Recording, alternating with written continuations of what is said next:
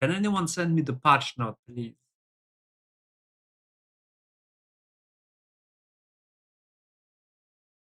Let's see how great we're gonna have season 14.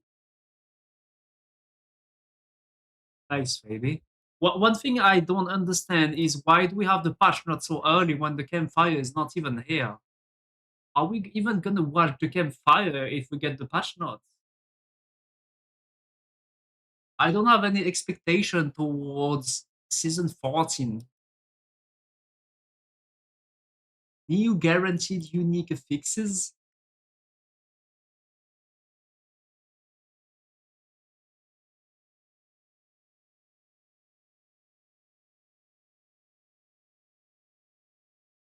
Why do I see the changes? Bro, I don't want to read everything.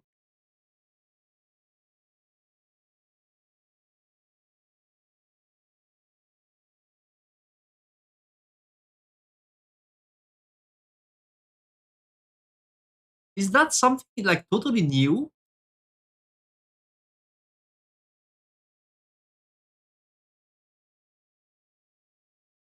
Oh, they literally destroy Signet of Pelgane.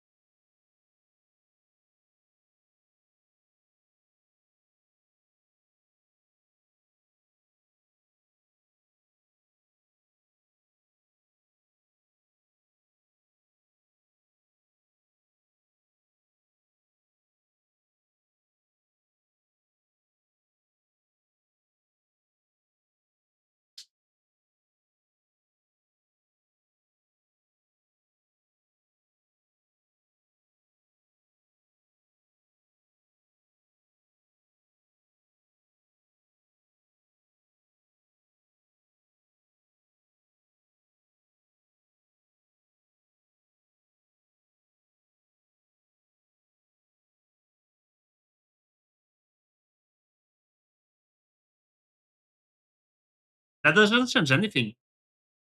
We're just gonna use fundamental release boards, and that's it.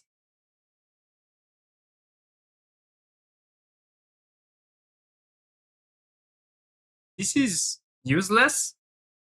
I mean, wait. This is even worse.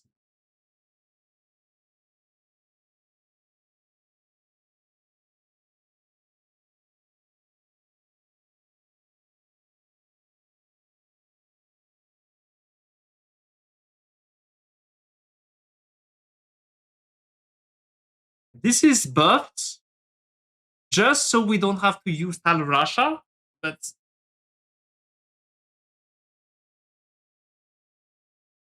this seems like not too crazy, but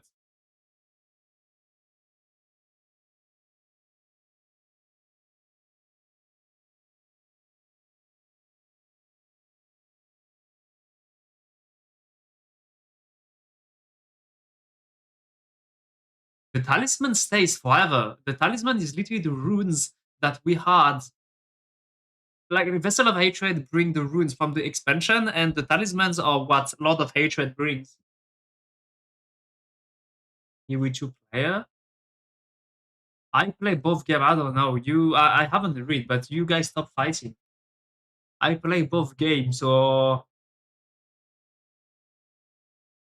if you like PoE2 and you hate Diablo 4, you don't watch me when I stream Diablo 4. And the same when I stream PoE2. If you love Diablo 4 and you hate PoE2, you don't watch me stream PoE2.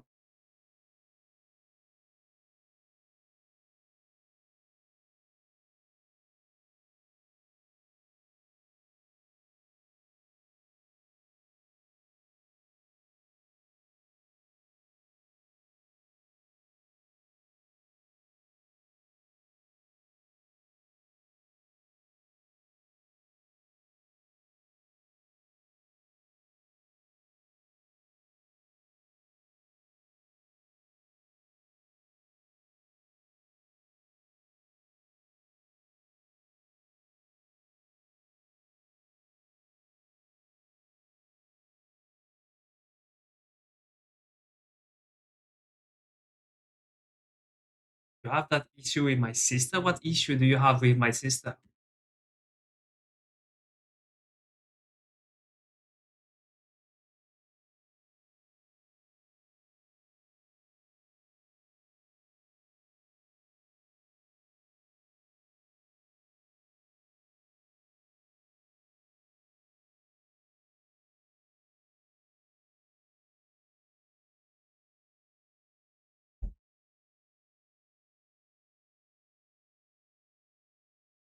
You know what's funny? They kind of nerfed the sorcerer like I don't know 1,000 times, and then they buffed the sorcerer 2 3 times.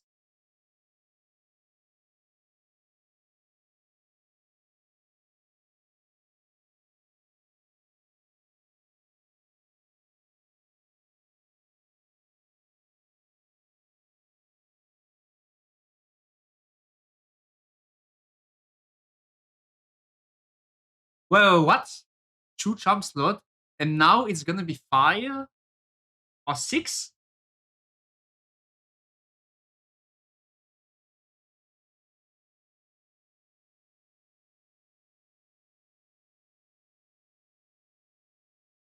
Well, don't watch her when she stream PW2 then.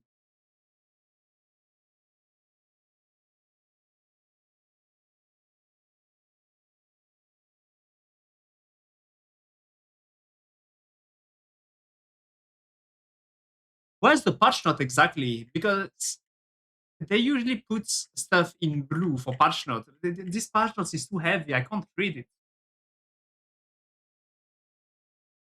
Now has diminishing returns on his king's. This is dead, by the way. They literally decided to destroy Unstable Current in the worst way they could ever think of.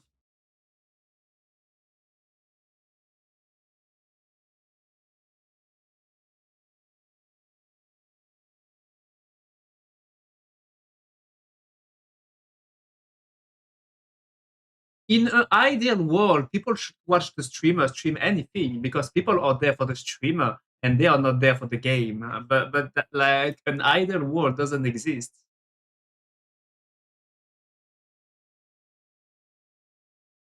Well, this is the old patch note, I think. Anyone has the new patch note with the blue changes?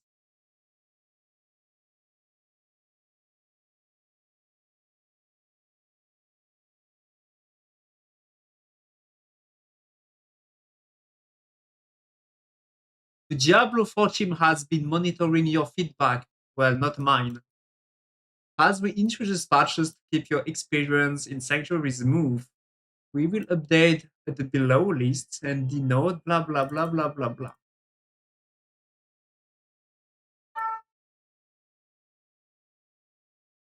I don't think Diablo 4. I don't think my community hates PvE.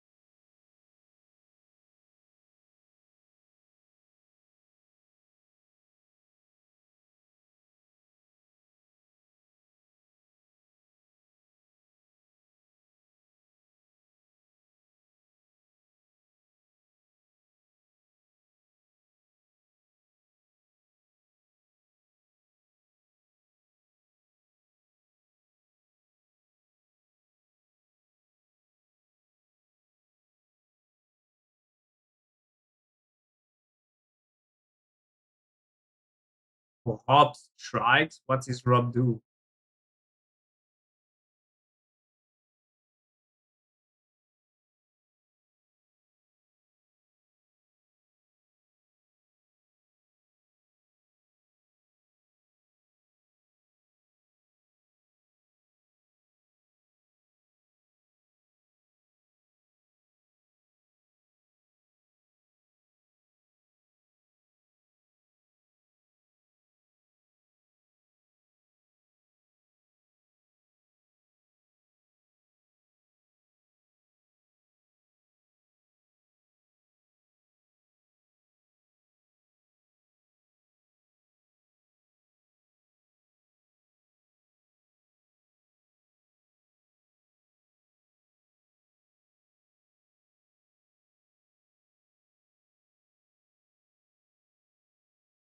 Merci, Chirouette, c'est gentil. Arrête ce soir, bon courage, ça va tranquille.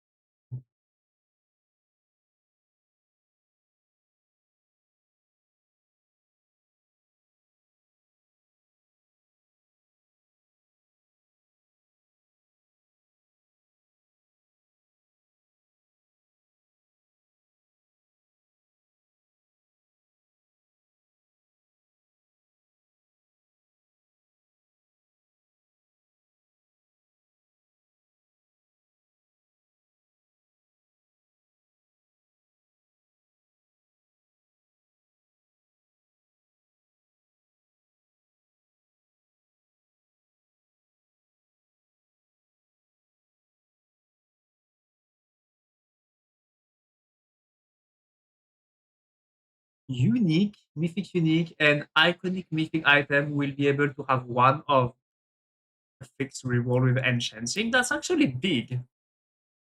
If I understand correctly, you can just go to the enchanter and reroll that.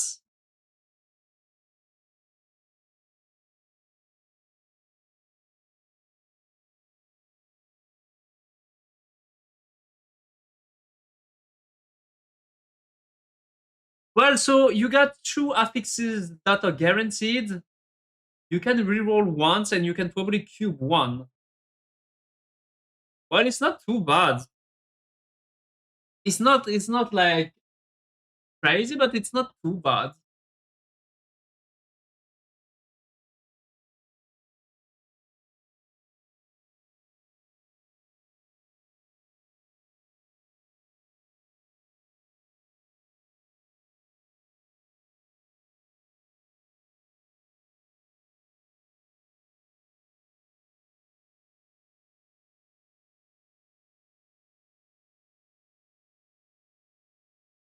How is it looking? It's looking very bad.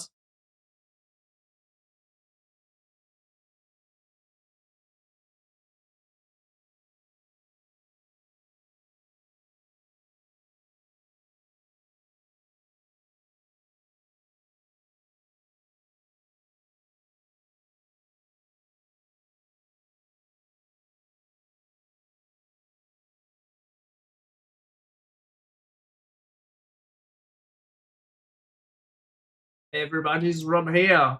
He already made a video. How can he be so fast? Fuck.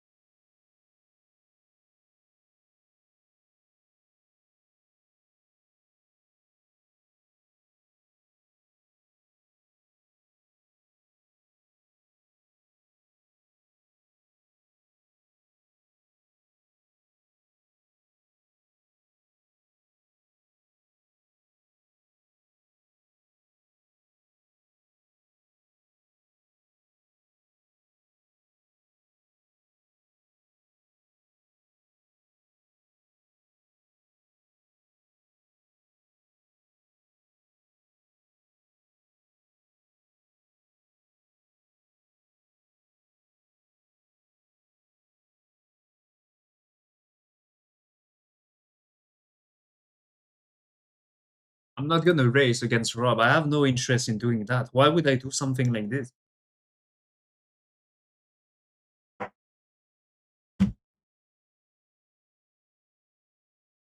And the result just depends on who plays the strongest class. I don't bait viewers into watching, I don't care.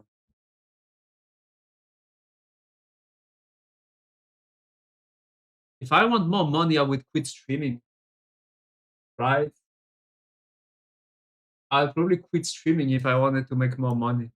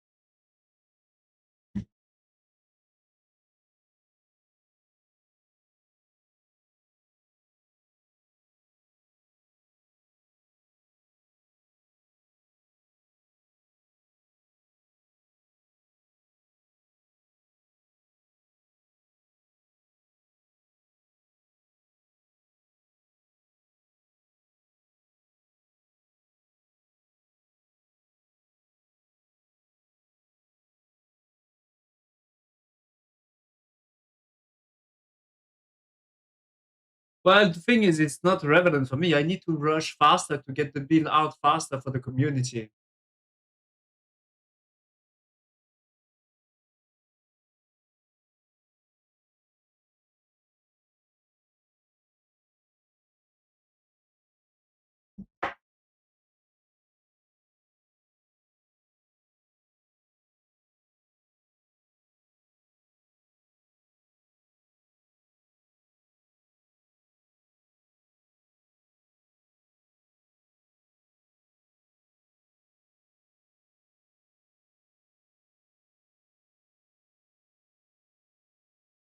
The new endgame content is forming the seasonal theme of season 14, which is Rem Walker. They want to force us to do the Rem Walker to have the mats to like do those cube crafting in the cube and turn your unique into mythic unique. That's the new endgame, basically running and destroying those things.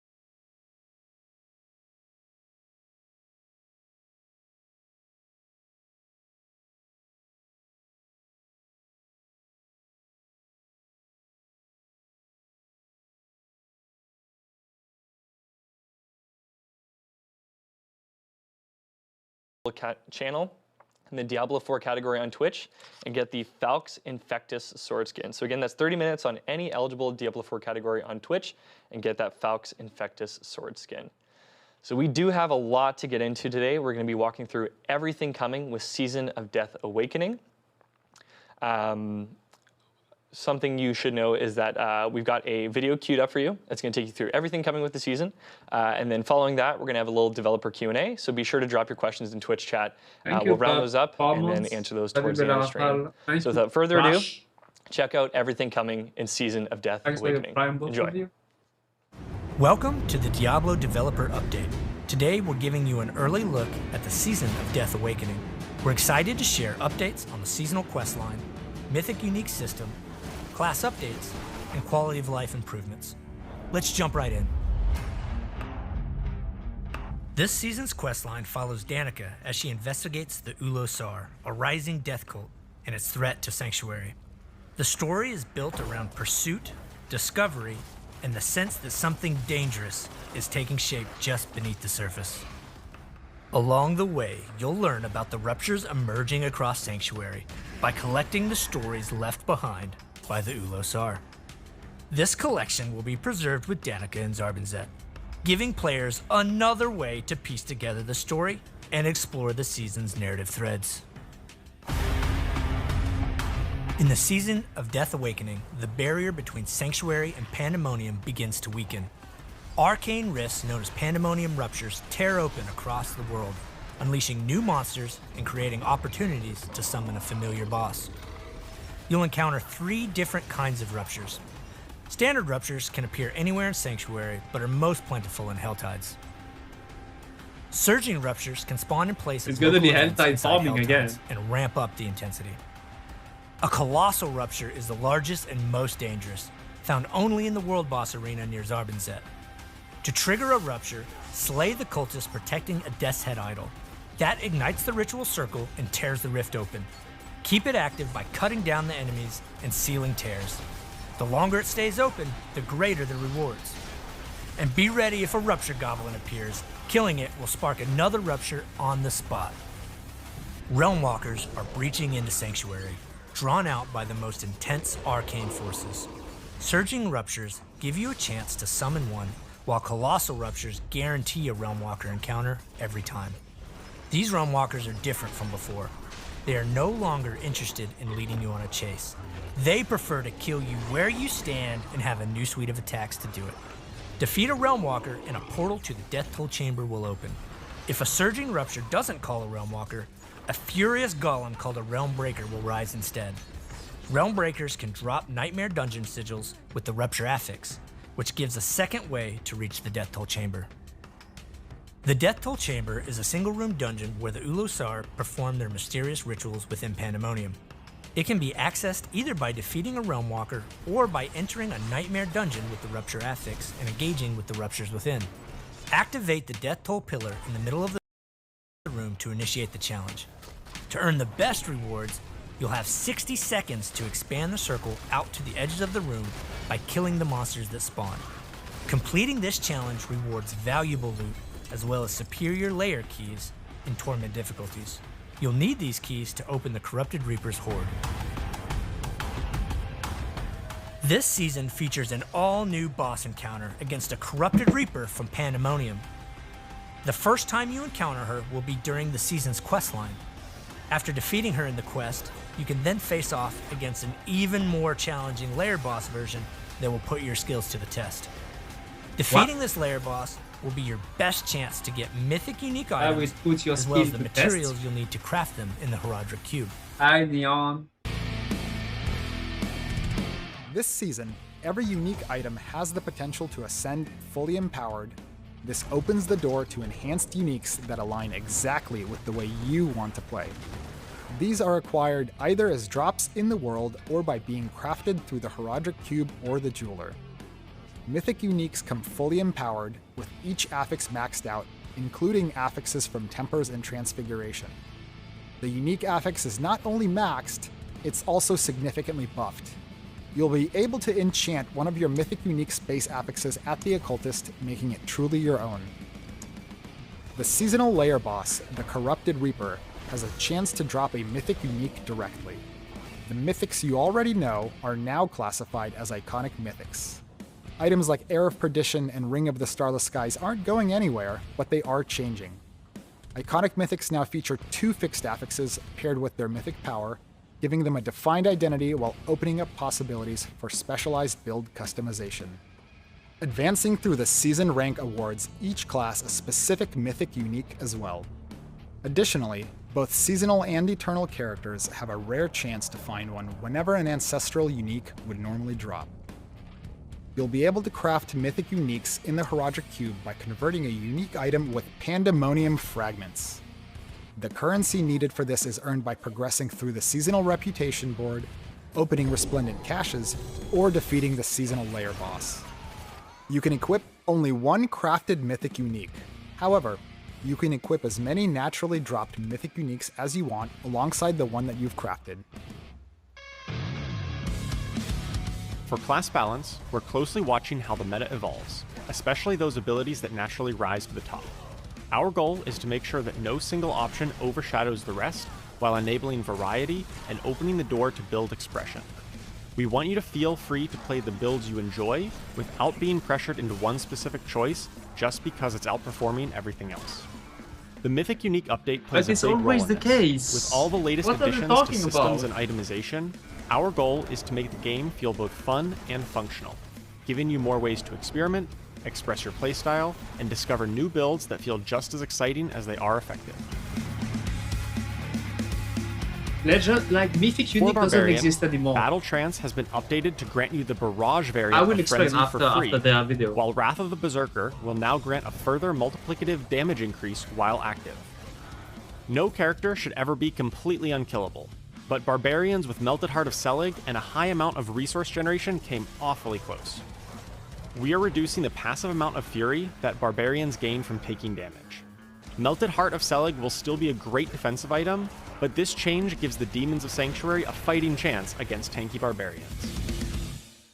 You mean Immortal Bob, not Tanky Many Bob? Druid unique items have received substantial buffs. Dolmen Stone now deals a high percent of Boulder's damage rather than a flat amount. The Basilisk now causes Petrify to massively increase the damage enemies take from you. Great Staff of the Crone, Mjolnir Ring, and Waxing Gibbous are also more potent. Companion Druid builds have been doing extremely well, but are crowding out other options for the class. We are bringing down some of their damage numbers to allow other builds to compete. For cold damage based Necromancers, we are updating the Wither Paragon node, as well as the Darkness and Scourge glyphs to also trigger from cold damage. This opens up new ways to scale their damage into the late game. We are reducing bonuses for having many stacks of Overpower, such as from Red Blessing, and reducing the maximum number of stacks. We're buffing many of the other build options to help them close the gap. We're buffing a wide range of Paladin builds. Unique items like Light's Rebuke, Ward of the White Dove, and Red Sermon all have their damage increased, Well, Bob is pretty as have easy to Shield get Charge Immortal. and the Zealot Oath. To get you into the action faster, the Judicator Oath now grants its full damage bonus immediately rather than slowly stacking up, and Heaven's Fury has a massively reduced cooldown. For rogues, Flurry and Twisting Blades are getting baseline buffs. Their associated unique items, Death Mask of Nirmatruk and the Maestro, are also more powerful. Of the many bugs we fixed this season, one improved Sky Hunter. This unique bow now properly works with imbuement skills, providing a substantial boost to the power of rapid-fire builds. The best class in the game that they For destroyed. Sorceress, fire builds have been buffed for the season. The Talisman set is stronger, and several key unique items have been buffed, such as Starfall Coronet for meteor builds, and Staff of Endless Rage for fireball builds. Yeah, Unstable no one Current's played those duration builds. will now increase less per skill rank. Additionally, we are sharpening the identity of the Boundless variant. It will increase the You mean damage of you crackling destroyed energy rather than all of your damage. good. What? That's it? Several of Spiritborn's talisman sets That was now 5 have seconds of increased nothing. defensive benefits. We've also increased armor Is from it defensive me? options Or they talk about like the the sorcerer Gorilla for 5 Spirit seconds Hull to say nothing? and Toxic Skin's Scuttlebug variant. Seppa Zontek and Rod of Kepaleke are iconic Spiritborn unique items, There, in 5 enhancing seconds they basic said we and buff core Fire skills Bill, we respectively. destroy Lightning Bill, good Both luck. have been buffed, making them even more potent if you can find a mythic unique version of them. We are buffing some underperforming Warlock unique items, like Agrom's Schism, Rindle of Torbalos, and Thrice Woven Nightmare. Wall of Agony has also received several buffs: a lower dominance cost, higher damage reduction on the Encircle variant, and a longer duration on the Fallen Army variant. Solo Self-Found, also known as SSF, is for players who want the pure Lone Wanderer experience, carving their own path through Sanctuary without outside assistance. It's a way to challenge yourself on your own terms. Imagine Embrace the making journey solo of true self-found, self-reliance, even when you're level in the solo tower playing self-found, field with and you go in SSF town, leaderboards. you need to load the stash of You'll other designate player the in solo character as self-found. solo self-found when you create your character, and after that, you're on Imagine your own. that. You'll find all your own gear and accomplish your own goals. You won't be able to trade with other players, join parties, or participate in group activities But such you as can Couch leash Co-op or the Dark in Citadel. Helltide. However, as SSF, you can engage in open world content such as world bosses or Legion events with And you other can players leash other as well. player from the the open For world group content, play, yeah. We're updating war plans to make it easier than ever to strategize with your Wait, friends and wait. trusted Is that allies. account wide In now the or not? season of Death Awakening, you'll be able to sync your war plans board directly with your party, letting everyone tackle the same objective together while gaining equal Is it rewards account across the wide board. yet or not? Here's how it works. Your entire party must be in Themis. Once you've grouped up, you'll see a new option, New Plan for Party. Selecting it initiates a party-wide reroll of all war plans boards for a cost of 2 marks of Eldurin from the player But who account wide initiates is it. the most Once important the thing group that accepts everyone the wants. updated plan, the exact board is synced to every party member.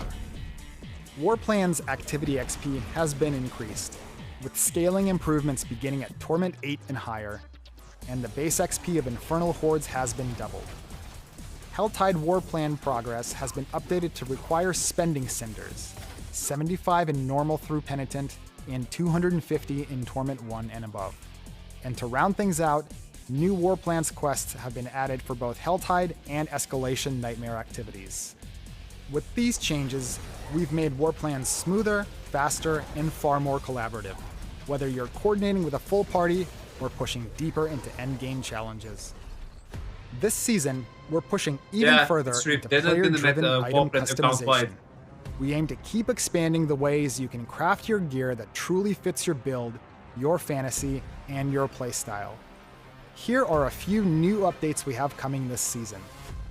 Uniques and Mythic Uniques can now have one affix enchanted with the Occultist, allowing you to customize your item further.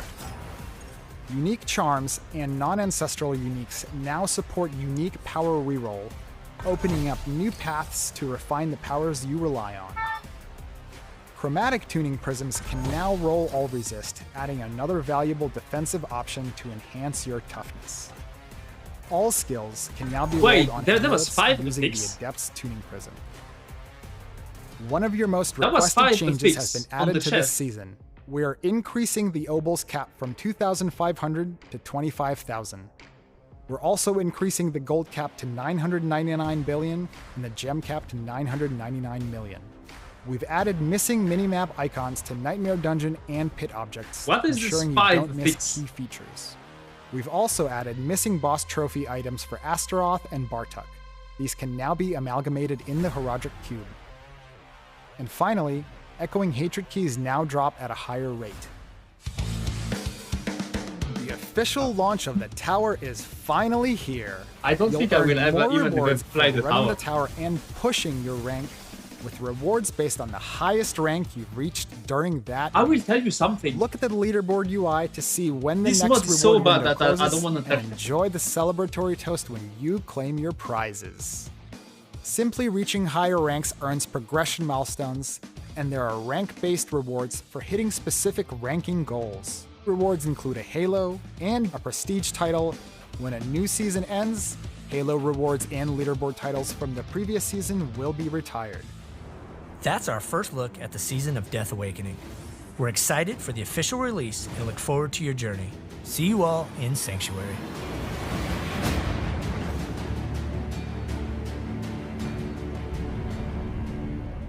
Alright, Welcome so you just to the saw a Diablo ton- Developer a ton Update. of stuff coming Today this season we're of giving Death you an Awakening, early look and at who the season better of Death get into Awakening. all of it with We're me excited. than a few familiar faces Yeah, we wait, brought that was today. double sound. Gentlemen, welcome to the show. It's great to have you. Ben, starting with yourself, if you want to introduce yourself and let everyone know what you do at Blizzard Entertainment. Yeah. So I'm Ben Fletcher. I'm the lead seasons designer. Hi, I'm Charles Dunn. I'm a senior game designer working on the Final Balance team. Hey, I'm Art Peshkov. I'm the lead systems designer. Well, give a let me tell special you shout out to something. They Ben, 'cause haven't he flew fixed the all the wrong way here from infinite damage Albany, for the whole but he season, by also the got way. delayed in Texas for a long time yesterday, so he spent a lot of time trying to get here. So we're really happy to have him. 9 hours in DFW. Good times. Good times indeed. I know it was a few weeks ago, but we did have the PTR where everyone got to jump into the seasonal features. Pandemonium Ruptures, the return of the Realm Walkers. So, thanks to everyone who jumped into the PTR. But I know one of the things we received the most amount of feedback was on our rework to Mythic Uniques. So we do want to jump into that. And, in particular, I just want to say, Art, we did receive a lot of feedback from the players. What are some of the things they can, expect to be different from the PTR to season release? Yeah, so before I get into talking about PTR and learnings, I kind of want to speak to our intentions a little bit. So we found that, there are many items that could be built, right? But there's a few that dominate the meta, right? Air Perdition, right?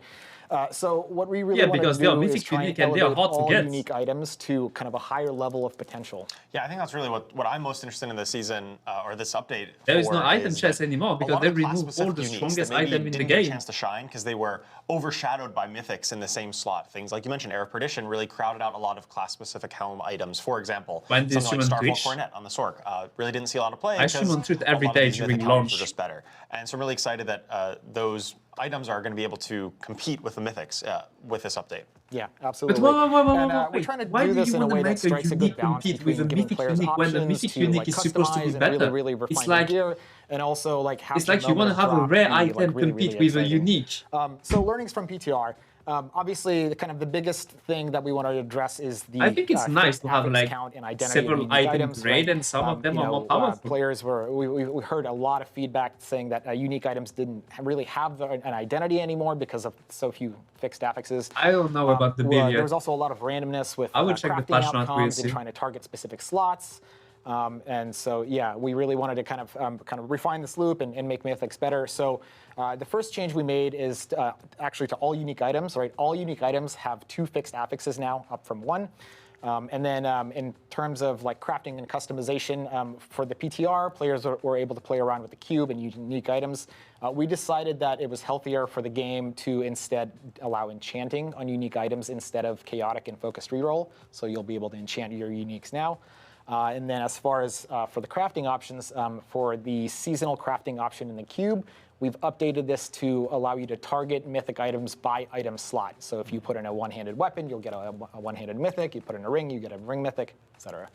Nice. Yeah, I know we did have a lot of feedback on that front, not being able to get the specific item type that you want. So the fact that you can now target farm a little bit easier definitely helps a ton. Yeah. And I know for that seasonal loop too, a big thing that you'll be doing in Season of Death Awakening is engaging in Death Toll Chambers, defeating the Realm Walkers, and we did receive some feedback on that front in terms of changing the loop a little bit. So I know Ben, you've been working on that a ton and sifting through that feedback. So what are some of the changes players should expect to see? Yeah. So first of all, we appreciate your feedback. The thing that we heard the loudest is you don't like standing still in an ARPG, which makes sense. We had a little too much time standing still closing tears, so we decreased the time that it takes to close the tear. We open more tears. We actually make some of the tears move around the space, so you're chasing them around. And we also gave you more reasons to explore the space. Now the chests that appear within a rupture have better rewards. We increased the glints of hope that you get, and just better drops in general from the activity. So you should be spending far less time just standing in place now. Also, we noticed the difficulty initially when we send you straight out into the world to do ruptures before you have any skills or gear equipped. It was pretty rough. You just kind of get stomped. So we chilled those out quite a bit in normal difficulties, so you can go out at the beginning of the quest line, start closing ruptures, and not just have a bad day. And then the intensity ramps up as you move into the higher difficulties. Yeah, nice to not just get nuked right out of the gate when you're level 5 for sure. And great to hear on those changes as well. You're doing the seasonal activities so frequently, so to have that loop tightened and the rewards improved a little bit just pays dividends across the entire season that you're playing. For sure. And for those of you who haven't been tuned in, we do have some pretty exciting changes coming with Season of Death Awakening, because we had the leaderboards in Tower that were in beta in January, and with this season we're actually fully releasing them. So if you have not been tuned in, Art, what should players maybe expect if they haven't experienced the Tower leaderboards before? Well, yeah, with the Towers beta over, the first thing I want to do is just give a shout out to all the players who, played, sent feedback. It was really, really invaluable in, realizing this feature. Now that the tower is officially launched, right, players who are really competitive can push. There's a rewards track. They can show off really, really cool cosmetic stuff if they place. And if you're really into the tower, you might be interested in Solo Self-Found. Solo Self-Found is a new game mode. It's launching with Season 14. So crazy. And it's perfect the for the way competitive they're type of player. advertising. Yeah, I'm really excited about Solo much Solo Self-Found. Self-Found That's kind of is my a niche. better I really mode like, than being trading when competitive it and comes to pushing the competing. limit This as is much as I very can and really comparing myself against others and subjective. Not engaging with trade or parties quite as much. And so the Solo Self-Found leaderboard is going to be really the true test. I think it's of very the best player, the dismissive best for build. trading I'm players. really excited about that. The way they show it. I know when we played the overview video, there's a few people who I think were not in the loop on Solo Self-Found, so I saw some very excited people. And Criminon was also very excited to see you today. Hey, Erd's here, which is awesome. And I know for competing on the leaderboards and in the tower, you're probably going to need to be pretty in tune with your build and need to know where, whatever build you're after, where it's sitting. So who better to walk us through, what sort of class balance you might expect for this upcoming season than Charles? Yeah, I'd like to talk a little bit about kind of the class balance philosophy that we had with the Lord of Hatred launch, kind of in last season, and what to expect going forward. So obviously with the launch of Lord of Hatred a few months back, we had massive overhauls to all of the classes, the skill trees, the items, all kinds of things. There's so many new builds and possibilities that have come out through that expansion and that update. And we think players have really only kind of scratched the surface of some of the builds that are out there and possible to make. And part of that is because some of the numeric tuning, maybe a build wasn't quite there numerically, the numbers weren't good enough. And so we really took a pass to buff up a lot of those underperforming builds that maybe didn't get a chance to go into the limelight. And on the other hand, we looked at some of the outliers that were maybe a little too high, a little too strong, and they ended up kind of making players feel like you were playing it wrong if you weren't playing these builds. You were, when something is just so much better than the other options, it kind of crowds out those other options, even though we want you to be able to play the wide variety of builds that are possible in the class. And so we really were focused on making sure that you're able to explore a bit more of the depth that the updated skill trees from Lord of Hatred really offer. Yeah, as far as overall class balance, we believe that the game is best when there's room for everybody to kind of grow and push. And when there are these outlier builds, it kind of makes the landscape harder to evaluate for everybody else. Yeah, and so that's really our focus this season is making sure there's a bit more parity, and then that will in turn lead to a bigger build variety of options of what you can play and kind of be competitive with every other build. Yeah, I'm telling you, as of for today, anyone who's you can watching, we do quote have me. the patch notes There's that were going to be published one a little top bit bill before on the the stream, so if you sorcerer. want to check out, There's only any going to be specific one. class changes, or You will added see. the entire list of. We each will inherent, only have one affixes top to each bill, and unique. You can go 90% read of that the to your player heart's will content. play It's this very bill. long. So you can go and check those out there. And I know within the patch notes as well, we do have a bit of quality of life scattered throughout. However, we do kind of have a top level of some of the nicest quality of life to kind of tease out. So Ben, can you walk us through what players should expect on that front? Yeah, so gem fragment drop rate has improved significantly in Torment 10 and above. High tier gems now return the intended higher number of fragments. Loot rewards from Helltide chests have been improved. Infernal Horde's gold chest now grants more gold. Charms now group together when sorted. The Purveyor of Curiosities in Temis has been fixed and now grants uniques when gambling. And then, obviously, most importantly, you can rename your pets. Oh, yes. Pretty exciting. That's the best one. We got any pet names Yeah. ready to go? I'm definitely going to be naming my pet after my cat Nimbus, a little fluffy white and gray Siamese cat. So can't wait to have him with Sanctuary with me. Great name change, Why Charles. they don't make One more couple open questions from account chat wide I just want to instead hit of off the top. giving us One the was, ability to someone was rename asking our if pets? the drop rates are going to be different in Solo Self-Found. To my knowledge, they will not be different in Solo Self-Found. Same drop rates, just different experience of who you can group up with and not. And it'll just be you solo. And then there's someone else who asked if we would add kissing to the game. We're not going to be adding kissing to the game. However, with that does actually bring us into Q&A. So if you've been dropping your questions in Twitch chat, we've been collecting them on the side, and now we're going to walk through them with our development team. All right, so first question I think this one comes from Jedi M4. It is, are there any plans for account-wide war plans? I know this was a big one that we saw across Twitch chat as well. So, yeah, I'll take that one. Yeah, so obviously with the season, we've made some improvements to war plans, right? We added party sync reroll, we increased the experience in later tournaments, and buffed up Infernal Horde's base XP. We hear you on the feedback for the per character war plans. We are investigating making this be per partition, which is how Paragon works, right? When you start a season, you start fresh, but any new characters you make during the season are all part of the same pool. So we are investigating that with war plans, and we'll have more to discuss later. Nice. Yeah, I know that's a big change people have been asking for a while. So It really didn't nice to say see that being anything, worked right? on. Next question comes from Ruri. Will we be able to make custom war plans instead of being forced to run activities we might not be interested in? We are looking at other ways for you to be able to customize your war plan, have some agency over your war plans playlist. Nothing specific to announce at this time, but yeah, we're looking at it. Heck yeah. Next question from SKK1701J. Can you temper on a mythic roll greater affix or only on a max roll? Temper on a mythic item. Right, because mythic items will always have their affixes max Yes, roll, right? yes. So does that also apply to the tempers that you add on? Yeah, so that applies to anything you do to the item. If you add a temper and it does not roll GA, the temper will be max rolled. When you enchant, all of your enchanting results are max rolled. If you add or change an affix with the cube, its value is also max rolled. Yeah, that's really like the value of being the mythic rarity is that all of the stats on it, no matter how you get it on there, are going to be at the maximum value that they can be. Nice.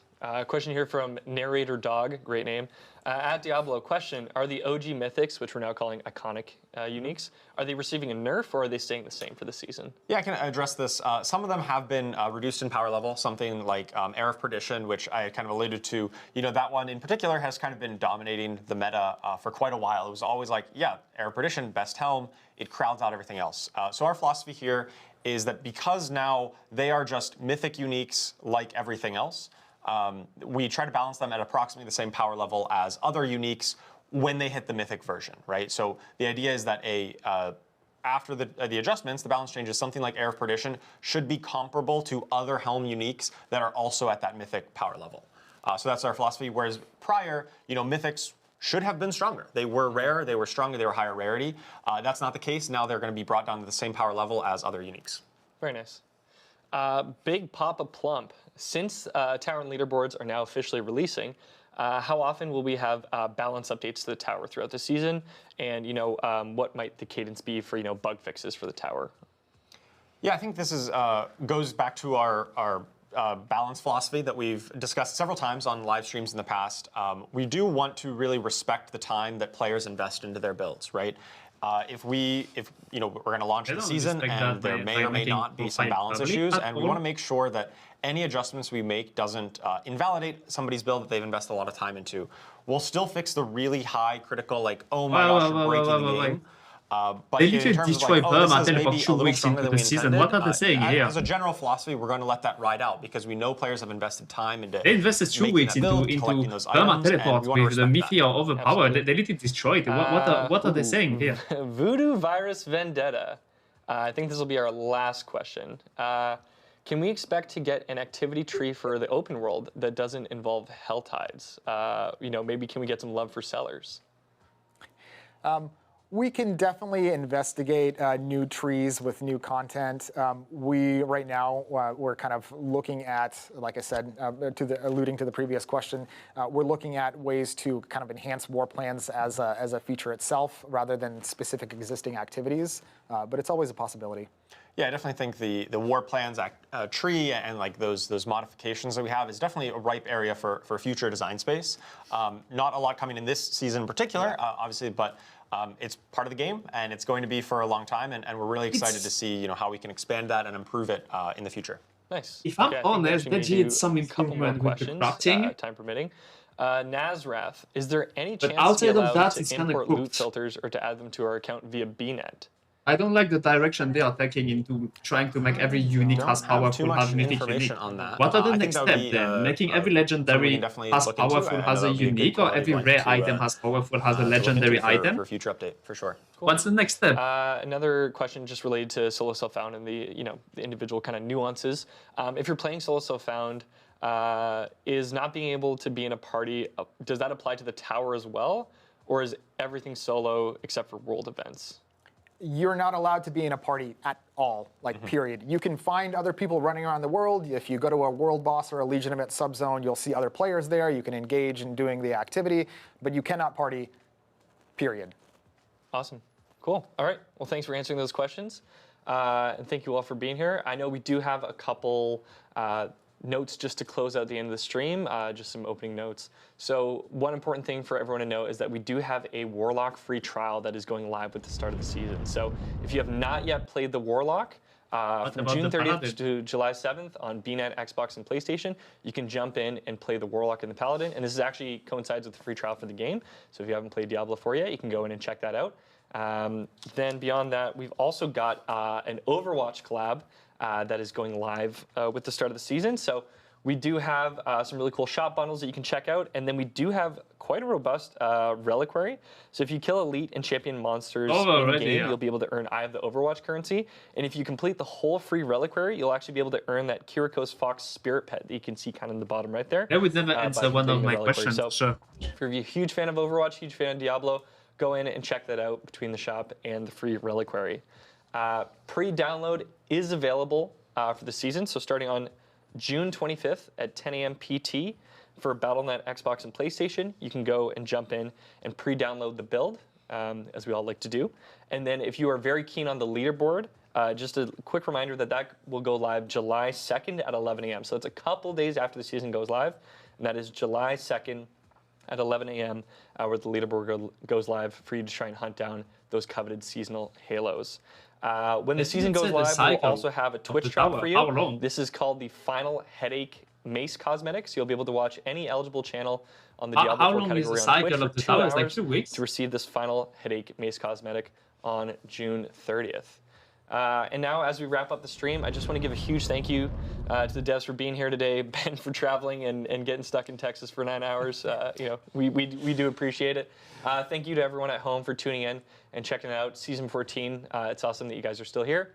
And thank you to the production crew for all the help, to Filthy Rich and everyone for all the work that goes into these streams. So don't forget, Season of Death Awakening goes live on June 30th, and we'll see you all in Sanctuary. Take care. Log in.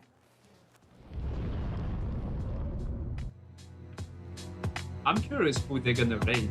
Let's raid them.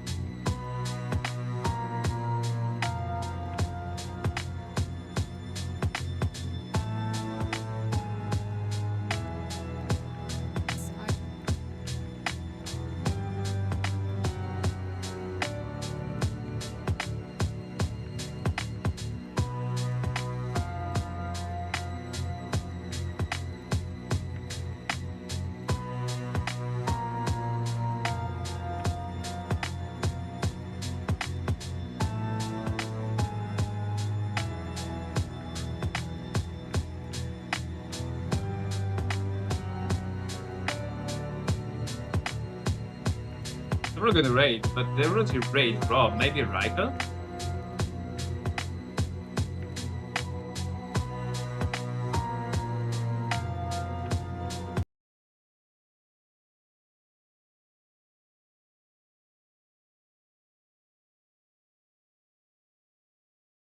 Oh, I thought that was useful. 24 hours. I think I will play a few days and I will be out.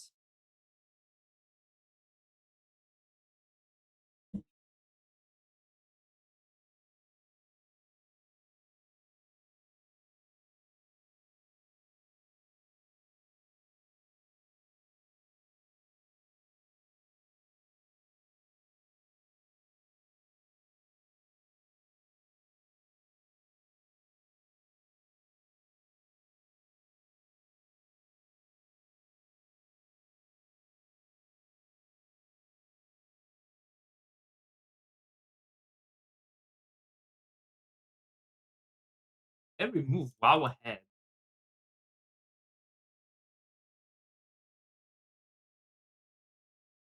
I don't know why they remove wow ahead. Maybe because they're stopping Diablo 4.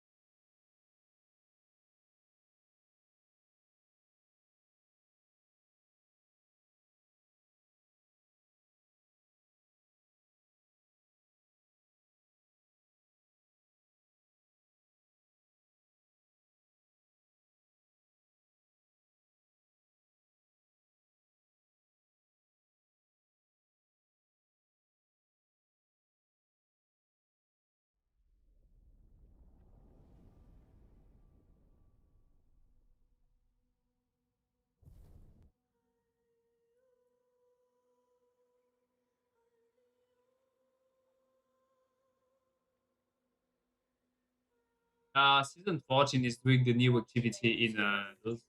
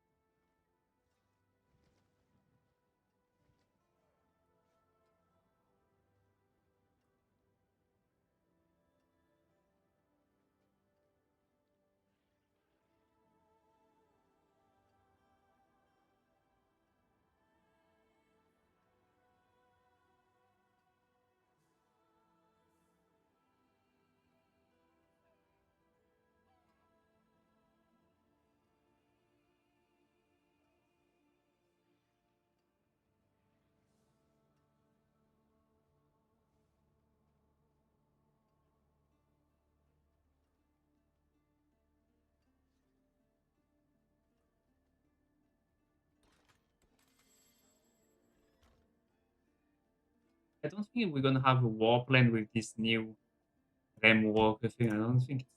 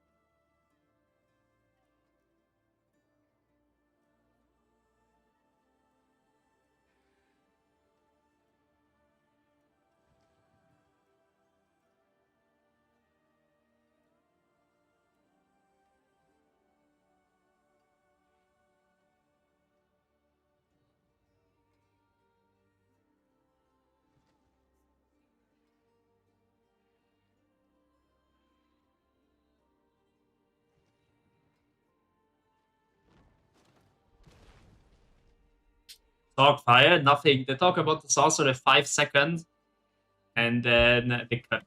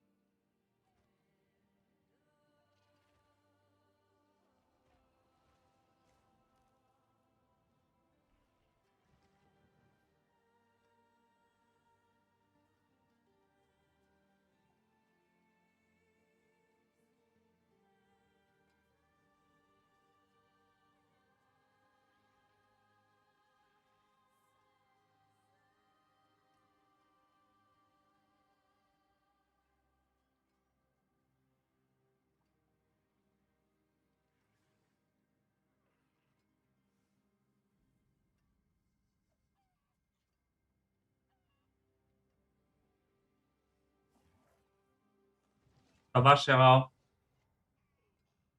It's also the build, yeah. They destroyed every single lightning build that exists, and they didn't buff anything in returns. It feels great.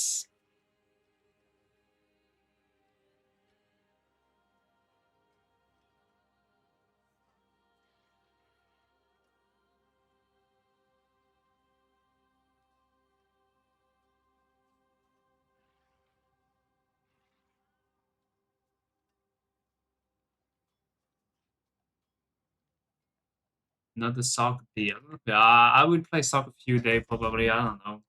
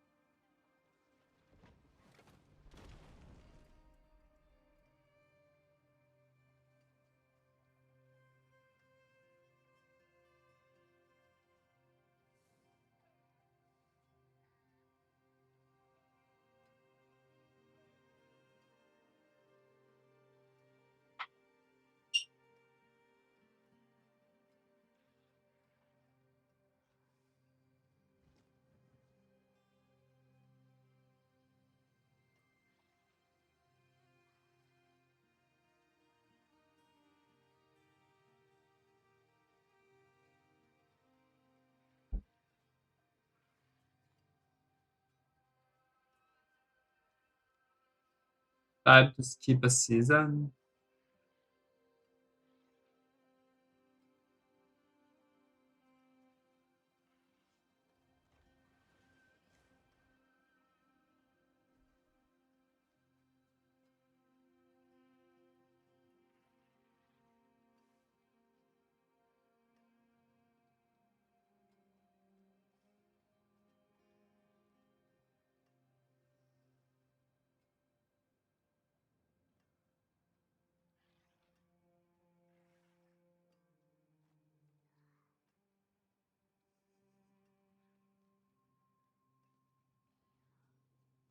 I need Blue's flower. Okay, let me summarize something. We got a quick video, then I'm out. Don't feel like playing this game right now.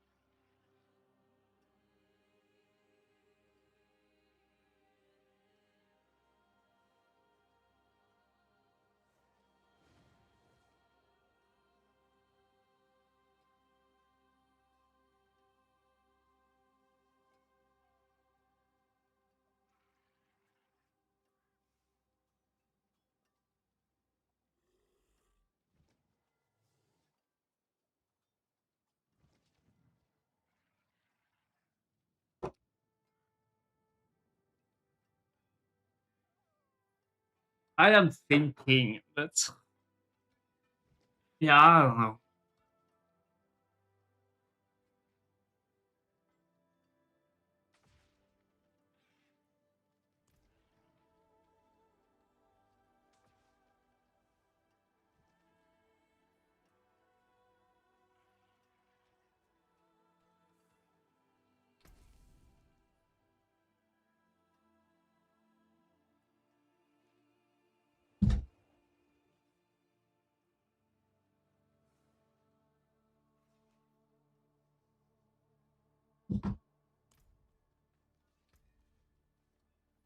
Anyone play the pitcher and can tell me how do you get those new mythic unique? It's just you're targeting the boss.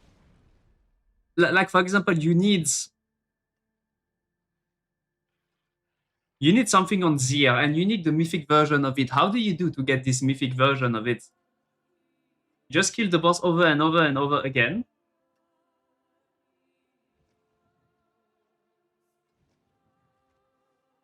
But it's only good and that's subjective, but I mean Lord of Hatred was okay. But it could have been way better.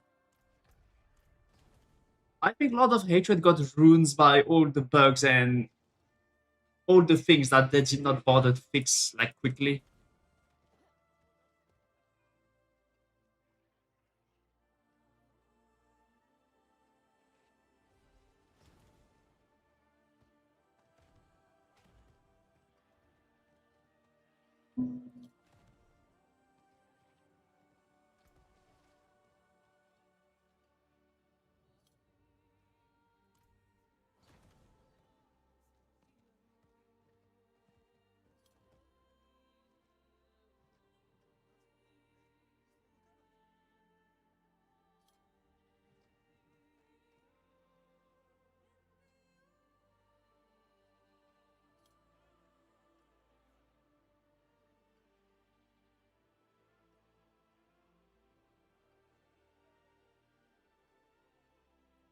Where do I get the patch? I'm literally dying. Now they took 2 weeks to fix the ball lighting, even 3 weeks.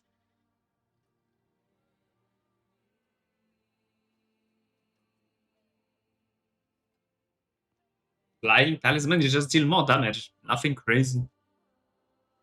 You just go for 400% to 750%. Sorcerer doesn't look very strong for next season for sure. Maybe I will play another class. I'll probably start Sorcerer and then I will switch to something else.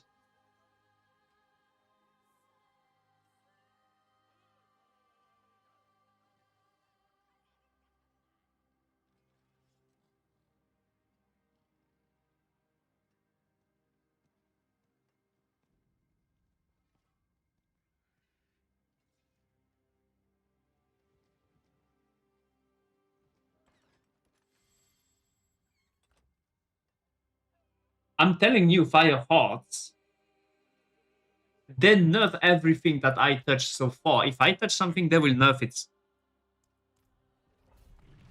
Pretty sure about that.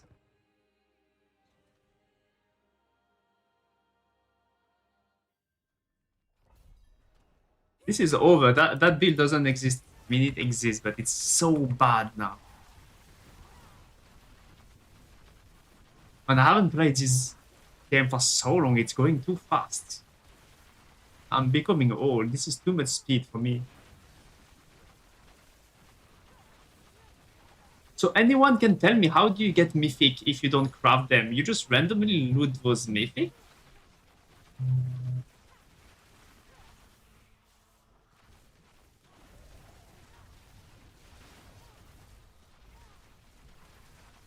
Nah, in the cube you can only wear 1. You can only get 1 from the cube.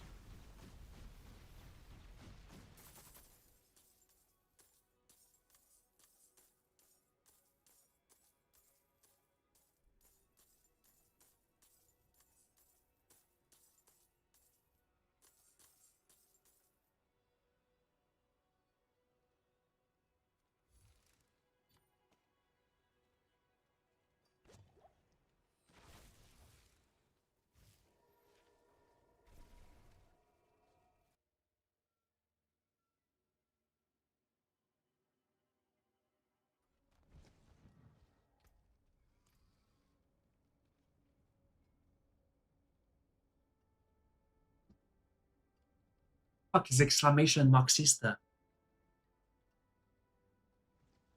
Oh, did you see my new cool portal? Check my new cool portal.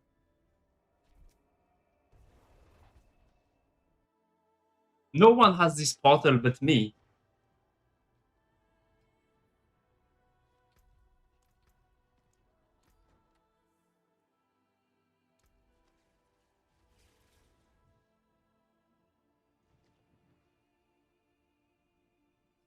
It drops. So you just randomly target the unique that you want to get, and you pray to get the mythic version of it, right?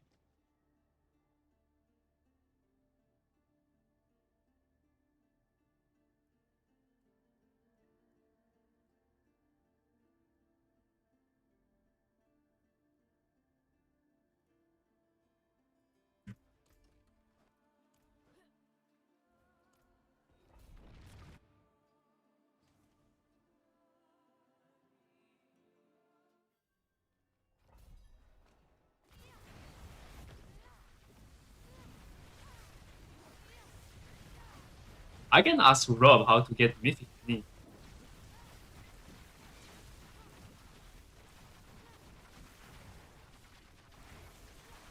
No one in the chat knows how to get the mythic version like without crafting. How do you get them? I didn't play the PTR because I didn't want to. But how do you get like regular mythic unique now?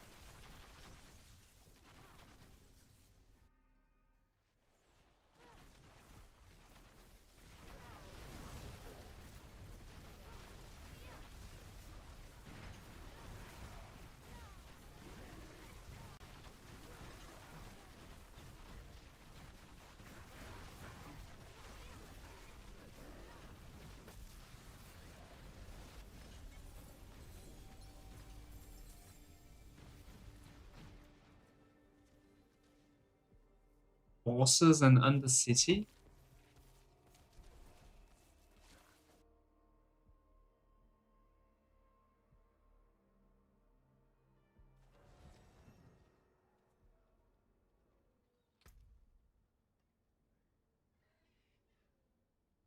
But it's gonna be random then. You can't target farm it. Like when you kill the bosses, then you get a random mythic unique, and it's totally random between the pool like of everything.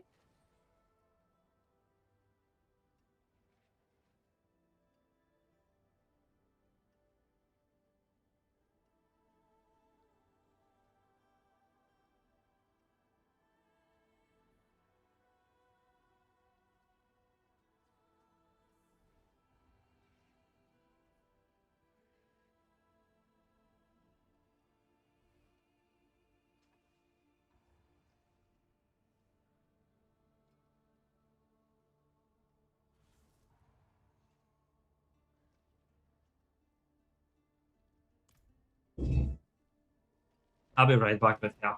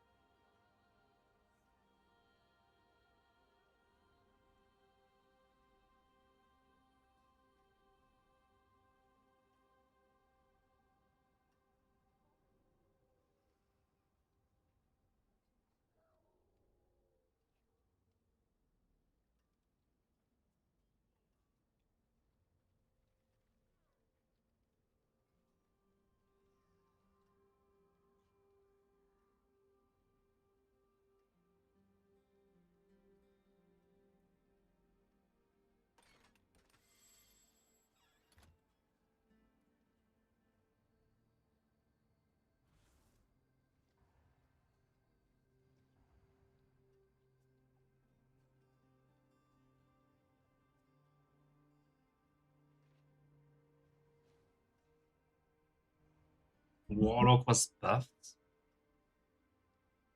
Oh.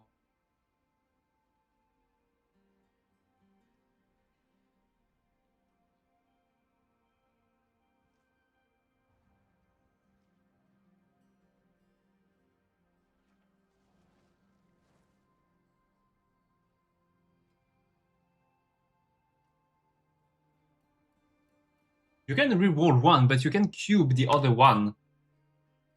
You can use the cube to change one stat and then you can enchant the last one that you want. I mean, if I understand correctly what they said. Isn't that what they said, literally?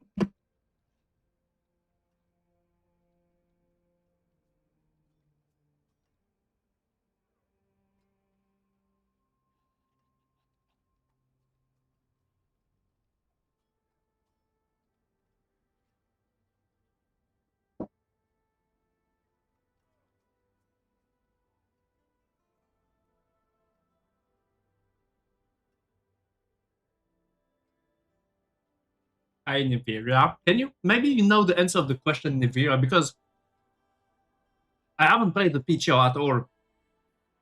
Let's say, for example, I want to have a raiment of the infinite version in mythic version. How do I get that if I don't want to craft it? Let's say I crafted another unique, I get the mythic unique version of what I want, but now I want to get raiment of infinite in the mythic version. Where do I find that?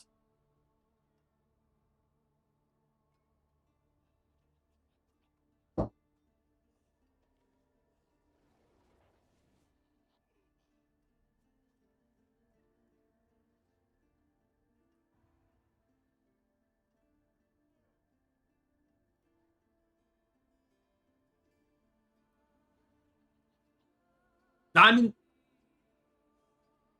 the random that you get from the cube, you can only wear one. What's the second option then? How do you find it? Do you kill like a particular boss?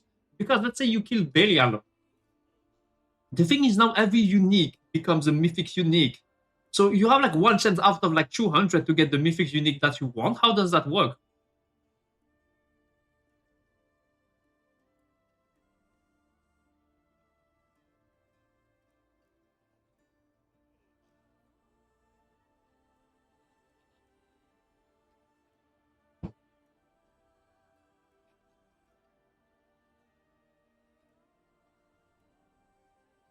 It's random.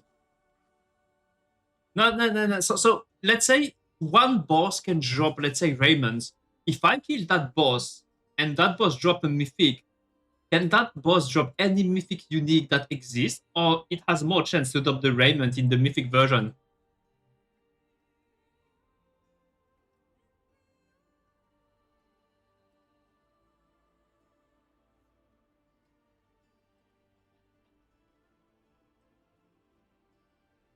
Also, you can target from the mythic version that you want. Like, let's say Varshan drops Raiment of the Sea, and I want Raiment of the Sea in mythic version. I'm killing Varshan, and he gonna drop me one mythic version of like Raiment of the Sea.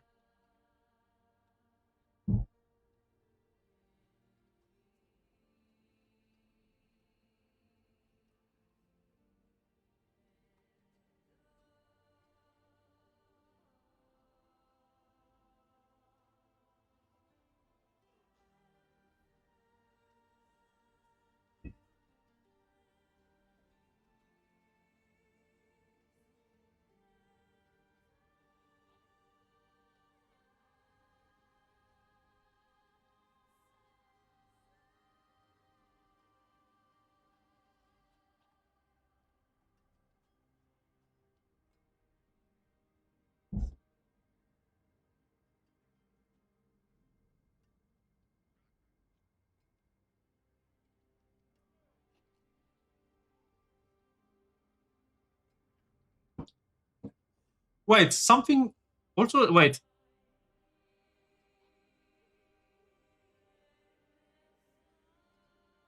The unique and the mythic unique, they don't have greater affix anymore.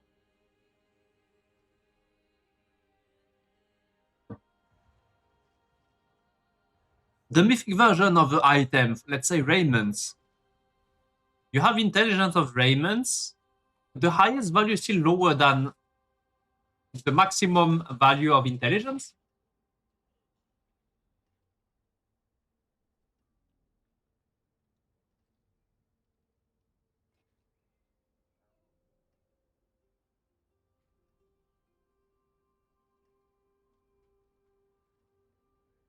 All the other affixes roll at maximum value, but the GA value is higher than the maximum value. So how that works?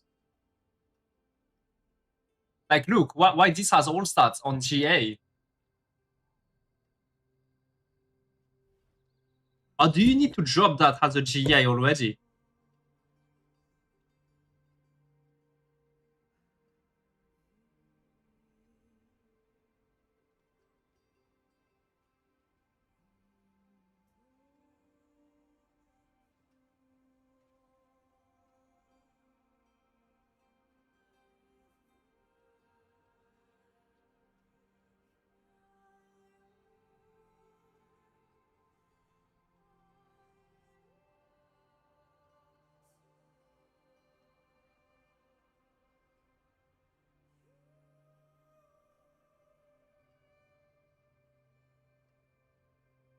I will make a video about my thought about season 14.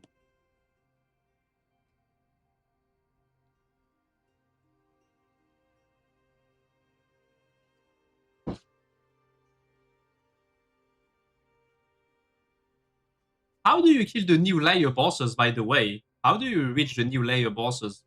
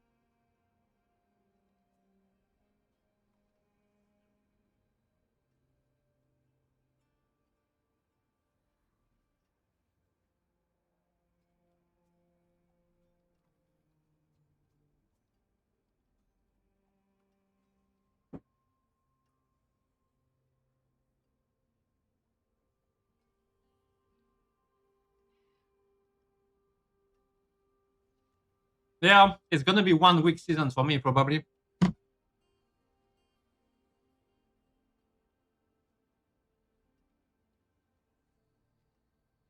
I have some other stuff to do anyway.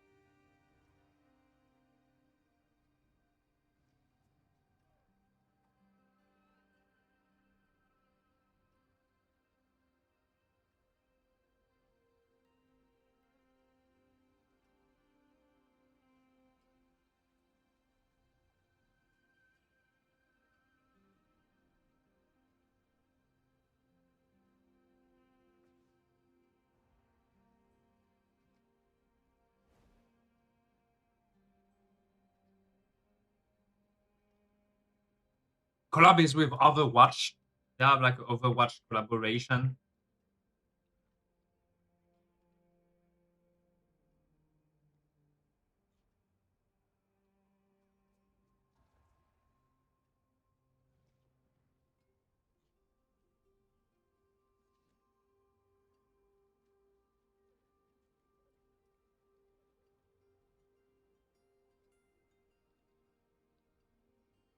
June, 2 days.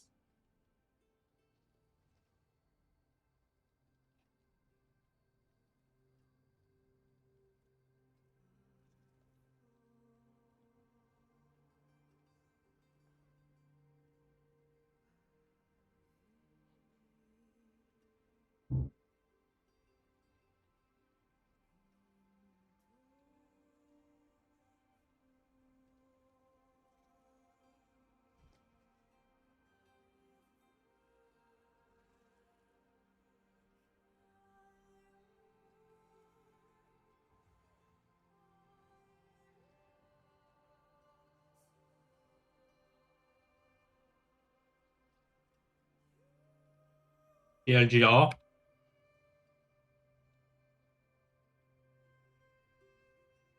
The only good thing they did on this patch is improving crafting system for Mythic Unique. All the rest are kind of very bad. We don't have new content. We don't have harder content.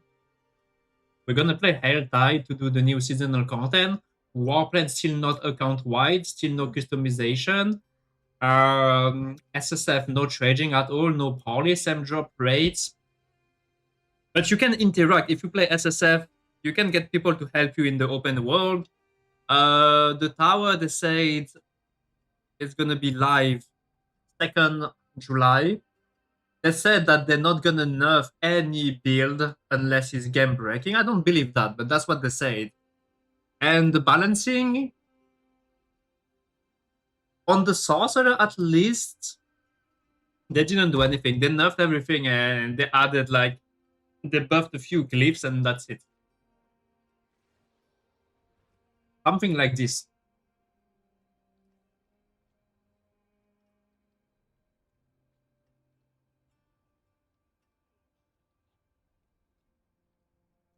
I don't know about all the other classes, but I think the other classes also got like a huge nerf compared to Lord of Hatred. Maybe they got like more buffs than the sorcerer, but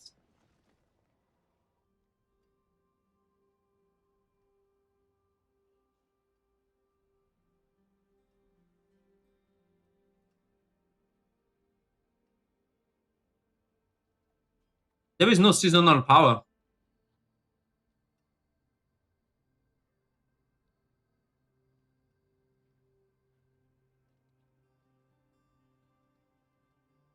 I don't think Cold Sorcerer is back, but let me see. Did Diablo posted their video?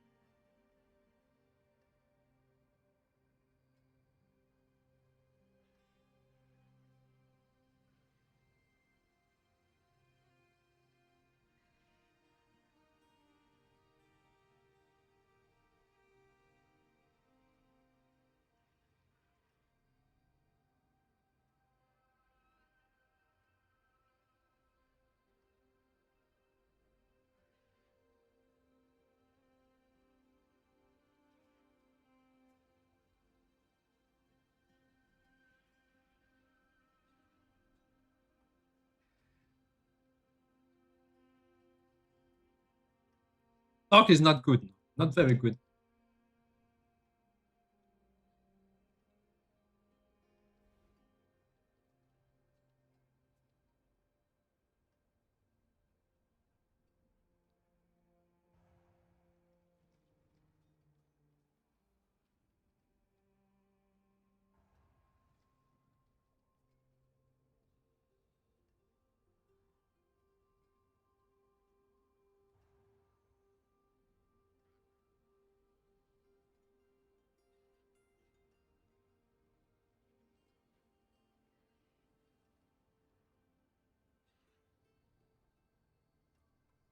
Wait, the buff of Mythic Unique is 30% of the unique power, right? It's not 30% on the affixes. It's only 30% on the mythic power, right? I mean, the unique power, whatever.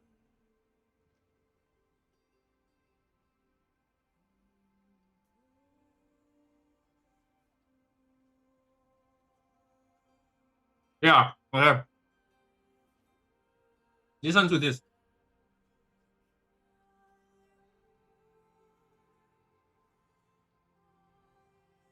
Right.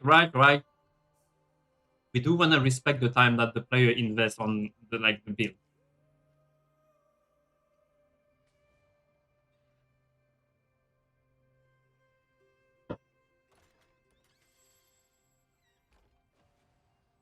Didn't they invalidate our perma teleport build? And maybe it's me. Maybe I'm making things up. I do think that destroyed the sorcerer mid-season. Not even mid-season. 2 weeks into the season, it was like perma teleport is not something we want. Goodbye.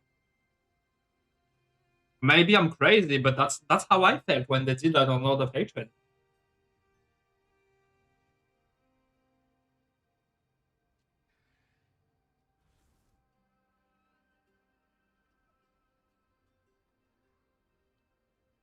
They didn't even let static field ride out, by the way. Ball lightning was even stronger, but there was like no static field, no perma teleport.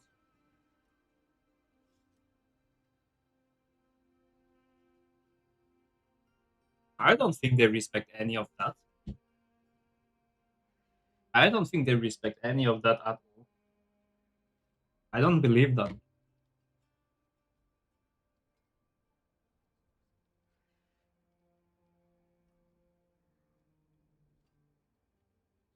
Let me note that. We're going to talk about that in the video too, because I'm unhappy about that. What do you mean positivity? To be positive, you need to have something to be positive about. I'm positive about the crafting system that they brought. That's the only thing I'm positive about. All the rest, warpland not account wide, I'm unhappy about that. Because I'm gonna start playing sorcerer.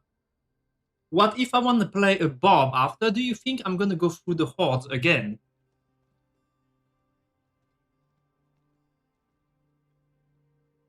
New seasonal content.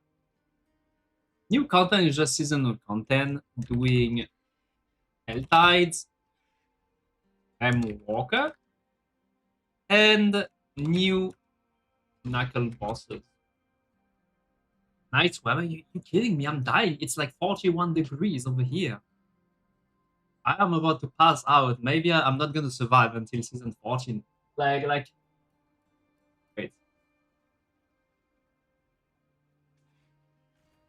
Let me see if I can find it.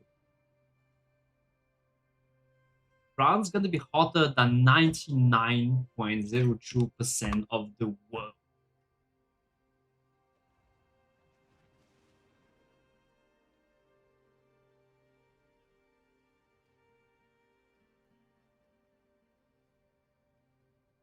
Look at this guy. This is where I live. Only 1.2% of the planet's gonna be hotter than France's hottest place.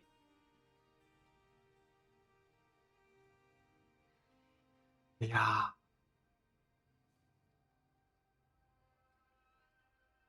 .02%.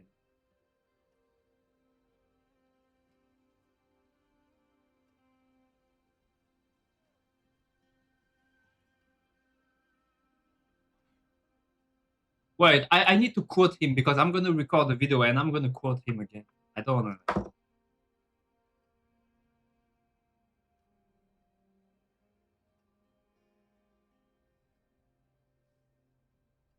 Respect the time player in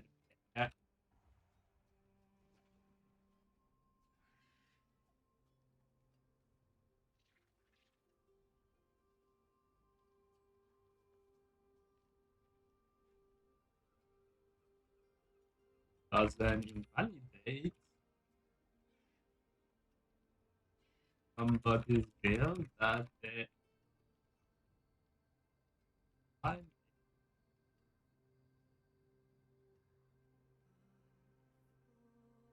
Yeah.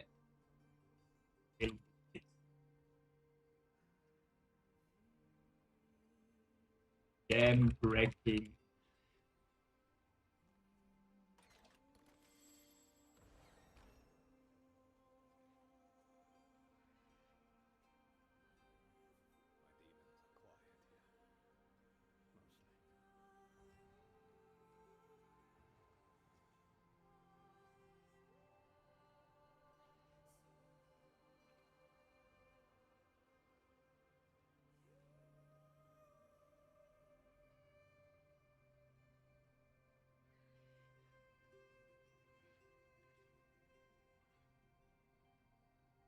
This is very interesting.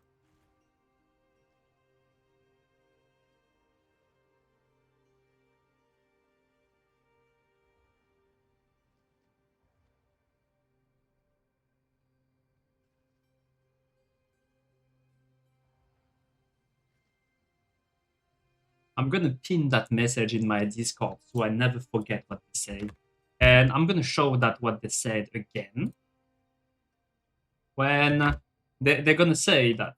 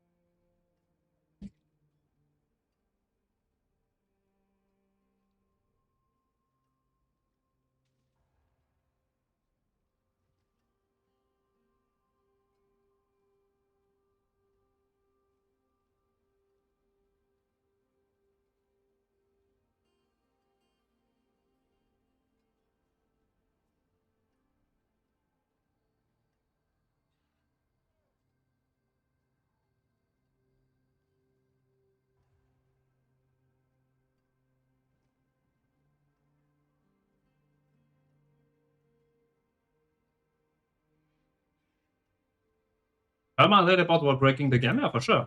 It's not like the Rogue, it's not like the Spirit Bond could do like something similar, like, if not even worse. Oh my god.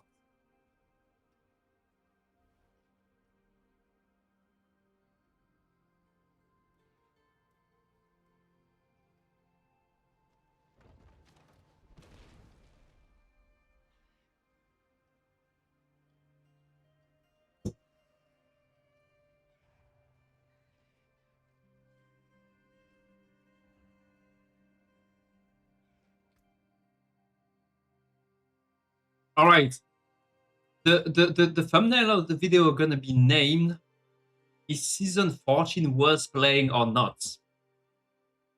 What do you think about that thumbnail? Can you think about a better thumbnail?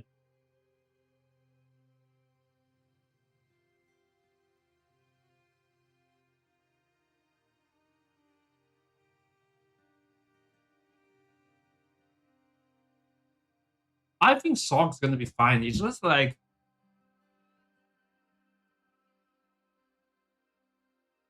I mean, if you play a lot of Hatred, Sog's not gonna be fine at all for you. If you play a lot of Hatred, and you know how strong the sorcerer is, you really not gonna like what they did. We are going from here with 150 to probably 130.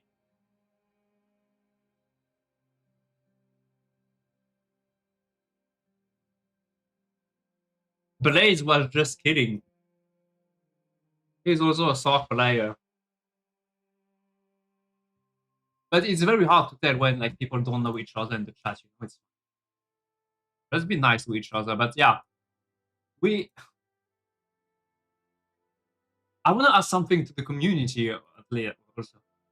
So some people think that people that playing Rogue with the exploit, because some people consider it as an exploit, that all those Rogue players should be banned. How can you call that an exploit when the sorcerer, which is legit, is even faster?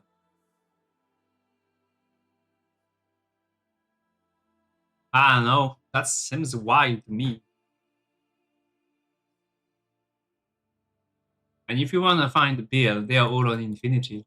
I do believe next season I will be exclusive to Infinity. Any feedback on the website, by the way? Like, anyone recently used the website? Like, we made a lot of improvement and stuff.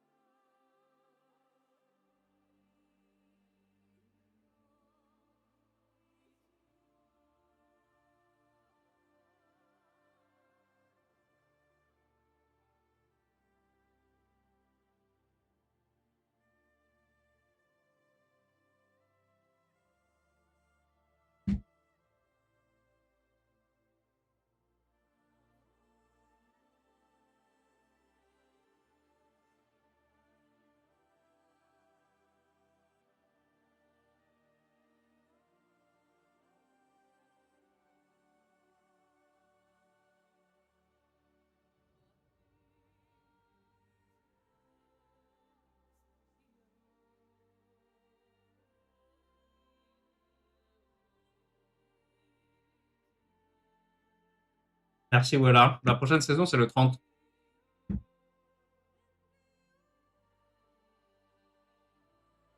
If anyone has any feedback, any improvement, any feature that you want to see, just join the Discord and let me know. We'll make it happen. As you can see, there is a loot filter over here. You can share your loot filter over here. And you know what? You can even build it.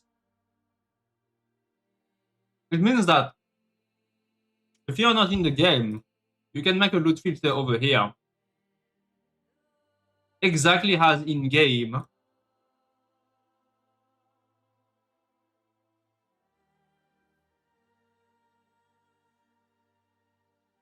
You actually stop playing? I'm sorry for you. I did my best to find something else. Fireball and Manfield build got buffed, but they're not going to be close to be S tier build in my opinion. I haven't looked at the number yet, but I don't think it's going to be even close to be like on the top build. And in any case,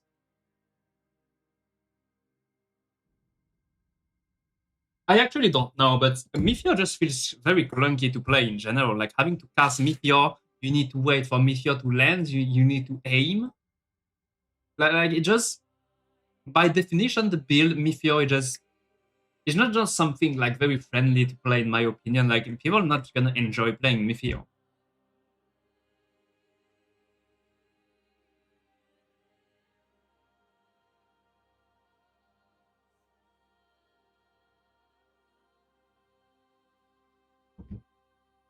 They're gonna put a little thing. I asked them. I don't know. Maybe they listen to me. Maybe sometimes. But so they said they're gonna add a count of overpower. I think on your teleport bar, and you will be able to see how many stack of overpower you have.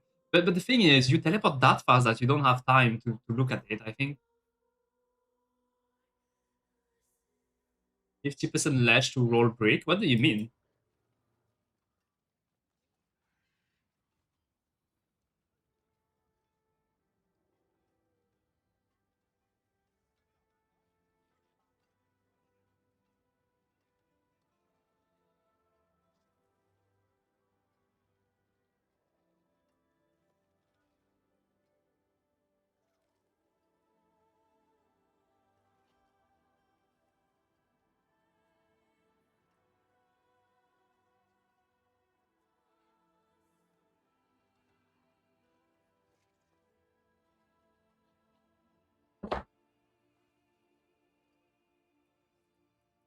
So they said that over here, there's going to be a small number over here, like here, you see 4.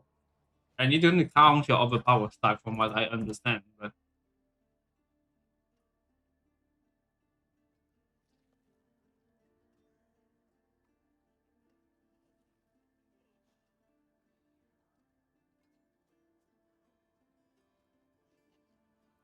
By the way, I need also to work on the tier list. How do you like our new tier list design?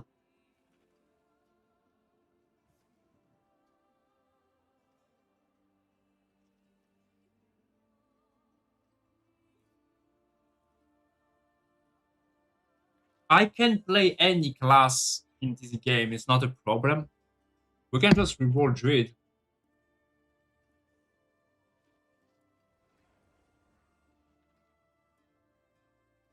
Yeah, they let the fireball bugs live for like a few seasons.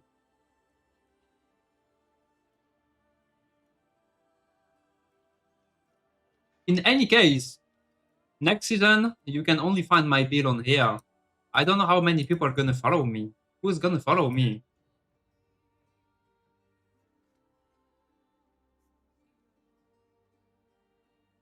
I already have this page over here. Thanks. Shatter coming back. Shatter was coming back in the way with Azurath and the Signet Ring.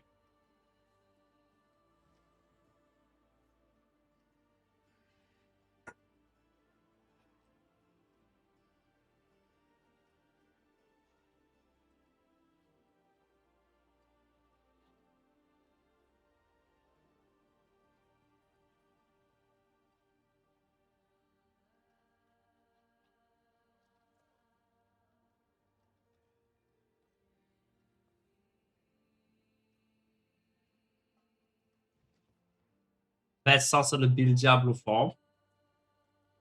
I don't know what actually Google says.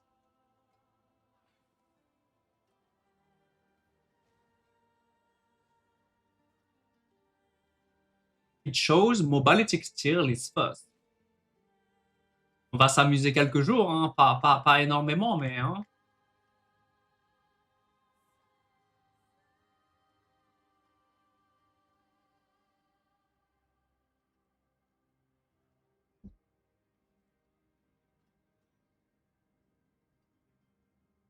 I don't know. I need to talk to them, but I don't have like a real incentive to play. I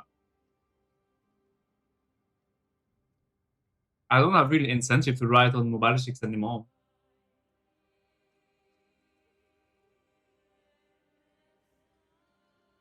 Have you ever joined Infinity, Andre? Andre? This is our new website, if you don't know yet.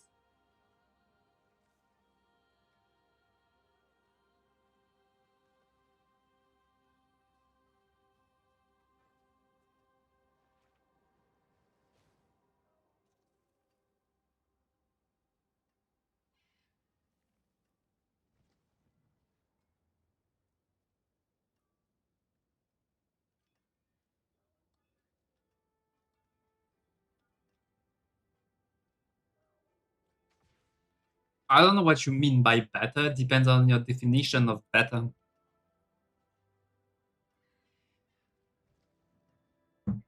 I co-founded the website, so it's not very objective.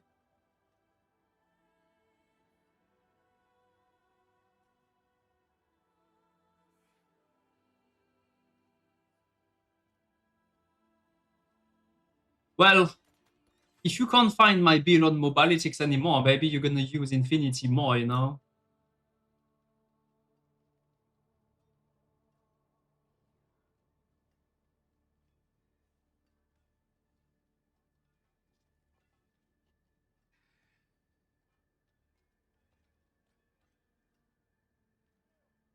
Yeah, it just takes time to like use a new website. I'm starting getting used to my layout, and when I write build and I don't write on Infinity, it sounds strange to me because in there I know like where to put my stuff and stuff.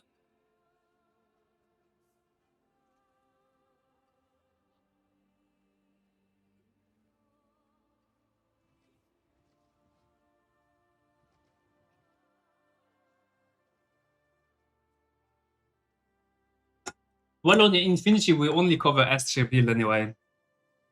Unless some of Infinity wants to cover more than S, but I think we just stick with S tier.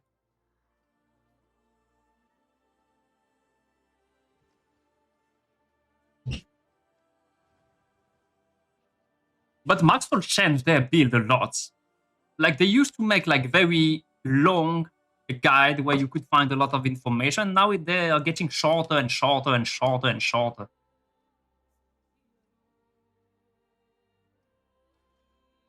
Piwichu. I play Piwichu.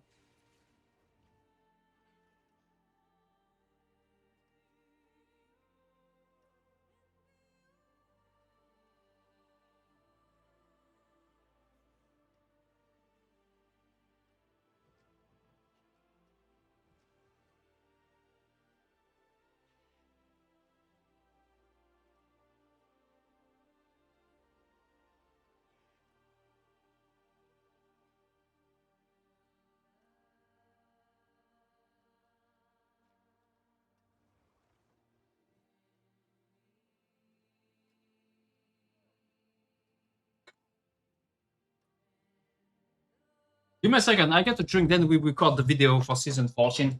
Then I don't know. Well, they made sure that they buffed the lightning other set. What do you think about the fire set? I don't even know what's the fire set. Check. I need to see what's the fire set. I don't even know. Because it was so bad, I never look into it.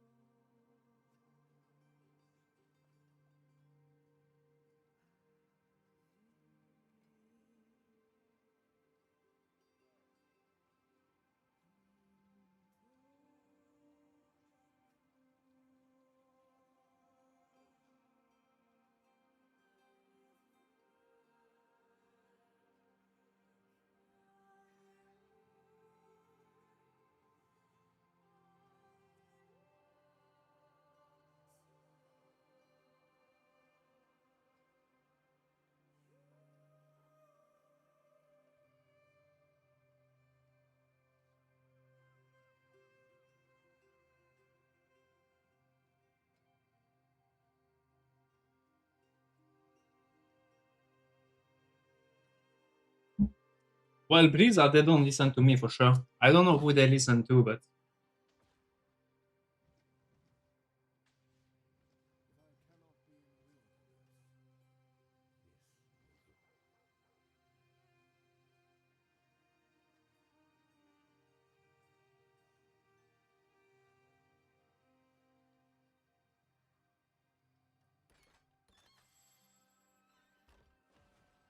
Let me see the fire sets.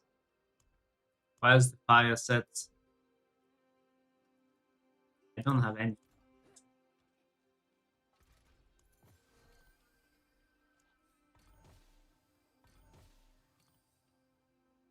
Oh. I need the fire set. How do I reward that to another set?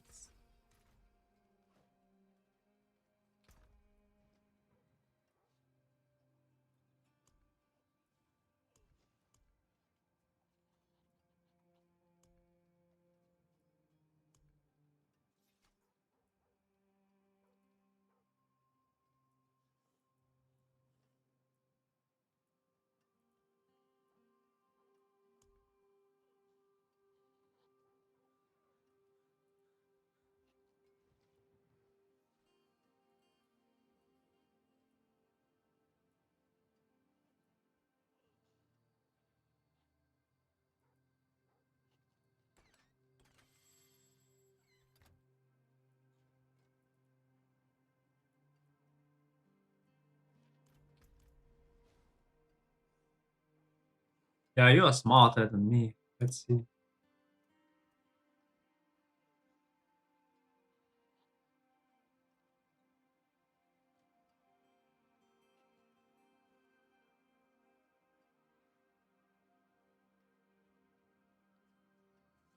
How is it called?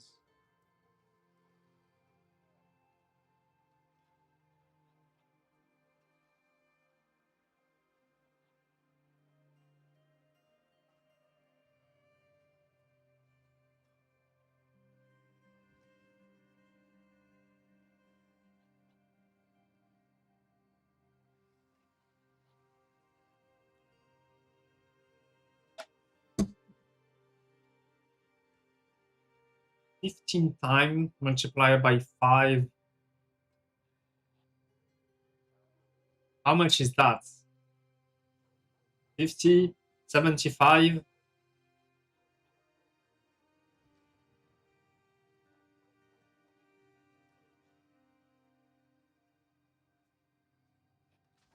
So it's 7 multiplied by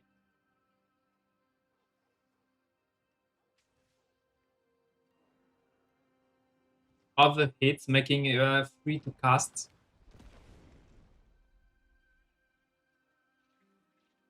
All hit is lost when overhit.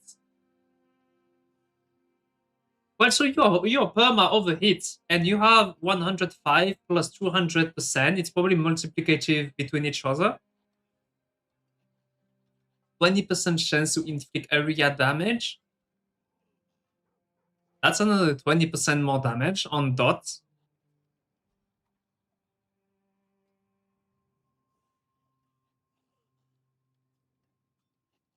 Yeah, but it's only for pyromancy skills. It's only fire build, like Meteor and Fireball.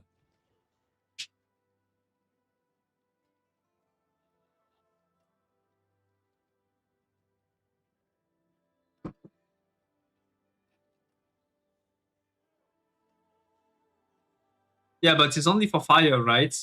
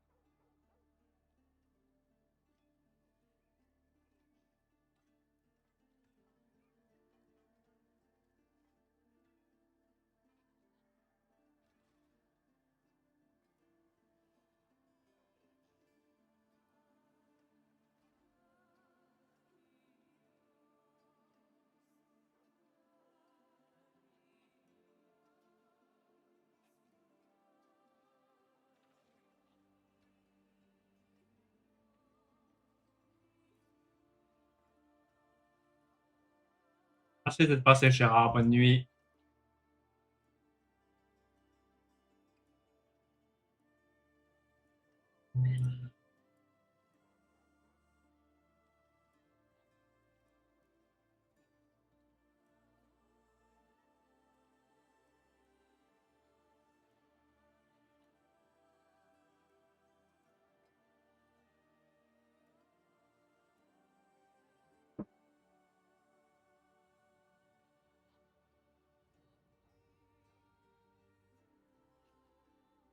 I wouldn't say this is massive buff. It's like buff, but nothing too crazy.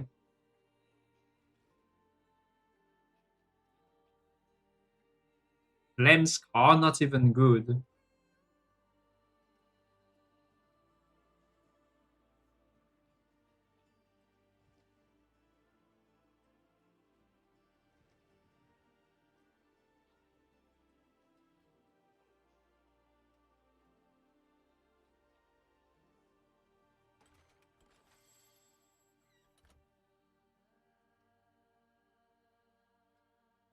How is that a buff?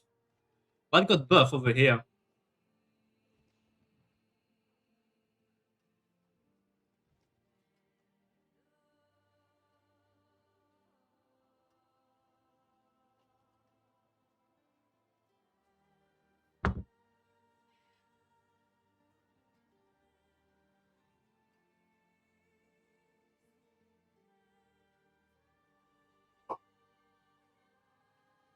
That's like a ridiculous buff.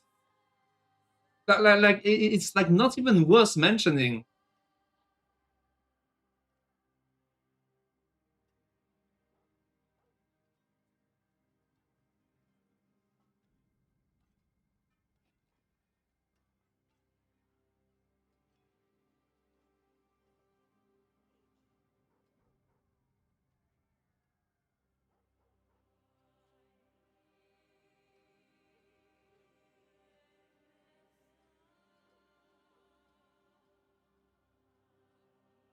Well, it will be buffed by another 30%. Not even exactly 30%, but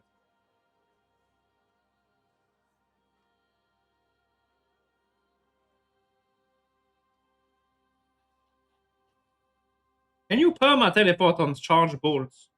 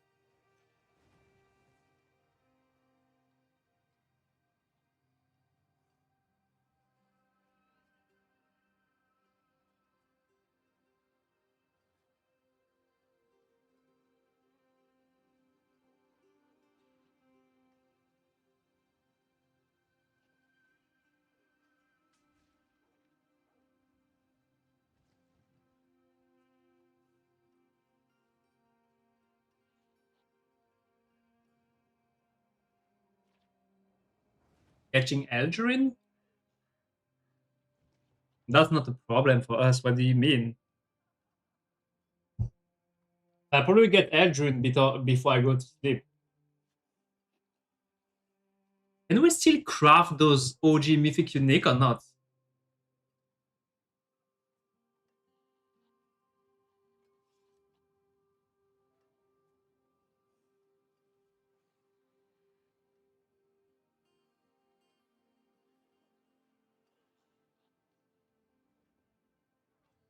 Well, you better do like some crazy calculation. You better do some crazy calculation to convince me to play that.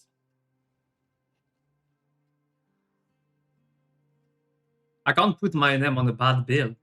That would be a disaster. Is it stronger than the firewall build on the PTR that was doing like it's 140?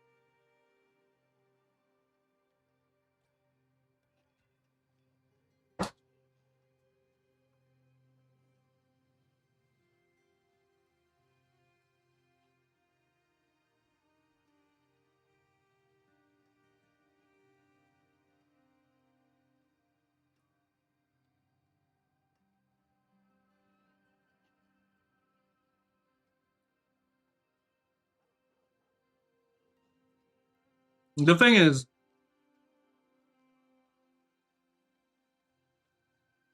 we need something that auto-aim and easy to play. I don't think people would want to teleport and stuff.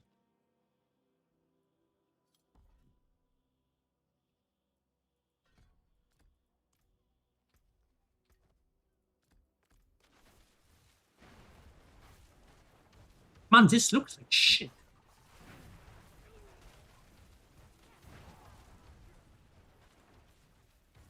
What a scuffed beard.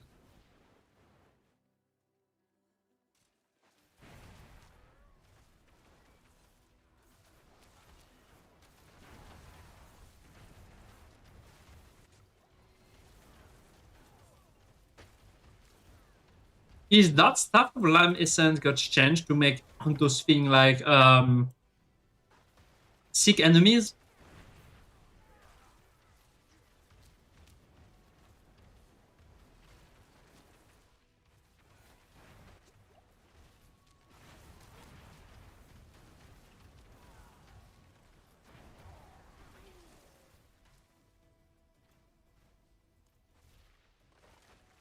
Yeah, but then you go like slower with that fucking stuff.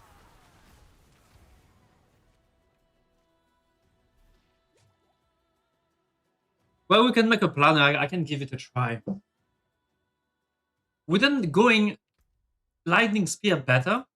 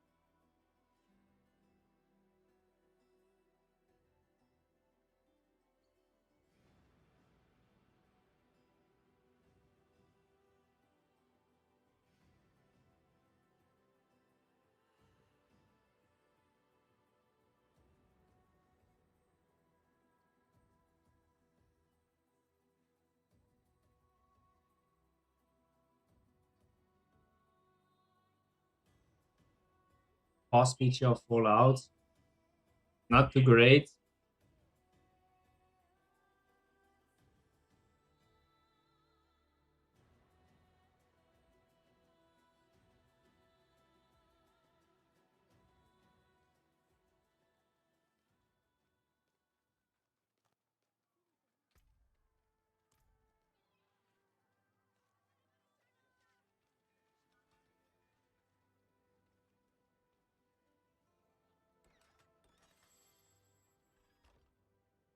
Hey, 水明夜。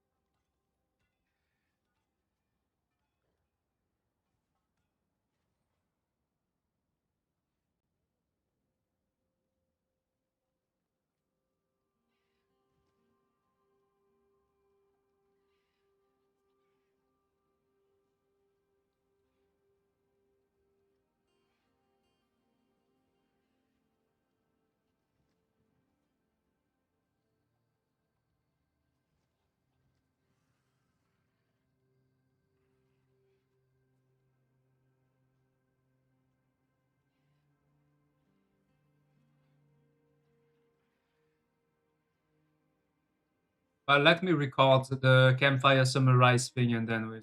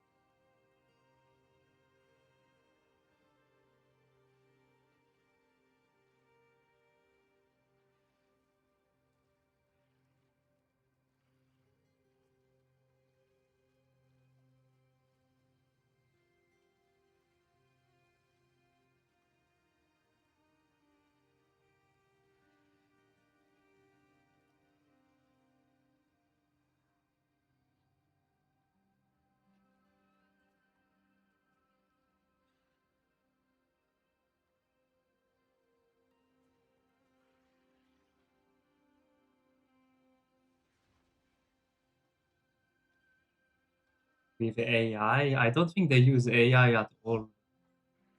Anyway, let's record it.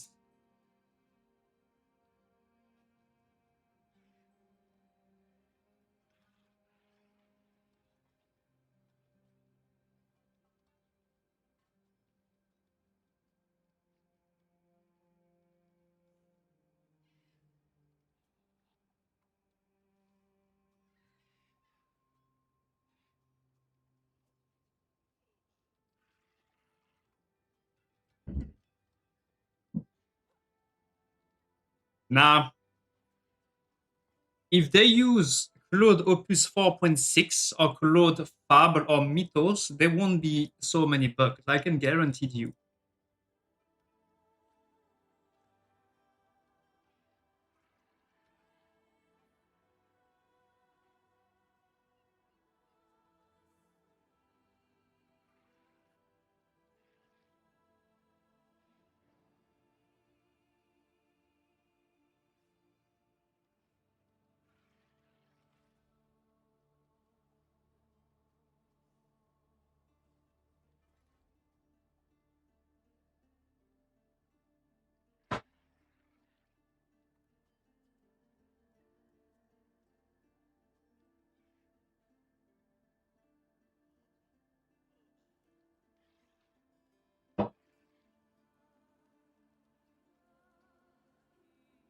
Rimuru Tempest? When is the next season of that?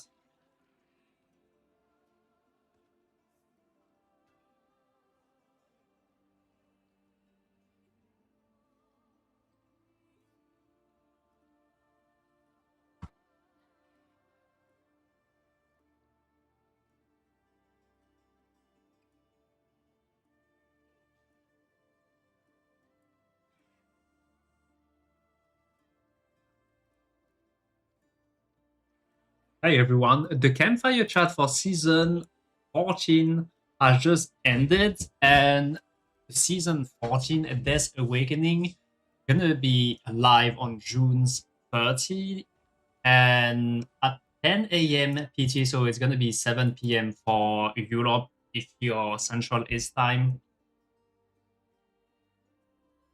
Right, I need to redo it. I'm so tired.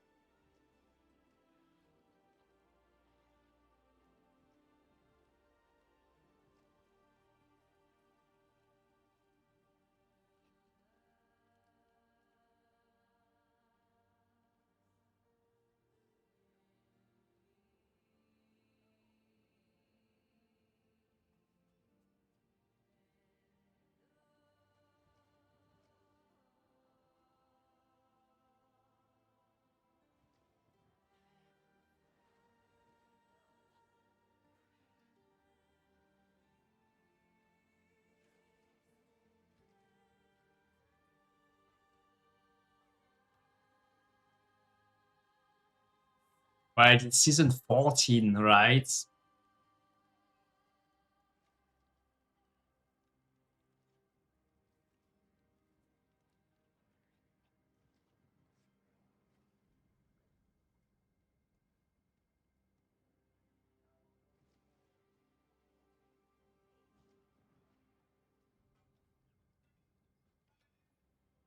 Hi everyone. Campfire just ended and Blizzard just shared a full overview for season 14, called Season of Death Awakening, and we finally have a date for this season. This new season goes live on June 30 at 10 a.m. Pacific time or 7 p.m. for... Ah vas-y, attends, je vais la refaire. Merci pour le raid, Shen. Comment t'aimes les nouveaux changements alors?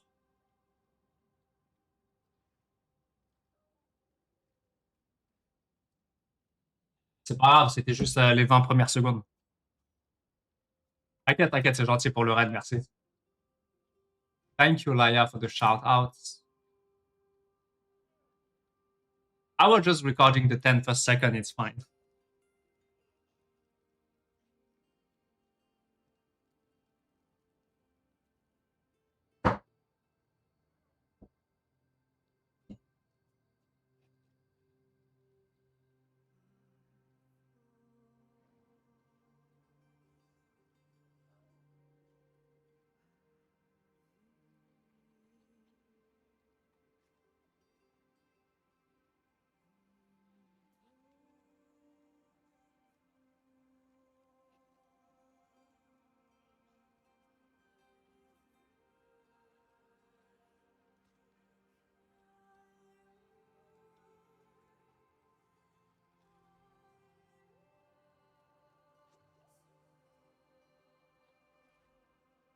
What did they decide to do on Transfiguration, by the way?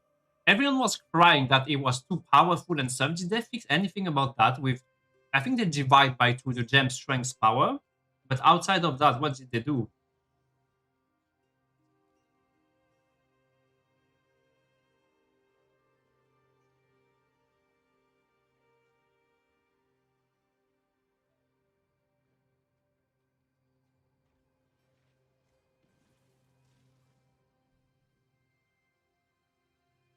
They did nothing. You can still transfigure like 3, 4 times if you're lucky. Like, they didn't address that at all.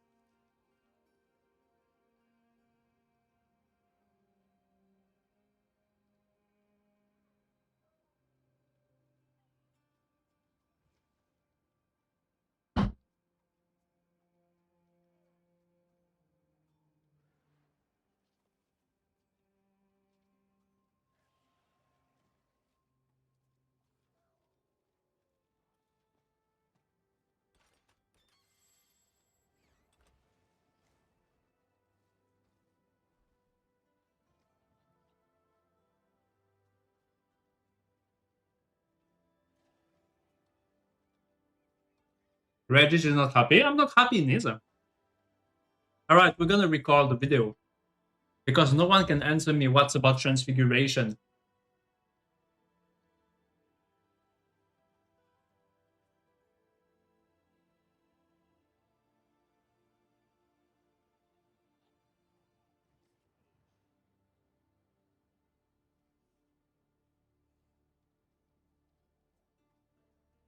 Can you still transfigure 3 times an item?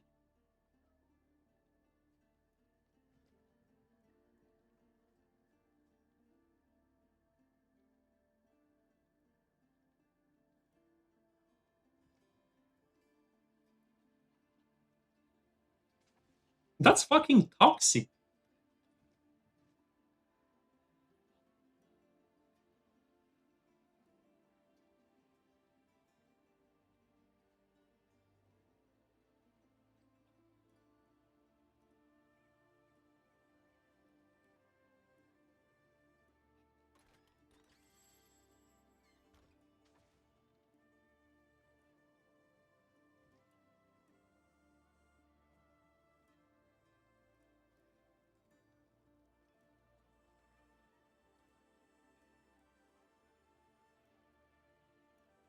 You can see get a rank plus to all skills too.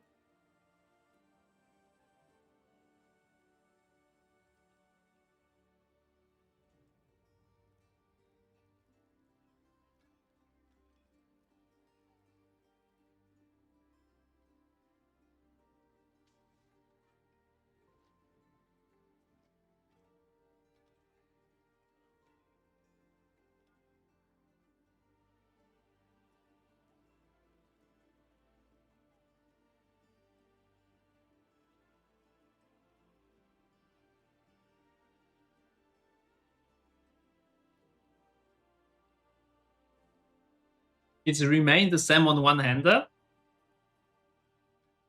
That is like so toxic. But the thing what worries me is that you can transfigure your item several times. This is just so toxic.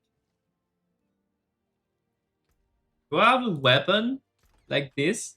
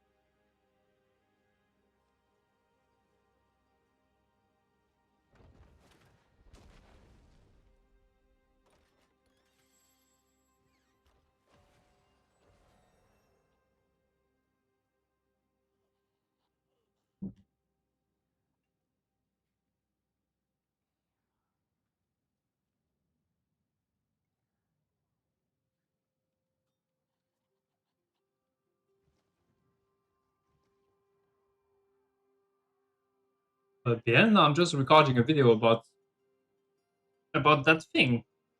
Because I need to address the question about is season 14 worth it or not.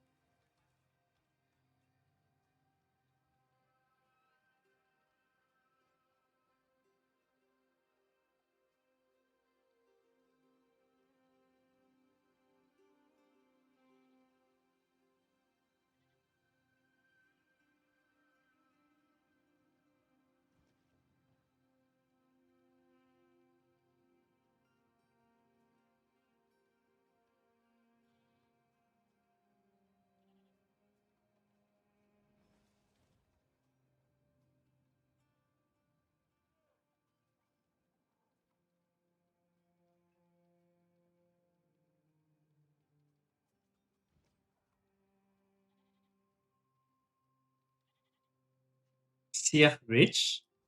Do you think I can bring myself to the 200 run of tier rich? I did it twice, and then I went to trade, and I bought them.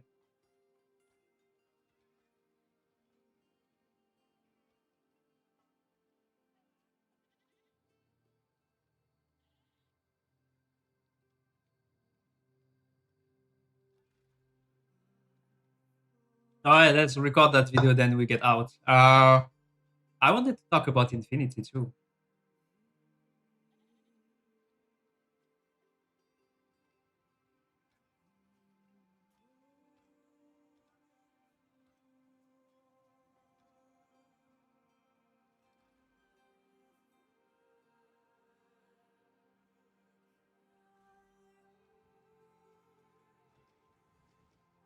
For the buff Fire Sock? Just the talisman sets.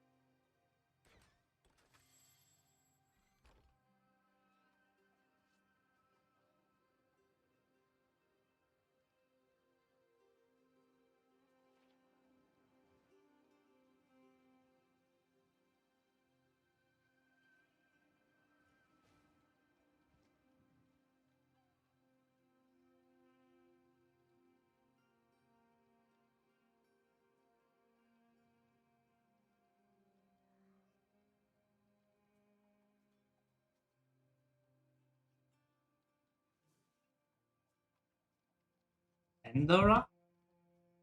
It's Assassin's Creed.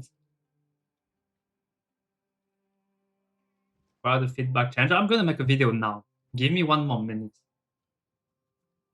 I need to focus.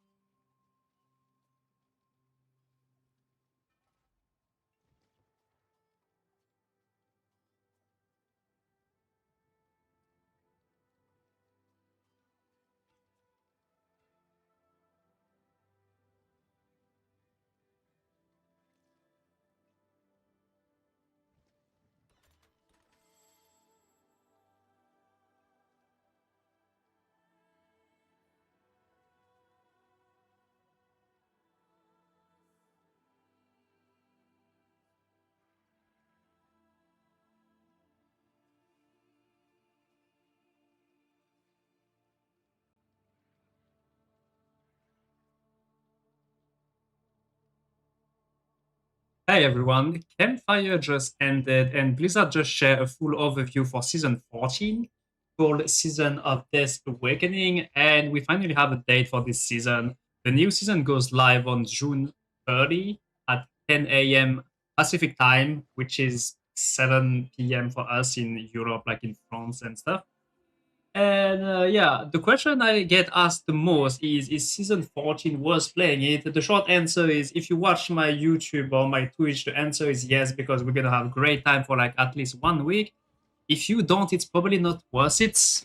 I mean, joke aside, I'm gonna go through what happened in the campfire, what are the changes between the PTR and what's gonna happen in life. We're gonna start with what I think it's good, then we're gonna go through what is a bad, and bad again. So the first thing that I like about the changes going through from the PTR to the live is the crafting. The crafting system with the Mythic Unique, they decided to reduce the RNG in the game, which is a great thing, I guess. RNG is part of the game, and when there's too much RNG, it's just like bad for the game. And what they decide to do is now Mythic Unique, a small thing before, for Mythic Unique, like everything, every unique can now be a Mythic item. Like it's not a rarity anymore, it's just more like an item quality. Like you have a unique and you can turn it into a Mythic Unique, and that's gonna increase the unique power by 30% and max all the other stats. So just keep in mind that, you know, Mythic Unique is not like not a rarity, it's more like an item quality now. And what they decide to do is now every unique, every Mythic now, when you're gonna drop them, they're gonna appear with 2 affixes. It's gonna be guaranteed. Like as you know, in Lord of Hatred, all those unique have random affixes. Now they're gonna have guaranteed 2 affixes. For example, if you're a sorcerer and you're gonna get Raymond on Infinite, it's always gonna have intelligence and maximum life, which means less RNG, because right now if you loot a Raymond, it can have like any stats on like on those 4 affixes, it's gonna have any stats. So that reduces the RNG in a very significant way. Second good thing is now you can enchant those mythic and unique items. Means I can show you real quick. Let's say you are in the game over here. Let's say I have Esu. You go to the occultist over here. You can put your unique and now you can enchant it. So that's also a great thing that reduces the RNG, because back then it's not something like you could do easily. Let's say, let's pretend that this is a unique. You can just come here and, you know, you can just re-roll and get the affix that you want. So a unique guaranteed you 2 affixes now. You can enchant 1, so it's gonna be free, and you can try to cube it. You can like either use chaotic reroll or focus reroll, and that way that reduces greatly the RNG on unique item, which I think it's a great thing if you ask me. Also something Mythic Unique over here. They also make some changes. You can start crafting them when you're level 17, like Dormant here. And also during the PTR, for example, when you put a boots, it would turn that unique boot into a mythic unique, but that would not be a boot. That could be anything else. So now, basically what this says is that if you put a pair of boots, it's going to give you another mythic unique, but a boots. Just a small precision for one-handed, offhand, and shield. If you put any of them, you can get one of these 3. But yeah, usually if you put like a chest, you're gonna get the unique chest version, a mythic version of the chest. It's not gonna be the same. If you put Raymond, you can have any unique chest in the mythic version. So there's still RNG, but that's gonna reduce the RNG, which is also great. And the logic between that from the Diablo team is that they want the unique to be able to compete against the mythic unique. They said that if there is like a unique helm, it won't be able to compete with the mythic unique helm, like Air of Perdition, for example. I'm not sure about that direction, making every item like kind of the same, you know, making unique as powerful as mythic. So like, you know, mythic unique doesn't really exist anymore. There is no that item chase, you know, chasing for like, you know, a rare item. Getting mythic is not easy for casual players, so they could look forward and farm for those mythic unique, which was great. So I'm kind of unsure about that, but we'll see. At least they reduce the RNG. You can reroll it, you can cube it, and yeah, you can craft the mythic unique. And keep in mind that once you craft a mythic unique from the cube, you can only wear one. Like if this become a mythic, you can only wear this mythic unique. Like crafted one is only one. Then you can have any other slot mythic one, but you're gonna have to drop them. So I think that you're gonna try to have every unique mythic version on your build. It's gonna be pretty hard to get. But yeah, keep in mind that the crafted one you can only wear one crafted one. That was for the positive change from the PTR going into the live season. What I really dislike now about the changes that probably did not happen is, first of all, we don't have new endgame content. We don't have, like, basically the new content that we're gonna have to play is gonna be the seasonal content. The seasonal content is basically Rupture. You're gonna find them pretty much in Helltide. It means that we're gonna have to farm Helltide. You're also gonna have Colossal Rupture that you can find in Zarbinet. Basically just gonna be Helltide and farming some zone, like, you know, Asmodan that we have in season 11. But yeah, the season content is kind of the new content. We also have the Rem Walker. If you played Vessel of Hatred, that's the content coming from Vessel of Hatred. When you are killing those monsters, after killing them, you get inside them and you get some kind of blood. So that's kind of the new content that we have to play with in the next season. We also have a new Pinnacle boss that we're gonna unlock after doing the seasonal journey, and that's basically just a new boss that you're gonna kill. You're gonna use the superior layer keys, and you're gonna open the cache and get some reward. And they wanna force us to play that new content because this is the best direct drop chance for Mythic Unique and Mythic Unique upgrade. The Pandemonium fragments that you can get. See. Demonium fragments. You're gonna need those mats to be able to upgrade your unique into those mythic item unique. So yeah, we kind of forced to play, you know, in Helltide and killing those new bosses. So in terms of content, I'm kind of disappointing that we don't have anything new to play with. It's like recycled content from Vessel of Hatred. That's kind of disappointing to me. But yeah, it's gonna be very hard to farm those mythic unique. I believe we want to kill the new bosses, and also, for example, if you want to have Raymond of the Sea, you probably want to kill Echo of the Shan, because by killing it, now every unique has a chance to become a mythic unique. So probably the best way, if you want to target farm a mythic, is just killing the boss that dropped the unique version of it. I'm not sure about what's the best way yet, but we're gonna find out the first day of the season launch anyway. So yeah, that's what I dislike, like not having new endgame content. Second thing, we're gonna talk now about warplanes. The question that everyone asking is, warplanes gonna be account-wide? And the short answer is no. During the interview, they said that they're aware of the feedback that everyone asking them about that, and the answer was, we are aware of that. We are investigating it. So yeah, no account-wide for warplane. What they did well for the warplane is warplane in group. You can now be in a group and start a warplane together, and everything is going to be synced. So that's like some improvement, but I believe people would have preferred account-wide warplane than group warplanes. And about more customization, you know, that not being forced to do the warplane in like that order. That question also has been asked during the campfire chat, and the answer is, we are looking into it, we are investigating, we hear you. So that's for the warplane. Next topic gonna be SSF. SSF, I know a lot of people wanna hear about SSF. So for the solo self-found mode, the note I took is, you cannot group at all. You cannot get in a group no matter what you do. So there's not gonna be the raids from Vessel of Hatred. You're not gonna be playing the tower in group.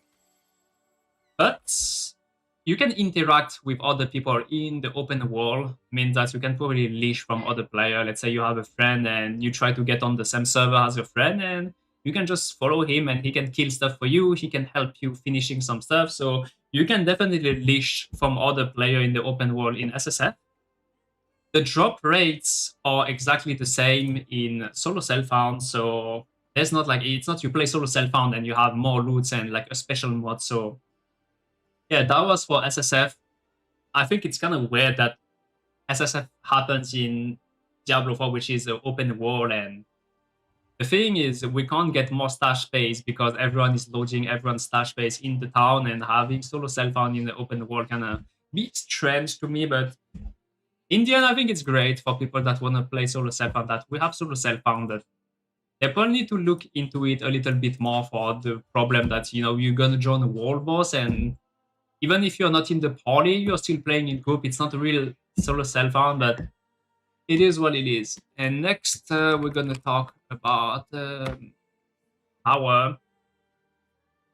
So the Tower is exiting the beta. It's going to be official launch of the Tower. They said they're going to wipe leaderboards. They're going to reset it if there's going to be bugs, if they're going to be exploit. They're going to be very cautious about that. And they talk about something very interesting that I think it's fine, but I'll let you judge about that. They said that they don't want to have big balance anymore when the Tower launch, unless because I'm going to quote that the balance philosophy from Blizzard is they want to respect the time player invest in their build. They're like, they will probably make adjustment for the Tower, you know, if there are some bugs and stuff, but they don't want it to invalidate somebody's build because they invest a lot of time in it. They said they will be fixing a game-breaking build, obviously, if you get like infinite damage and stuff. And they said that if something is a little bit overtuned, stronger than intended, and it's not game-breaking, they say that they're gonna let that ride out because they know that people invest this time in making that build, collecting item, and they want to respect that. I think that's a really great thing. I just still remember in Lord of Hatred, after 2 weeks, they decided to destroy perma-teleport from overpower stacking.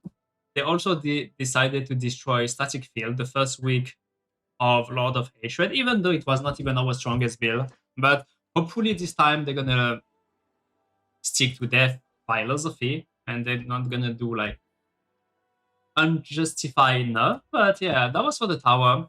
So Tower getting out of beta, you can now get some rewards, you can now get some cosmetic, you can get title. So for those who want to play the Tower and want to try it, it's probably about the time. For me personally, I dislike the Tower. I hate this mod. I prefer the pits. The pits become kind of very like... The pit and the Tower are kind of the same now to me. Both mods are not enjoyable to me. They haven't specified anything for the Tower for Season 14. Maybe they did some improvement. But in the current state, I believe any blaster would agree to say that this mod is not enjoyable at all for the moment. So maybe they did some improvement about that. Then we're going to talk about something. We're going to talk about the balance of the game. I won't cover all the classes. We're going to cover Sorcerer quickly. On my previous video, I talk about balance a lot more, and that's going to be TLDR. But TLDR going from Lord of Hatred Season 13 to Season 14, they destroyed every class, not a single exception. They just destroyed any class to make them all weak, especially the Sorcerer. Everything that is related to Unstable Current and Lightning build got destroyed. You're probably like 1,000 times weaker than in Lord of Hatred. What do they do now? So after nerfing us like 1,000 times, they decided to buff one glyph that everyone's going to use now because it goes from 1.3 to 1.9. So everyone's going to use this Paragon boards. Icefall, they decided to upgrade the legendary... this is even wrong. Fundamental Release is a legendary node from Paragon. It's not like an aspect. Probably a mistake. Then Paragon board, the second legendary node, Icefall, is kind of useless. I do think it's still useless. They also decided to take player away from having to use the Talrasha set. They improved the Lightning one, they improved the Fire one, not the Cold one. I believe those two, we can there's going to be available to use. That's probably going to be great to set, and we won't have to rely on Tal Rasha all the time now. So I guess that's kind of great. But yeah, that's it for Sorcerer balancing. From what they did, like we got everything nerfed. Those are the buffs that we get in exchange. They also buff Meteor and Fireball, which is like they literally buff it by a few percent, nothing crazy. Like it's almost like I almost not even want to mention it because it's totally irrelevant. Like the buff that we get in compensation of the 1,000-time nerf is like just there is. I'm gonna be honest. There is nothing. The argument is we want to bring down the best build so the other build can compete. I believe they should do the opposite. They should nerf lightning build a little bit, and they should buff fire and cold and those build a little bit more. But what they did is destroying lightning build to bring the best build that we had into the level on the worst build that we have. So now every build are kind of bad. Like I feel like we're gonna be very weak. And the argument is having more variety of build and having more things to play around. I'm gonna tell you can quote me when season 14 launch, everyone's just gonna play the same build. Like we're gonna have one build, it's gonna be on top, it's gonna be better than everything else, and everyone's just gonna play the same build. So I don't really understand what the logic in that, but we'll see in season 14. The next thing that I want to talk about is transfiguration. Since they are launching the tower mods and it's going out of beta, I want to talk about transfiguration. I got a lot of questions about tower, about having better rank. How do you reach top 10? My honest answer is you just need to get lucky. You just have the right transfiguration. Seems like I haven't seen anything addressing the transfiguration. The meta of transfiguration is just you're gonna have like let's say you're gonna have like 20 wands with 1 GA. You're gonna put your wands, you're gonna transfigure it, and you're gonna pray to be able to transfigure it again. And you're gonna pray to have gem strength. They nerf the gem strength, but it's probably still the best. You can transfigure your item as many times as your luck allows you to. So what you want to do is transfigure once. Then you get gem's power, you transfigure it again, you get lightning damage, you transfigure it again, you get plus 15 item quality, you masterwork the best at, and you just keep transfigure until you get the affixes you want. That's basically like what Diablo 4 is becoming. You're going to spend all your time with the cube because you're going to try to get your mythic unique, you're going to try to roll the stat that you need, and I think this is a very toxic size system that you need to engage with it. You need to play the lottery. You need to probably sanctify transfigure like 1,000 items to just have a chance to participate in the tower and to have a chance to like getting top rank. I don't know, like probably top 10 would require doing such things. So if you want to get top 10, you will have to engage with that system, which is not encouraging for me. Like people don't want to get into the tower, and you want to play the tower, you don't have a single chance to beat the top player. If the top player have 20% more damage than you, you're never gonna beat him. Like I'm sorry, this is just the truth. At very, very high level, if someone has 15-20% more damage than you and he's playing as much as you, you're never gonna beat that player.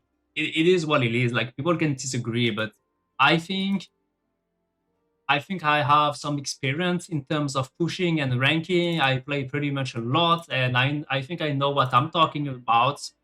You don't really need to believe me, but you can give it a try. You can try to beat those top players that have 20-30% more damage than you, and just let me know. But yeah, I think the tower should be accessible to everyone. I don't think people should go through the pain of sanctification and transfiguring like 1,000 items just to have a chance to have like a high rank, you know. So just my personal opinion about transfiguration and sanctification. I really don't like this. I think I already said it many, many times, and I'm saying it again today. I don't think that's going to change anything, but anyway, then yeah, they got a small collaboration with Overwatch, mean that you can get some skins from Overwatch, and you can use Overwatch skin in Diablo 4. And finally, we got the Warlock free trial. If you don't have Lord of Hatred, you will be able to play the Warlock for free from June 30 to June 7. Some people asked me to do build for those people without Lord of Hatred. I was thinking about it, but I don't think that's gonna happen. It's just too complicated. I feel like every strong build, every strong stuff are just locked behind a lot of hatred because the skill tree is kind of locked if you don't have a lot of hatred. You also don't have access to those talismans, so it makes it very hard to make a strong build if you don't have a lot of hatred.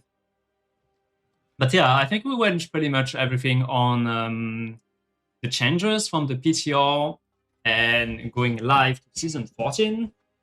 I would say if you don't have anything great to do for the summer, you can probably come hang out on Twitch, YouTube with me. Like, we're gonna have fun for like 1 or 2 weeks.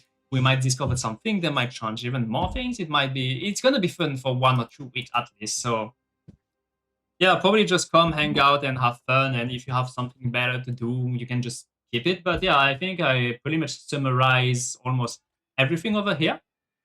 And yeah, I'm gonna keep making guide. I'm gonna start doing some leveling stuff. I will be posting everything on Infinity. We also have a tier list over here now.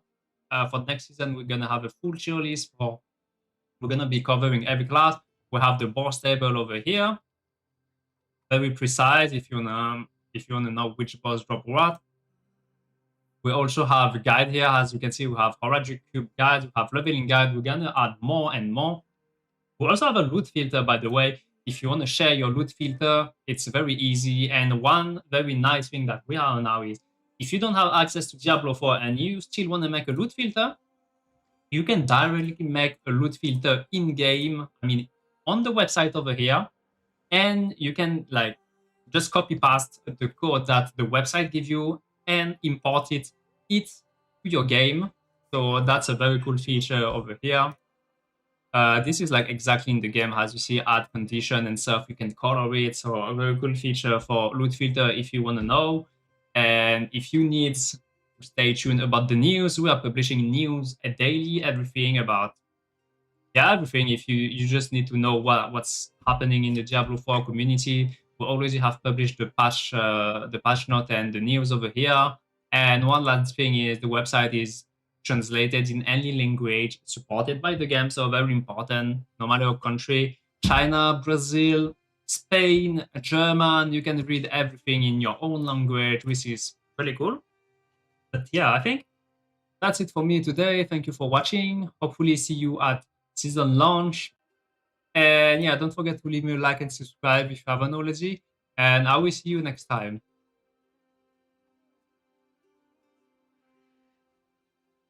You can reroll. You can reroll one affix on the mythic and you can cube it here.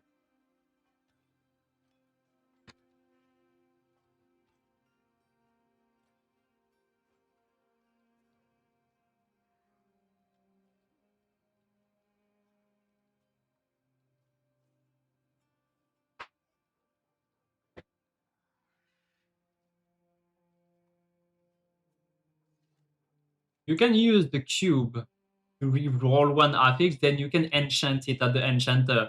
Like mythic unique are just like legendary item now. The music, there is no music in my video. The music is not.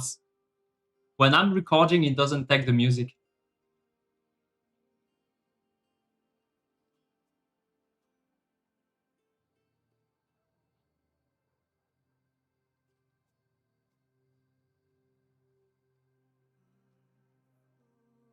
You can only enchant. You can cube it. Are you sure?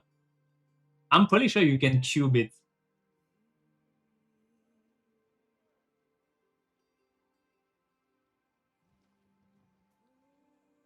Well, maybe I'm wrong.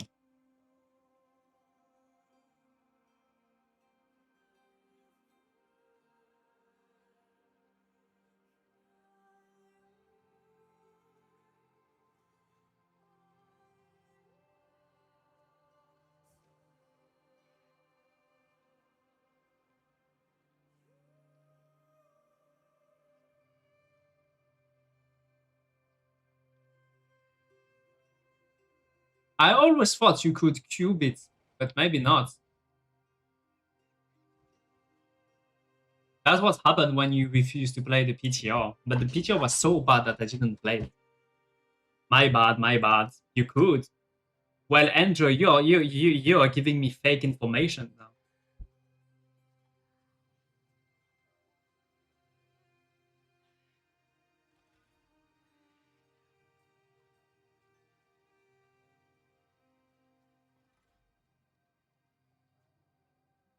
Yeah, you can enchant now. You can do both.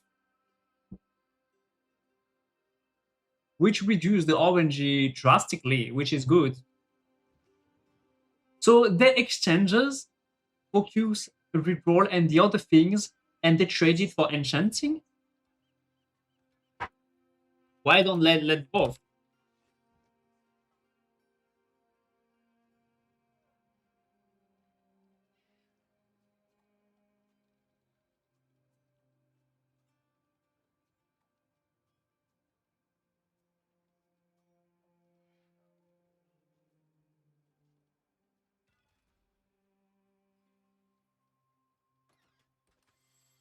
We don't talk about RNG on string. I mean,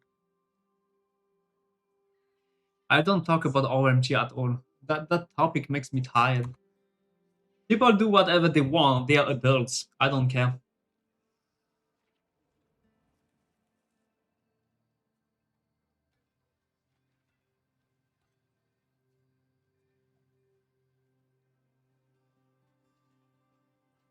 Yeah, I agree. I agree that 99 billion is a big mistake. That they don't care about what I think.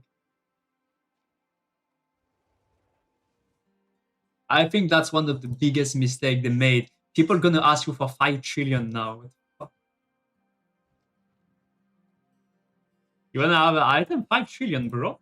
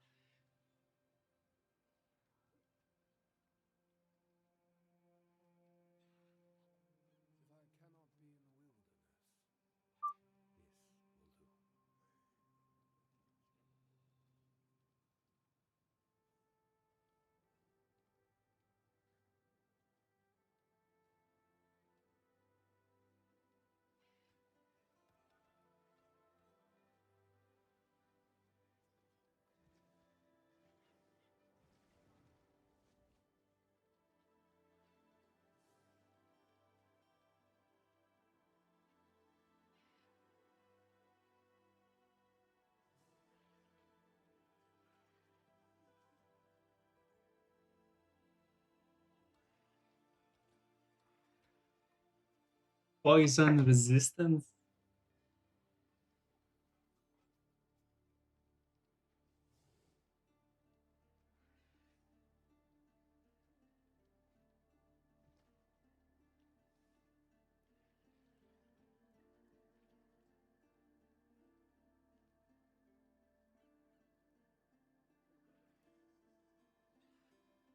Very fun to other people. Everyone knows who Blizzard are listening to. We just don't say it, but everyone knows.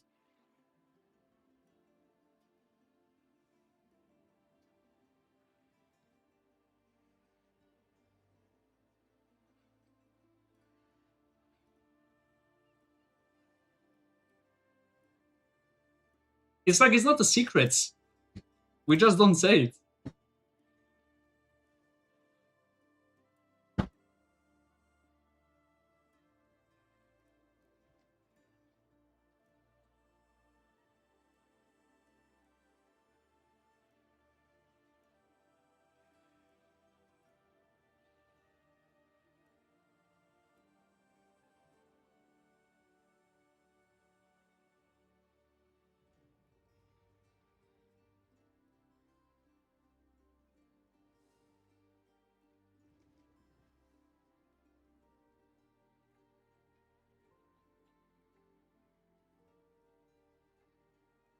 Nah, I genuinely think that Rob doesn't have that much power. I can guarantee 100%.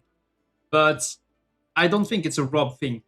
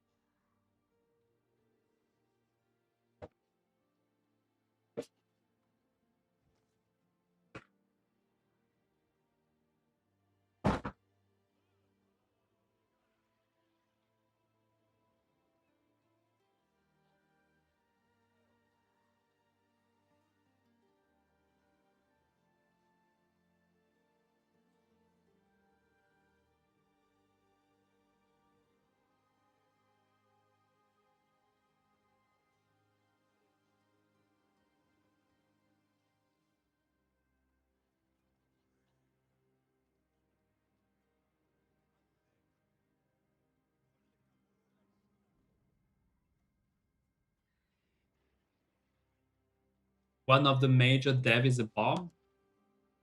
Most of the dev are maining Sorcerer, by the way. I know many devs playing Sorcerer.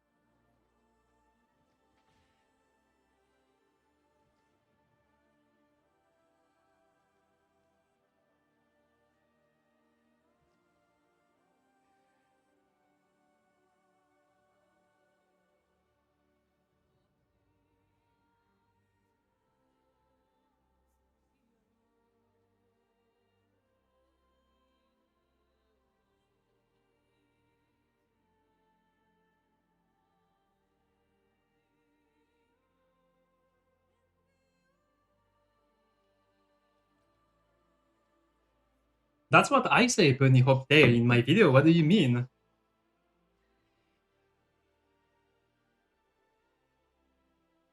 I literally said it. I said that instead of nerfing everything and fake buffing Bill, they should just buff everything. I like my video. I think my video was great.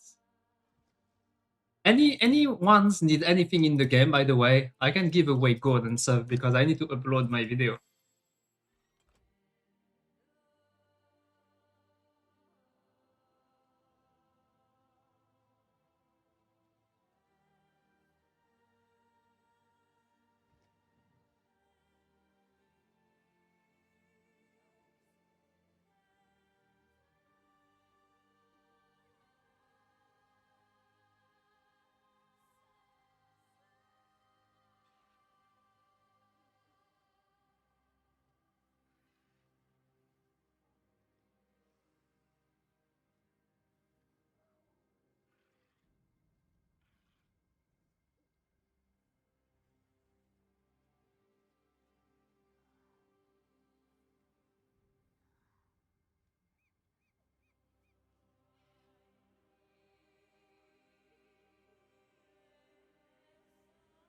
You know me since season 6. How did you know me?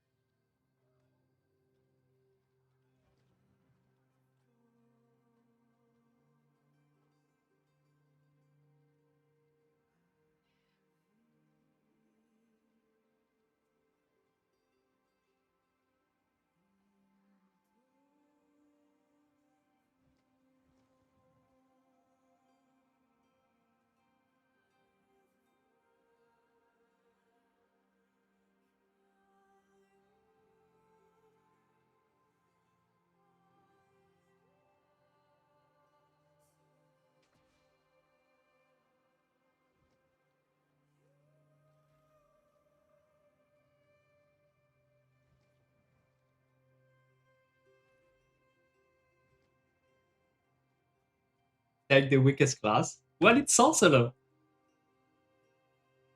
Sorcerer is the weak, shitty class. But I need to get my thumbnail, wait.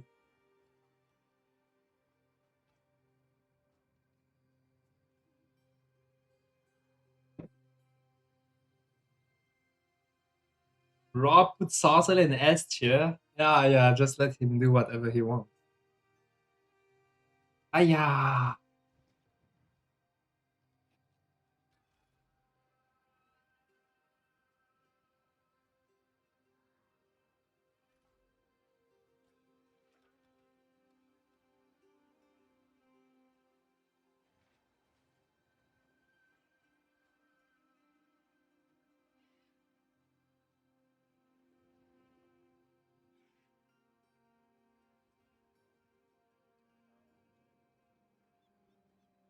Is it?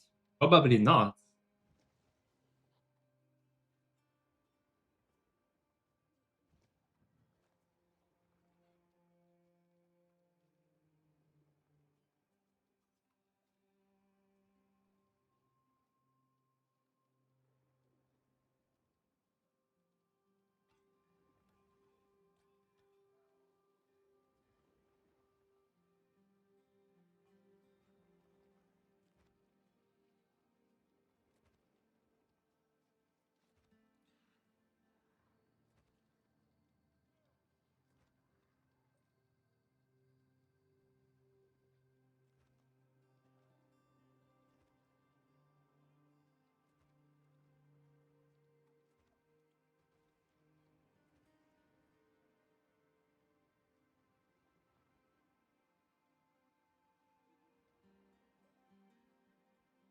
So anyone's in anything in the game before the season ends or not?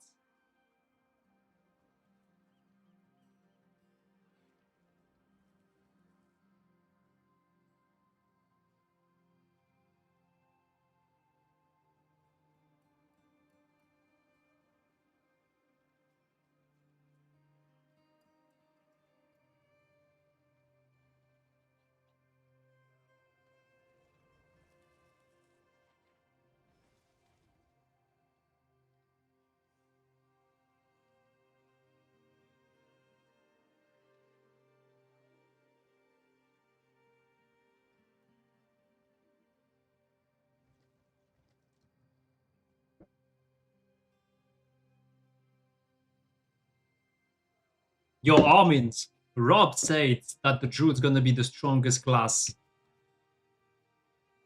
of season 14. He said that earlier. I think he said that even in the video.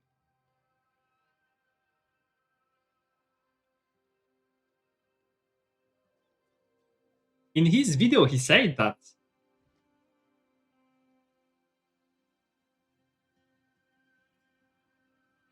Rogues.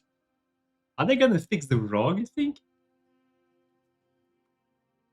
No, just now. He published a video like 2-3 hours ago.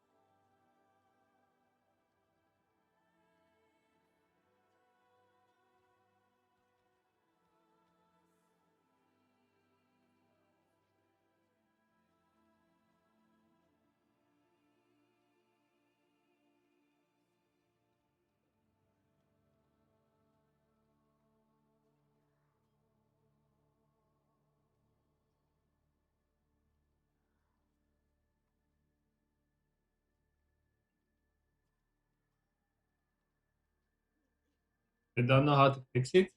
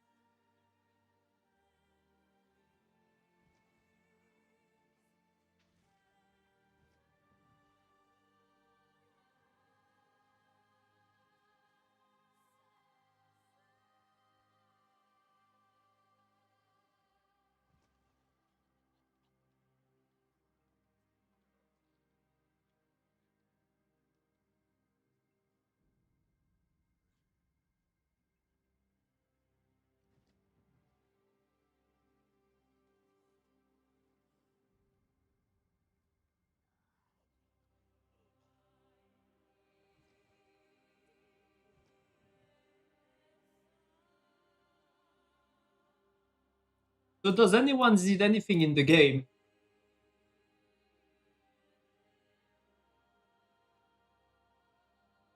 C'est quoi ce sublime améthyte?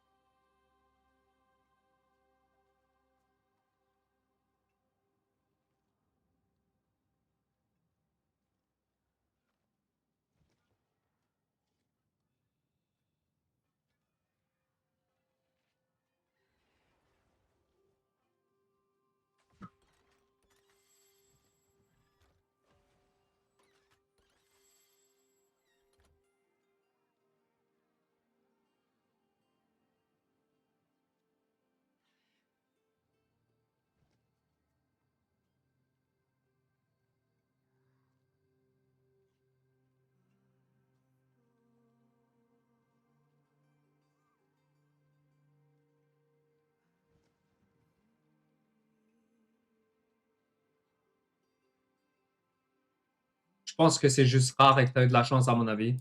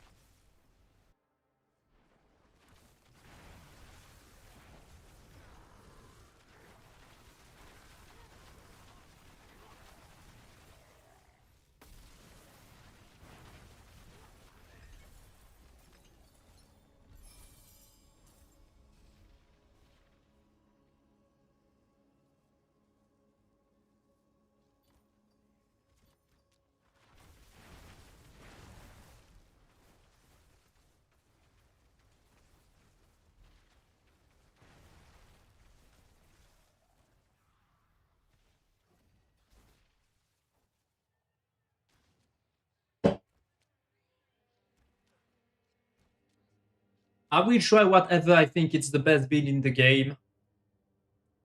I think it's bad, I'm not gonna do it. There is a lot of take between the build that I put. If I put a full fire build and it sucks, I'm gonna get shit on by my community. Can't let that happen.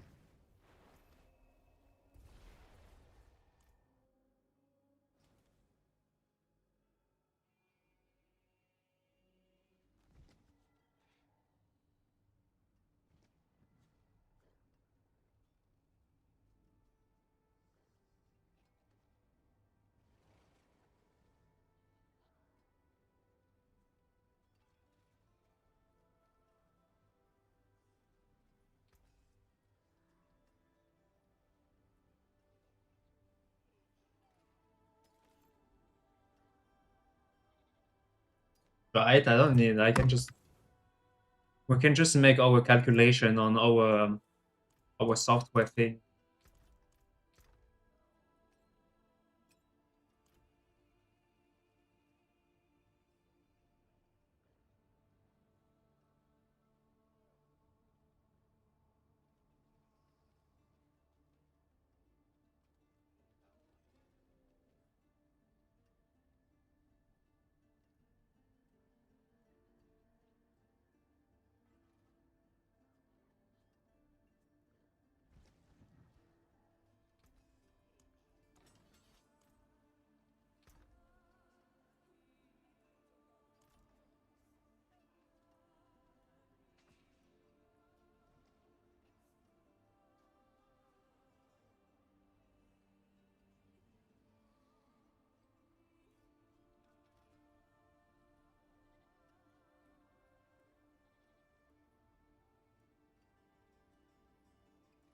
I haven't recorded a video for so long.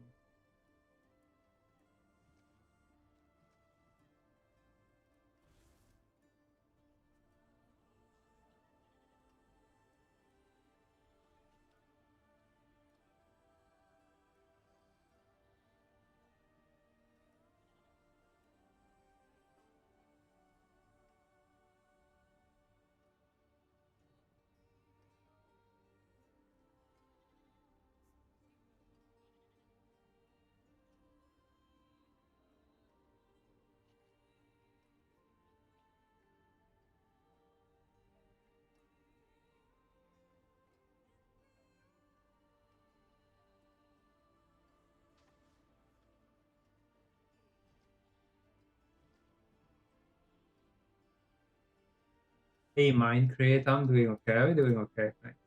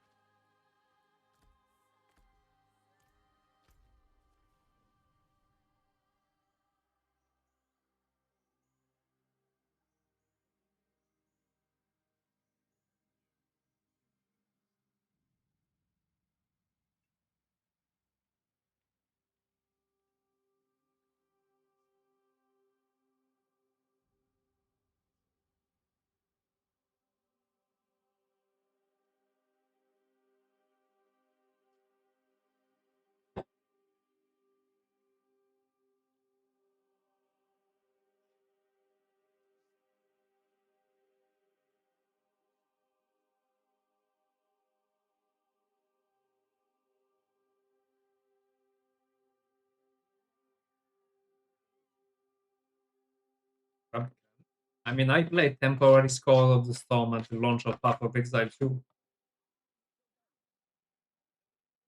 How is the bro Fubgun doing? I haven't talked to Fubgun for a while.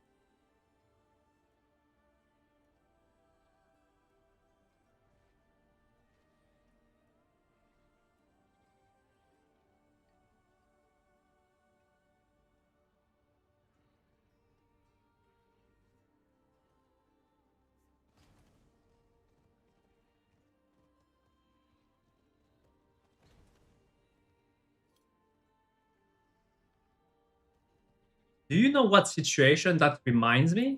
That reminds me in World of Warcraft. When I was in that Orc city, we're jumping around the bank, but we can't jump in this game. Can't even jump in this game.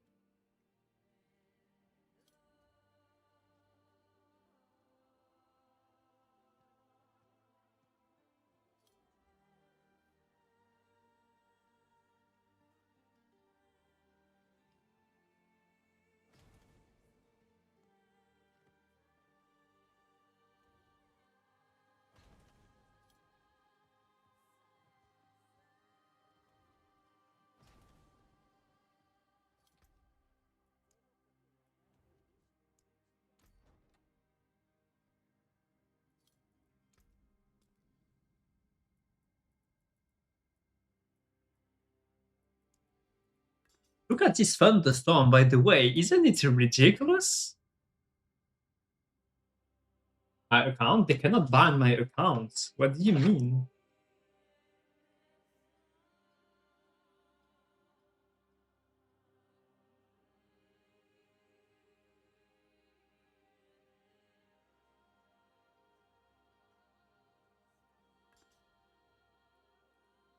Yeah, but they cannot ban me for this.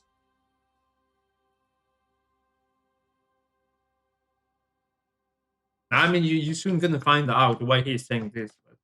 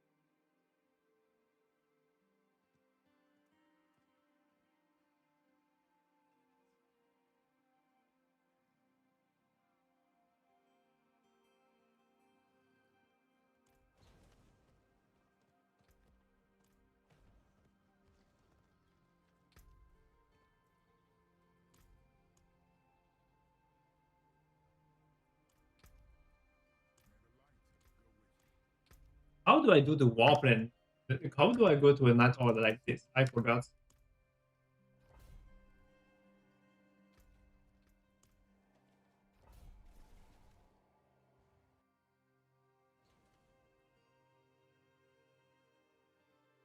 I'm not gonna get banned. Not a single chance that I get banned.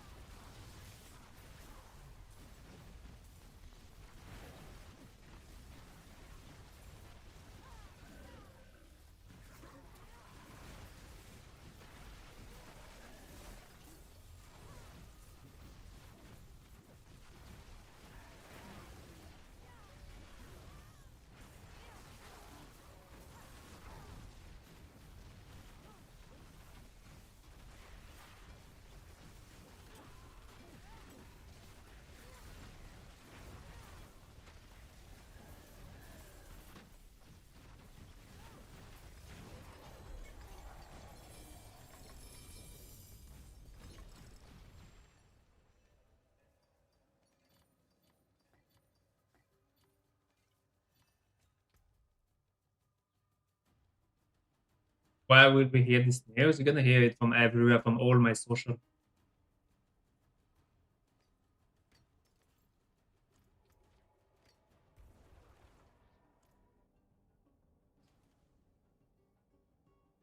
I'll start looking. You can check my YouTube video is well summarized. It's not very good. Not too bad. I mean, it's kind of bad, but not as bad as I expected, but still not too good.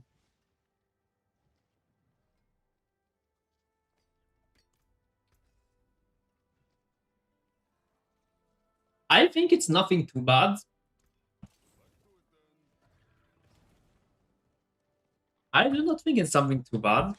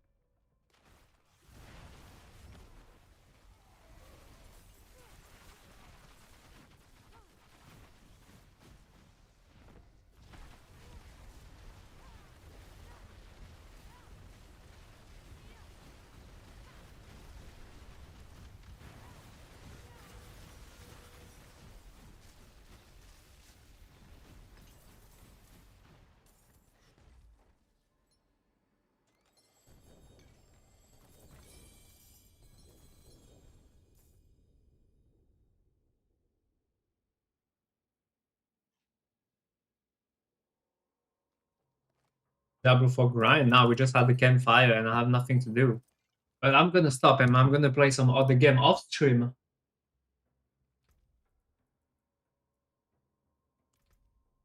I need to work on the website too.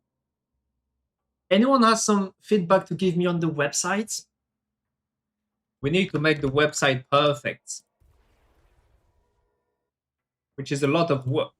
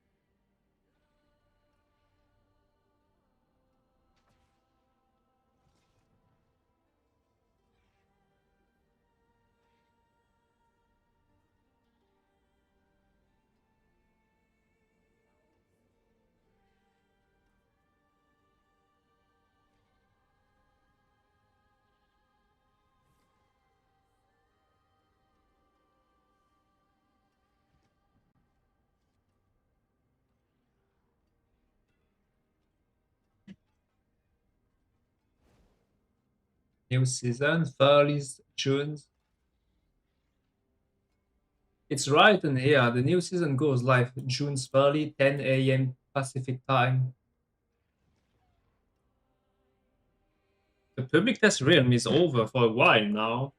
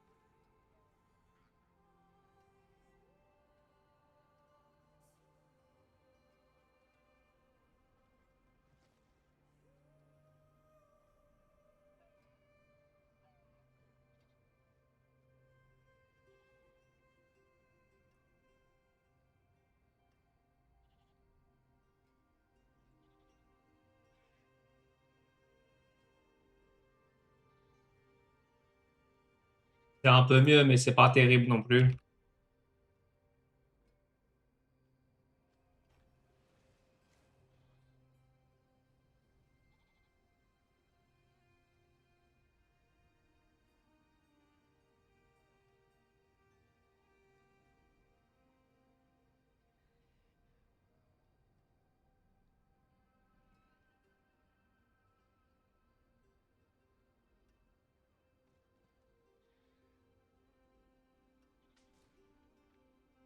Merci pour le resub, Frozen.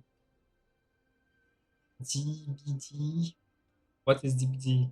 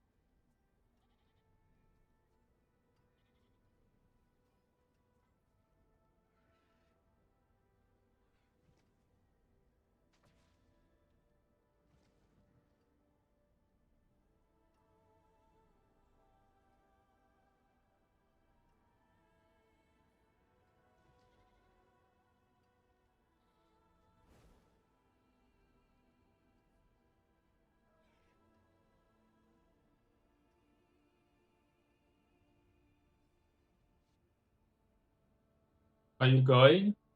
I want to go, but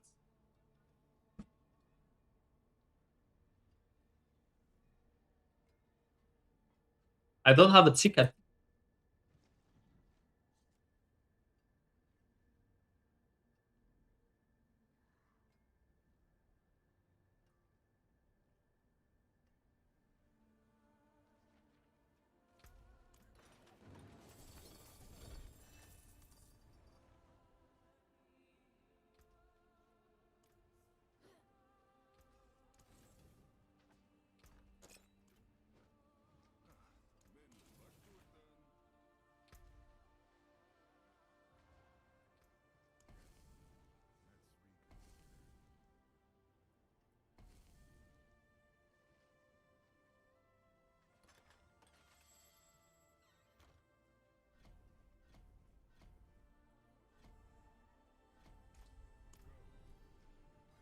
How much is the ticket? It's sold out. I think it's like 300 bucks.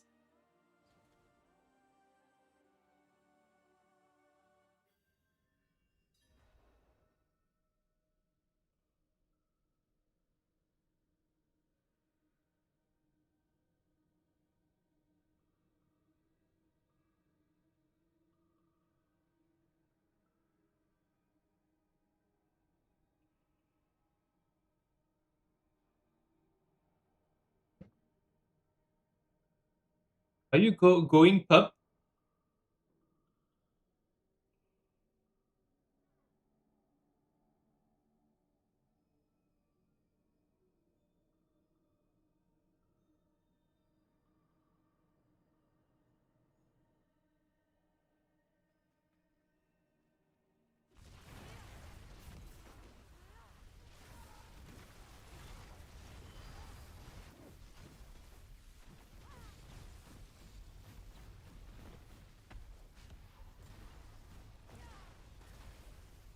It's not about buying one, it's the ticket is sold out.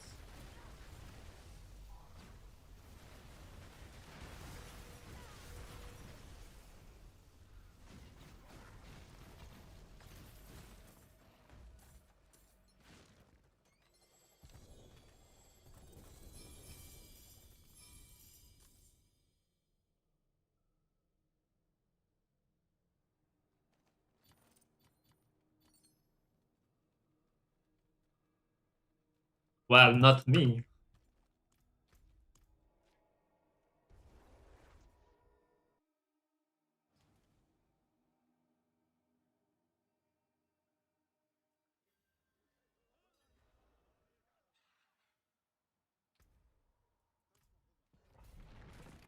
Why not me? I don't know. You asked them. I asked them. They said that they don't want to give me one.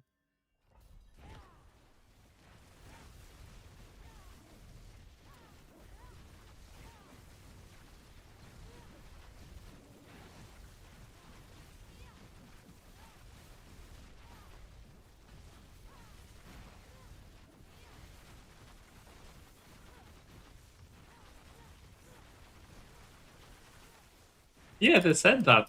I asked them to give me a ticket and they refused. I mean, I don't think it's a secret. Like, I really don't care.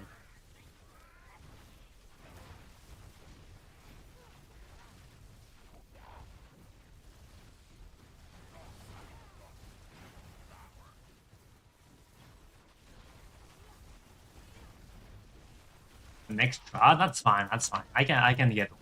I really want.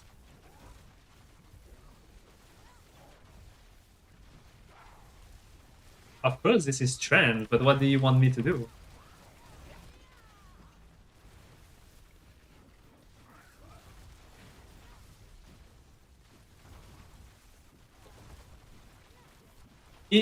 In theory, Anthony got me. So if Anthony got me, we probably fine.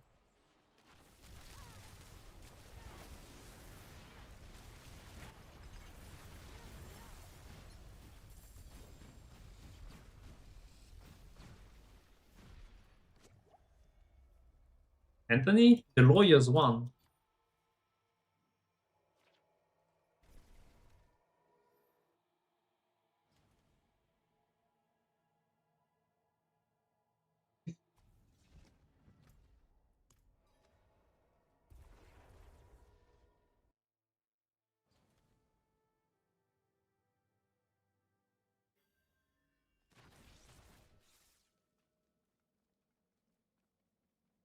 The rich guy? What are you talking about?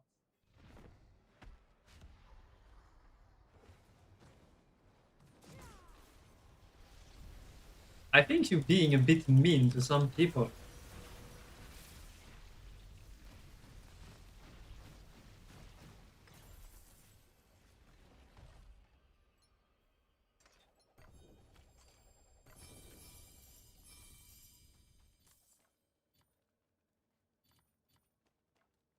If you guys don't follow me on X, please follow me on X so you can see all the latest news.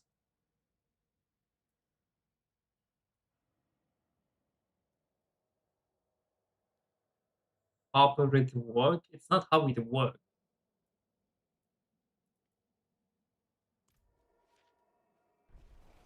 I think I'm like top six streamer Twitch for Diablo 4 in the world.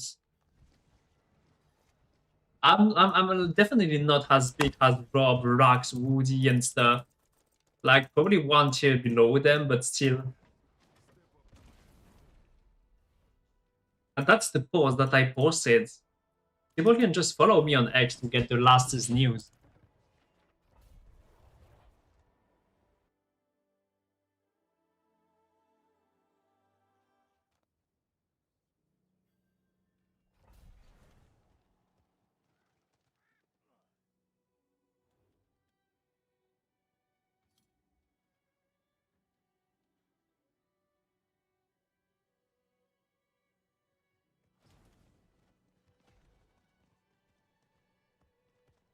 You're surely bigger than me, never mind.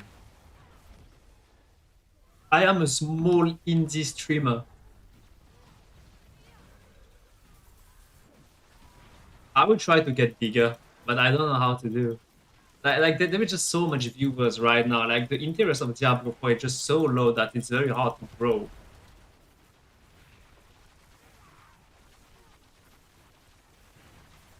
Where are my mods to time you out?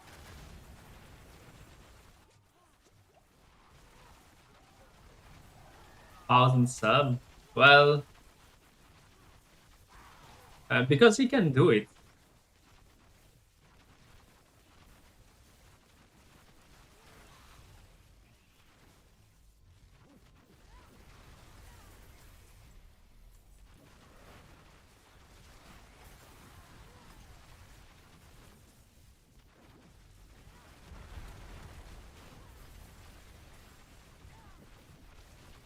Your face.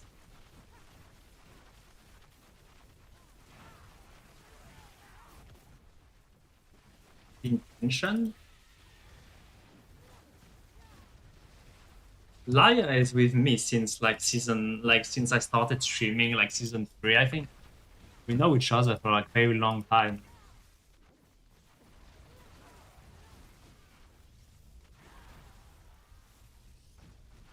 Not, I mean, Laya is kind of special. We know each other since I started streaming. Is different. What is this jealousy, bro? We have a special relation. No, don't worry.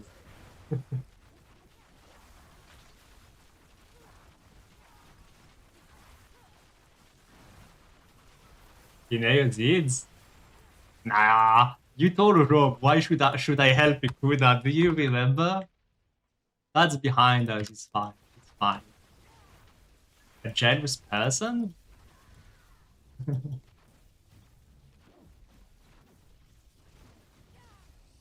Proof? Different build than Electro Soso? Are you French to say Soso?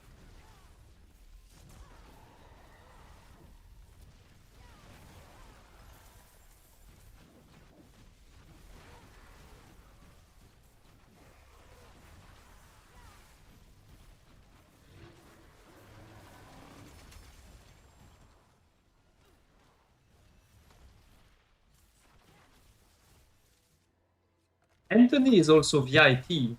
If anyone's want to have VIP, you know what you gotta do? You just gotta match the donation of Anthony and I'll make you VIP.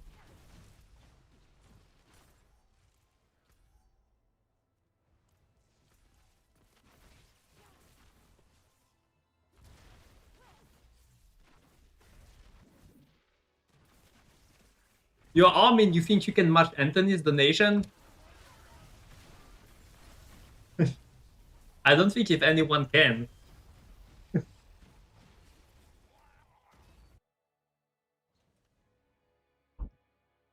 I need to go to BlizzCon to see Anthony again. That was very fun last time. Doctor in the US? Not even close. Even if you're a doctor in the US. Anthony is just built different.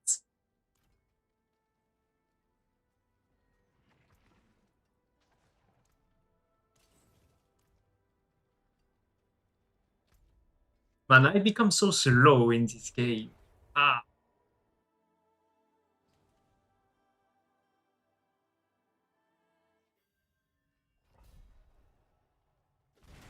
I mean, he's not even a lawyer anymore.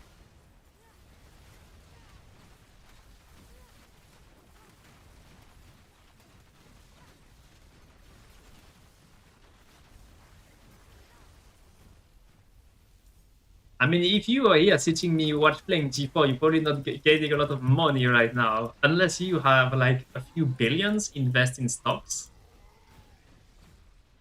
Wrong life choice. Wasting time watching streamer plays video game for sure.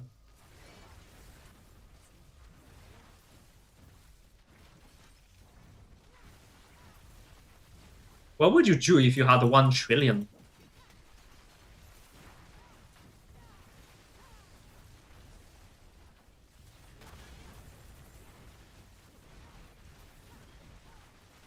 Oh, there's so many goblins!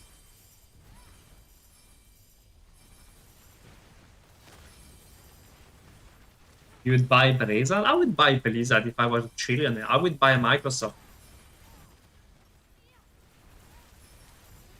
I would find out who nerfed the sorcerer over there. We're gonna have a conversation.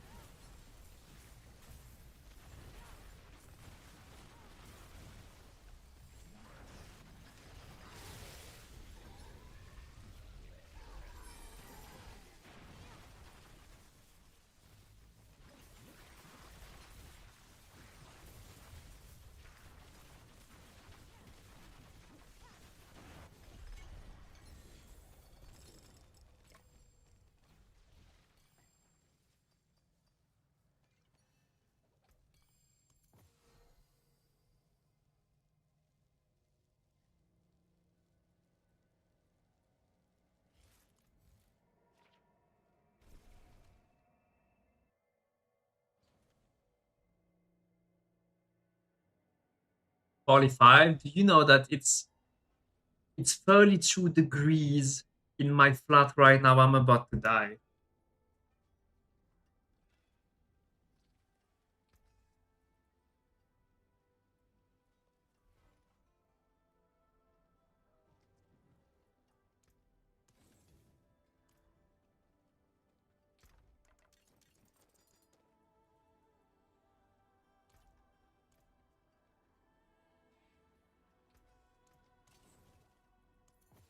When I have an AC, I put that at like 18.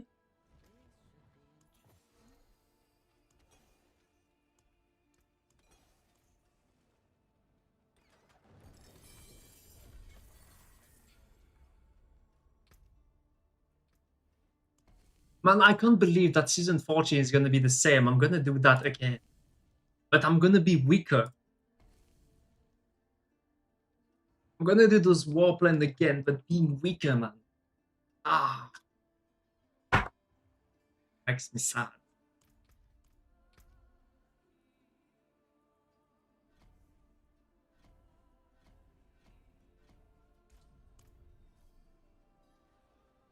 You carry me as a druid? Are you fucking kidding me? Fucking you and Rob already counting on the weak sorcerer to carry. Maybe I should just start druids. Playing shred druids. Are you not gonna start solo self-found? You got some people to prove that you are better than them.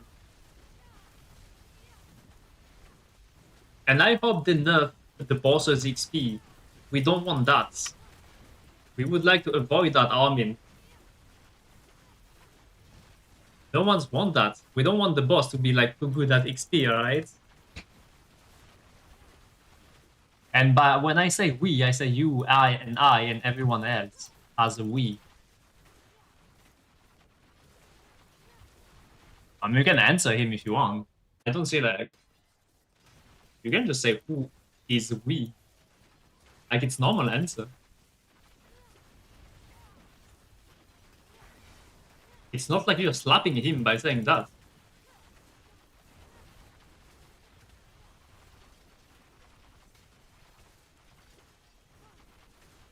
No, it's not a slap by saying who is we.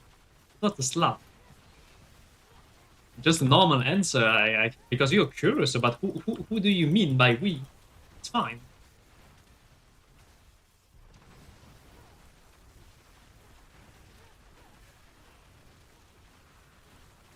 The guy you blocked and him, maybe?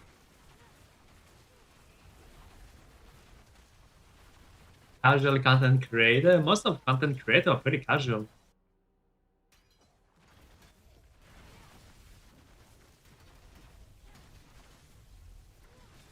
You know those Bob content creator like Rob? Pretty casual, I would say.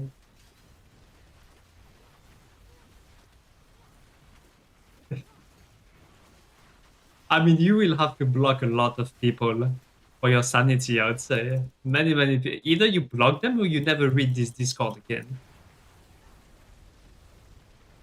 Fire suck getting buff. No one wants to play fucking Firewall, I'm telling you.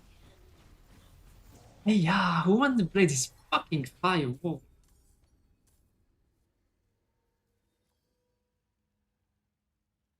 Sending in this ring causes your direct damage. Inflict this burning damage to enemy.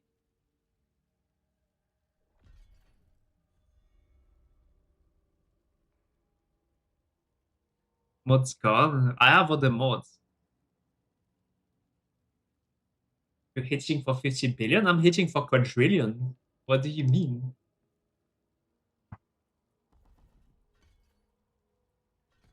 Ring of Fire. Look at this shit. No one's wanna play this. I'm telling you.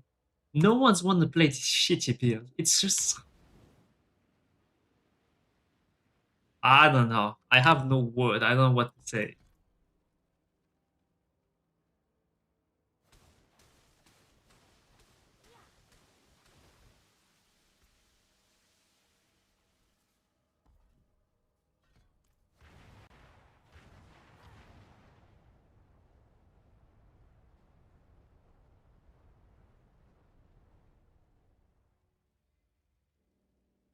Well, you guys, follow me on X. Hopefully you guys gonna support me when the time has come.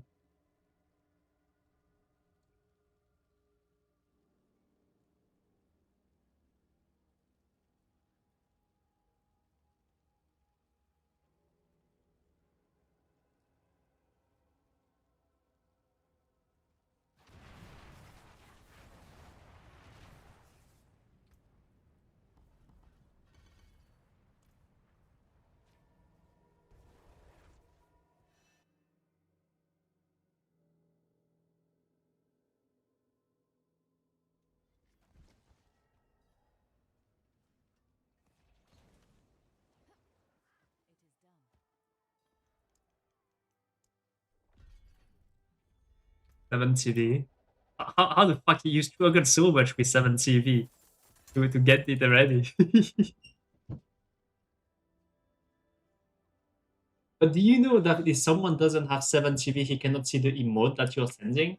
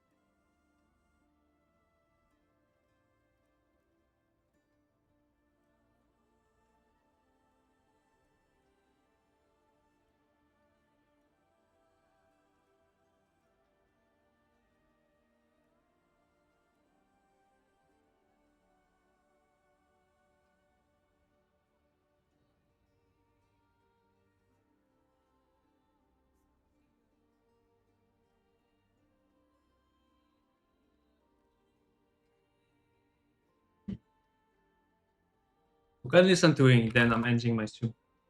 I got some other stuff to do. Don't forget to give me feedback about the website. Really, really, really important.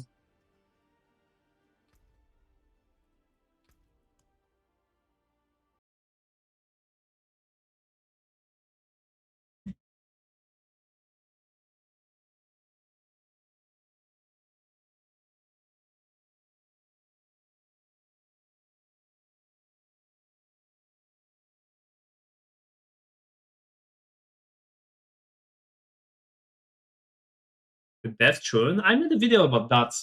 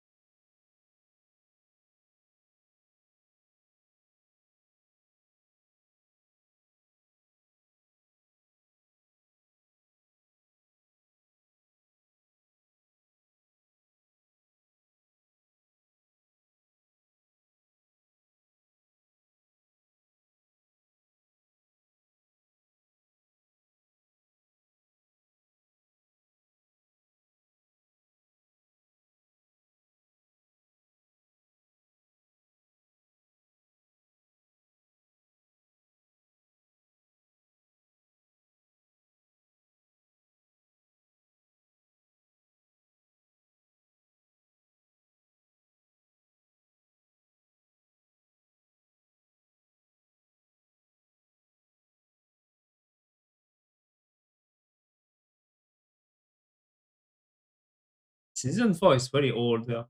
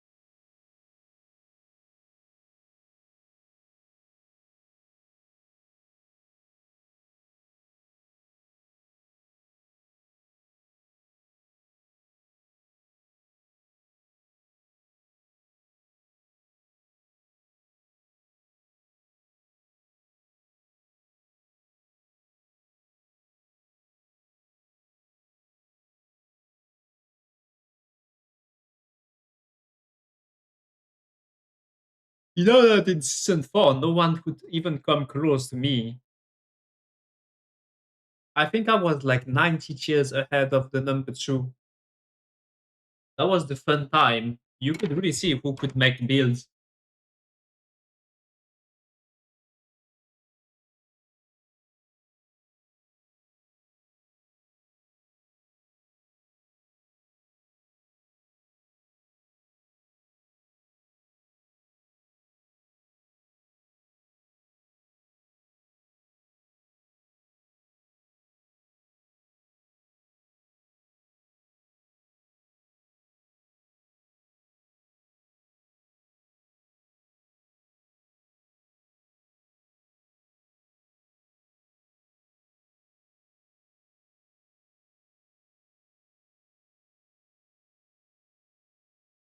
Season 8? Which was season 8?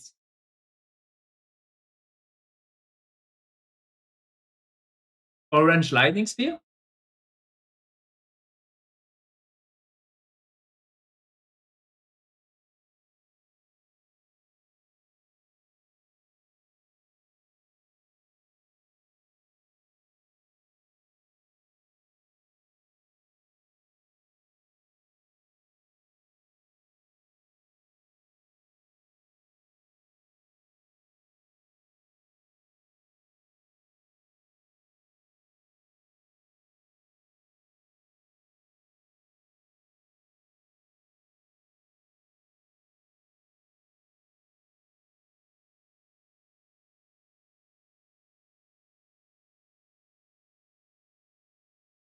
I really liked season 9. The season 9 with Hydra Queen was so good.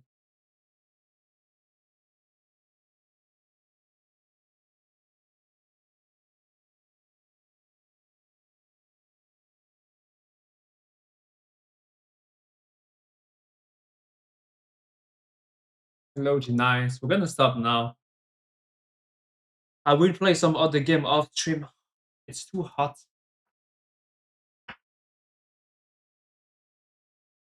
You love this video from all the past season?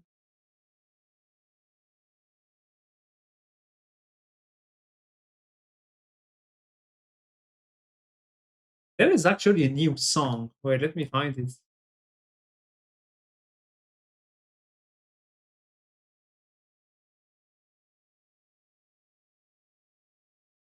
What is that? He made a new song, by the way. That's pretty funny.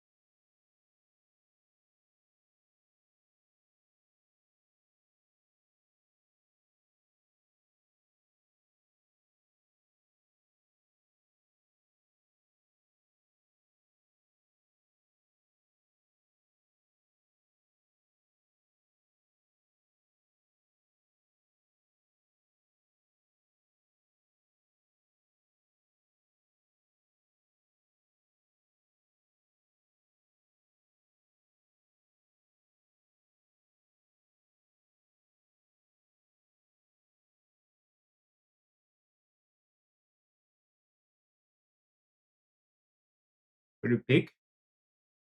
I don't know.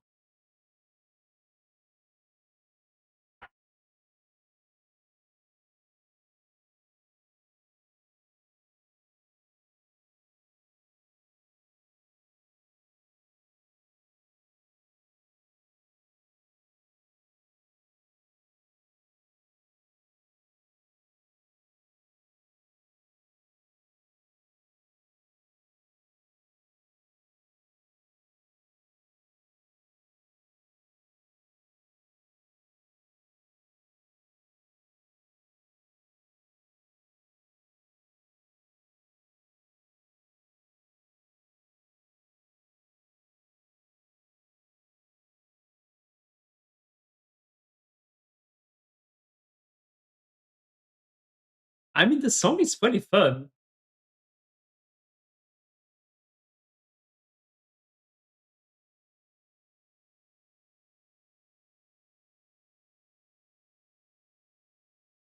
I'm not sad. I can just play any class. It doesn't matter to me.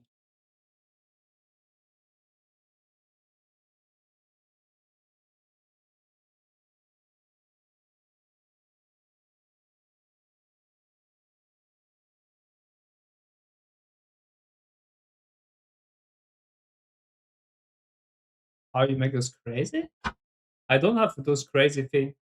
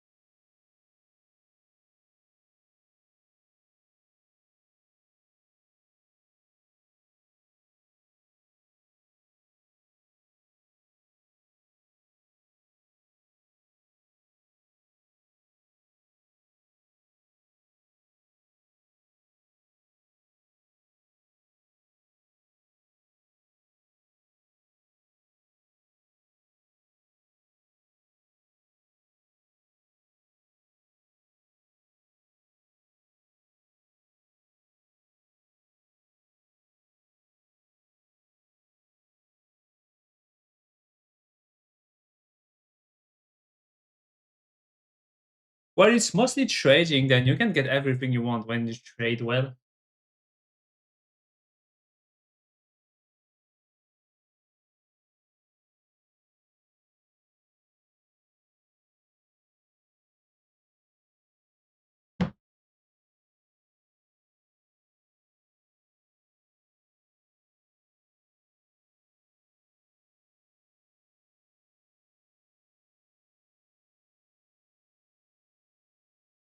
Oh, that's actually super funny. What did he do? That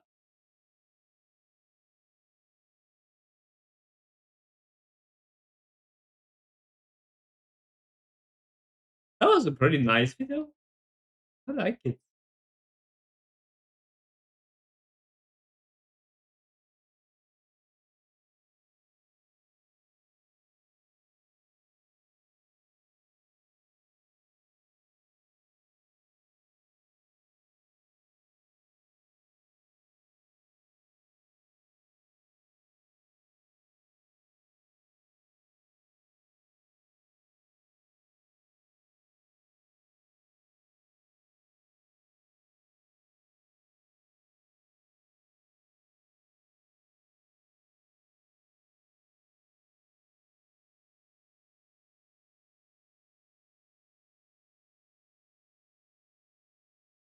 Isn't it the same?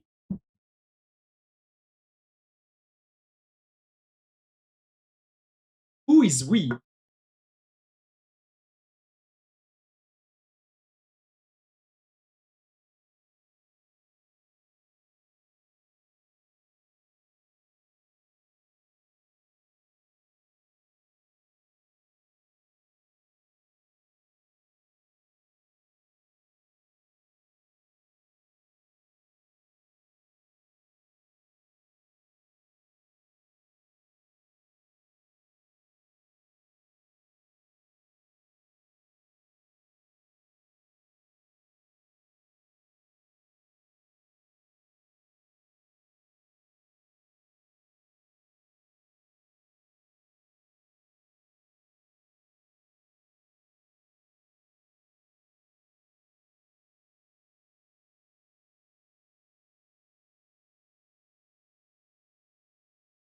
really hard to decide. Just play whatever I play. That's probably the best bet. So just playing what I play guaranteed you to play one of the strongest thing in the game.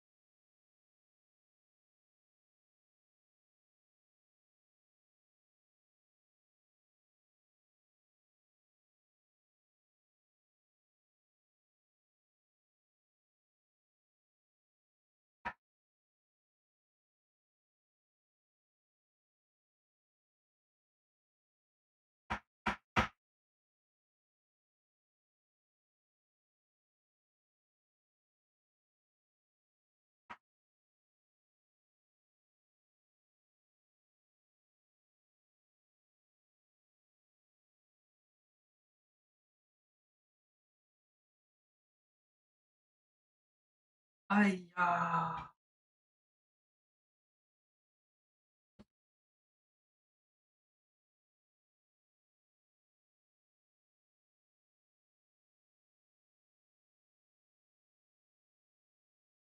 Well, if they don't fix the rogue, I'm playing rogue next season. It's gonna be the occasion to play rogue.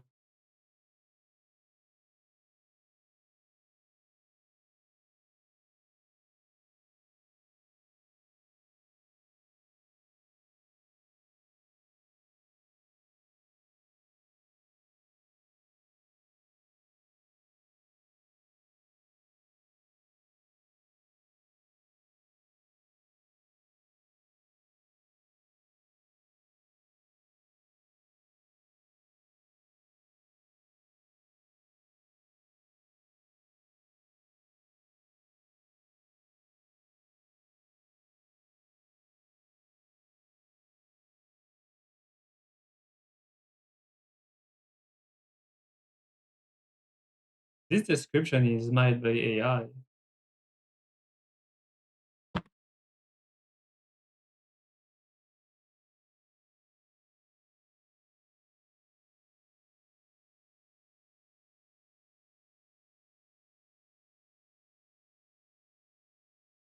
Oh, it's so hot in here.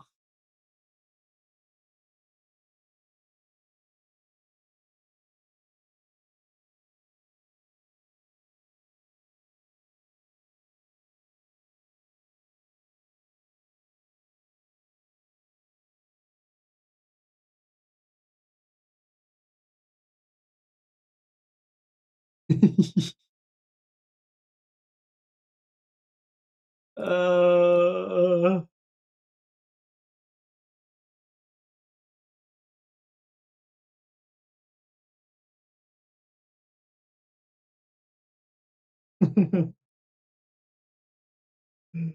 uh...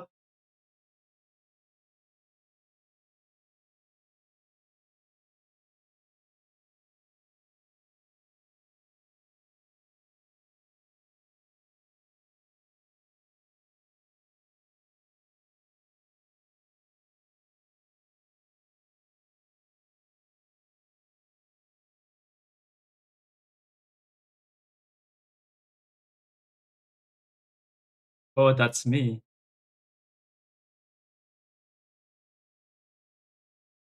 Look, that's my name.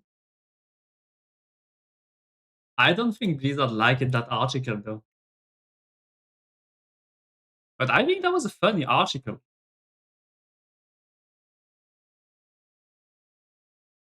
As a full dedicated team helping him, not one sleepless sock.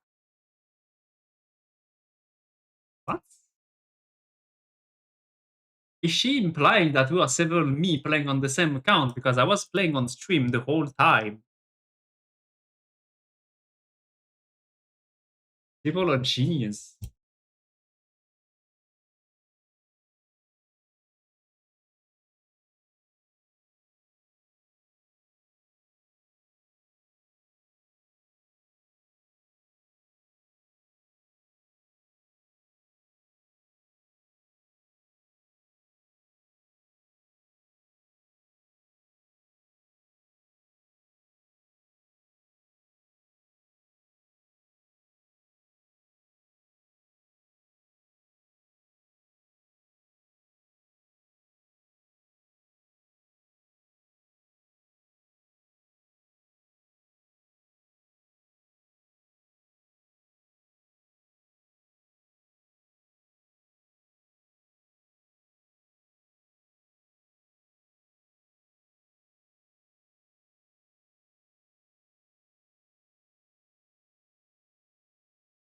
Bro.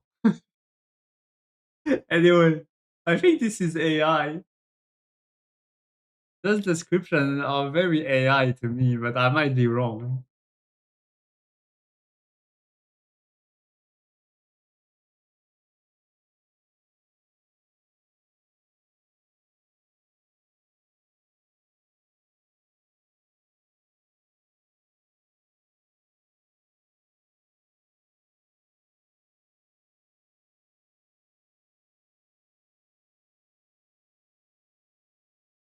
Okay, shots. How many hours or how many days do I need to one-shot that boss in C12? How long would that take us?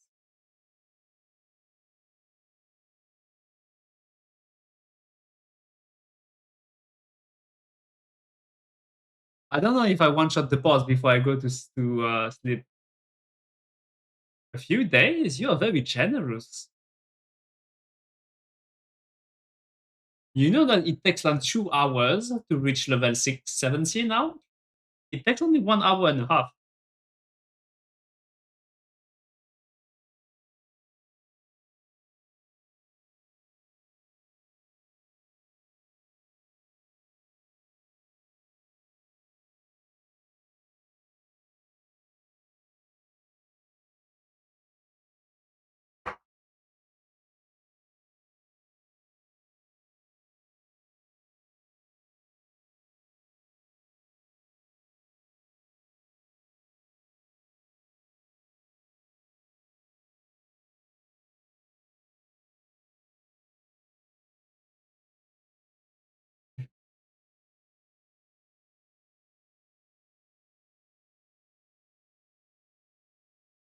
I wanna get that Halo. Do you need to be number 1 to get the Halo or not? I don't know if I wanna go through the pain of getting rank 1.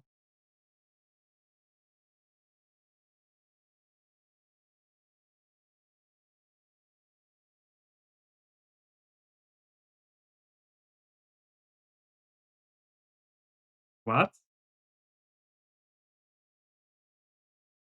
Yeah, those wee guys gonna have it 100% and they're gonna brag about it, bro. When you're gonna try to say that you're higher rank, they're just gonna tell you, I have the Halo too, bro. Shut up.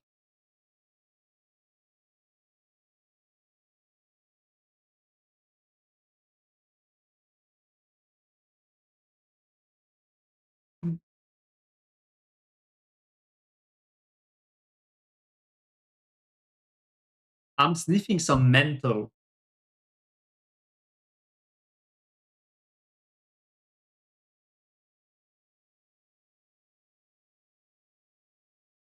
Wait, why the sorcerer is fucking Mercy main?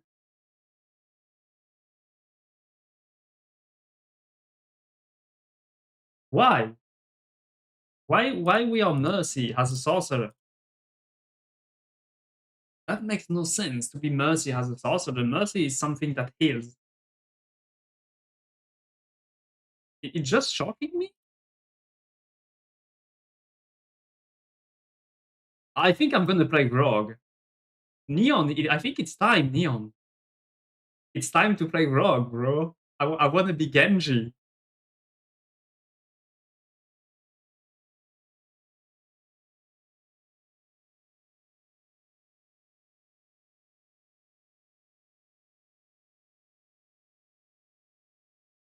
This is the Bob, I assume?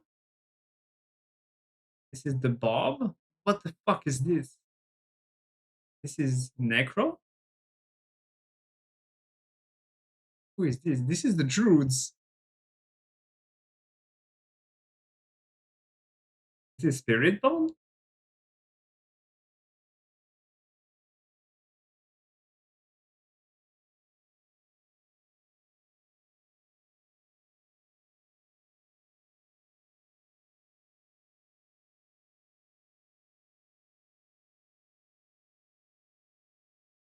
Now Mercy is the sorcerer.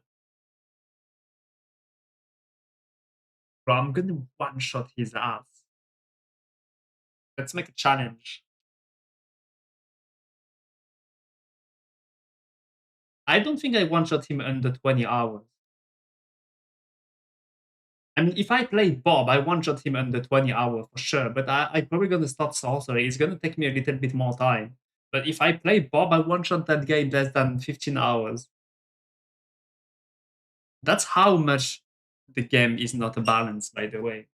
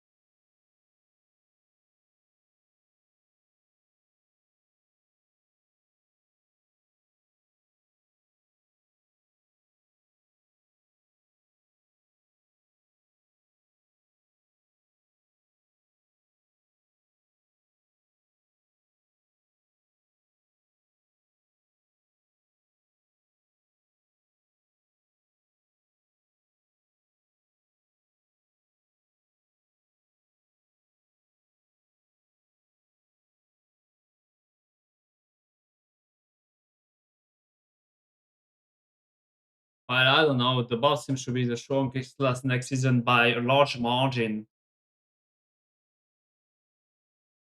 I don't know if anyone quoted me from Lord of Hatred when I said that they're gonna destroy the sorcerer without compensation. I called it. I said that they're gonna do it, and they did it.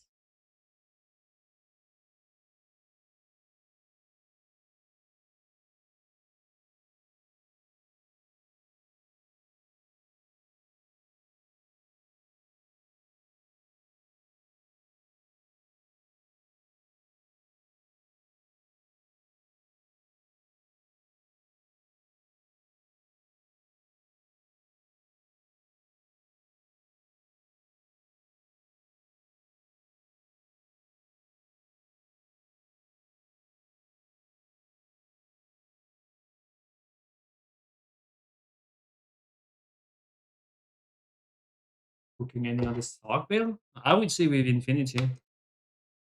We'll see what we do.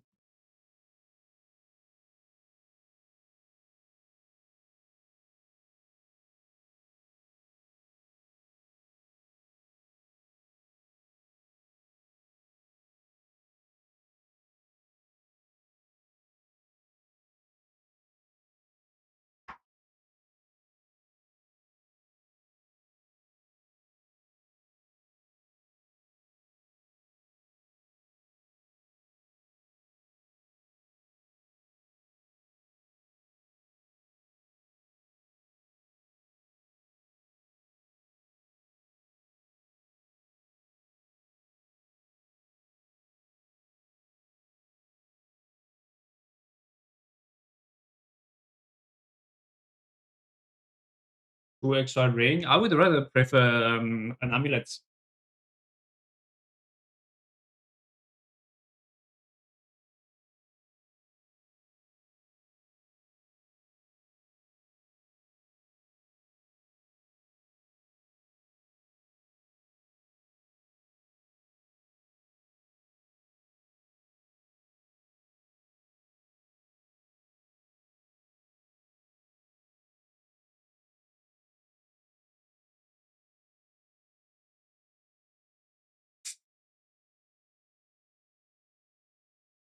Anyway,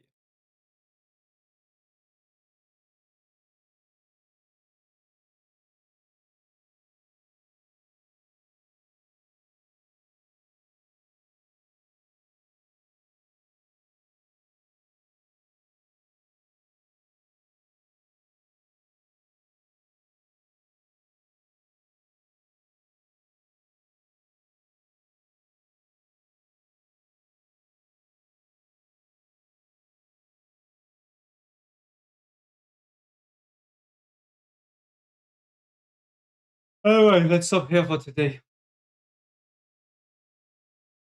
Who we gonna raid?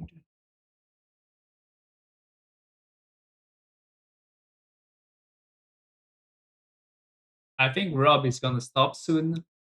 We'll probably go to our friend mods.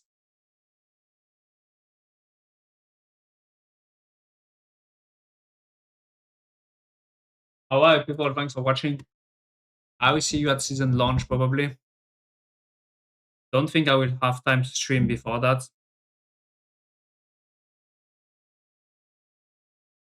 Have a good one, everyone. Thanks for watching. Yo, Neon, can you send me a DM on Discord? I have something to ask you. It's important. I need to ask you something, Neon, on Discord. I'm not gonna sleep. I'm gonna play a game off stream. But thank you, Leia.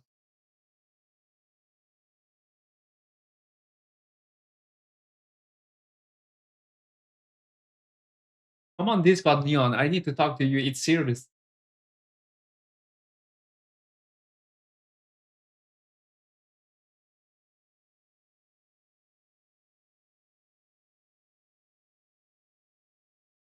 I need to add you as a friend first, then I need to ask you something.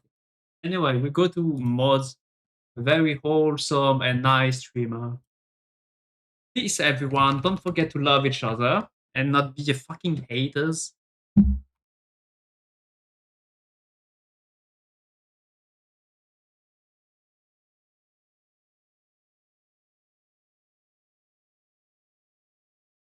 You always be toxic.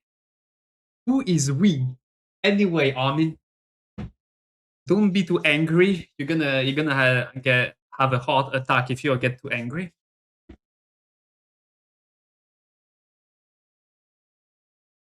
We don't like this. We don't want this, bro. But who is we?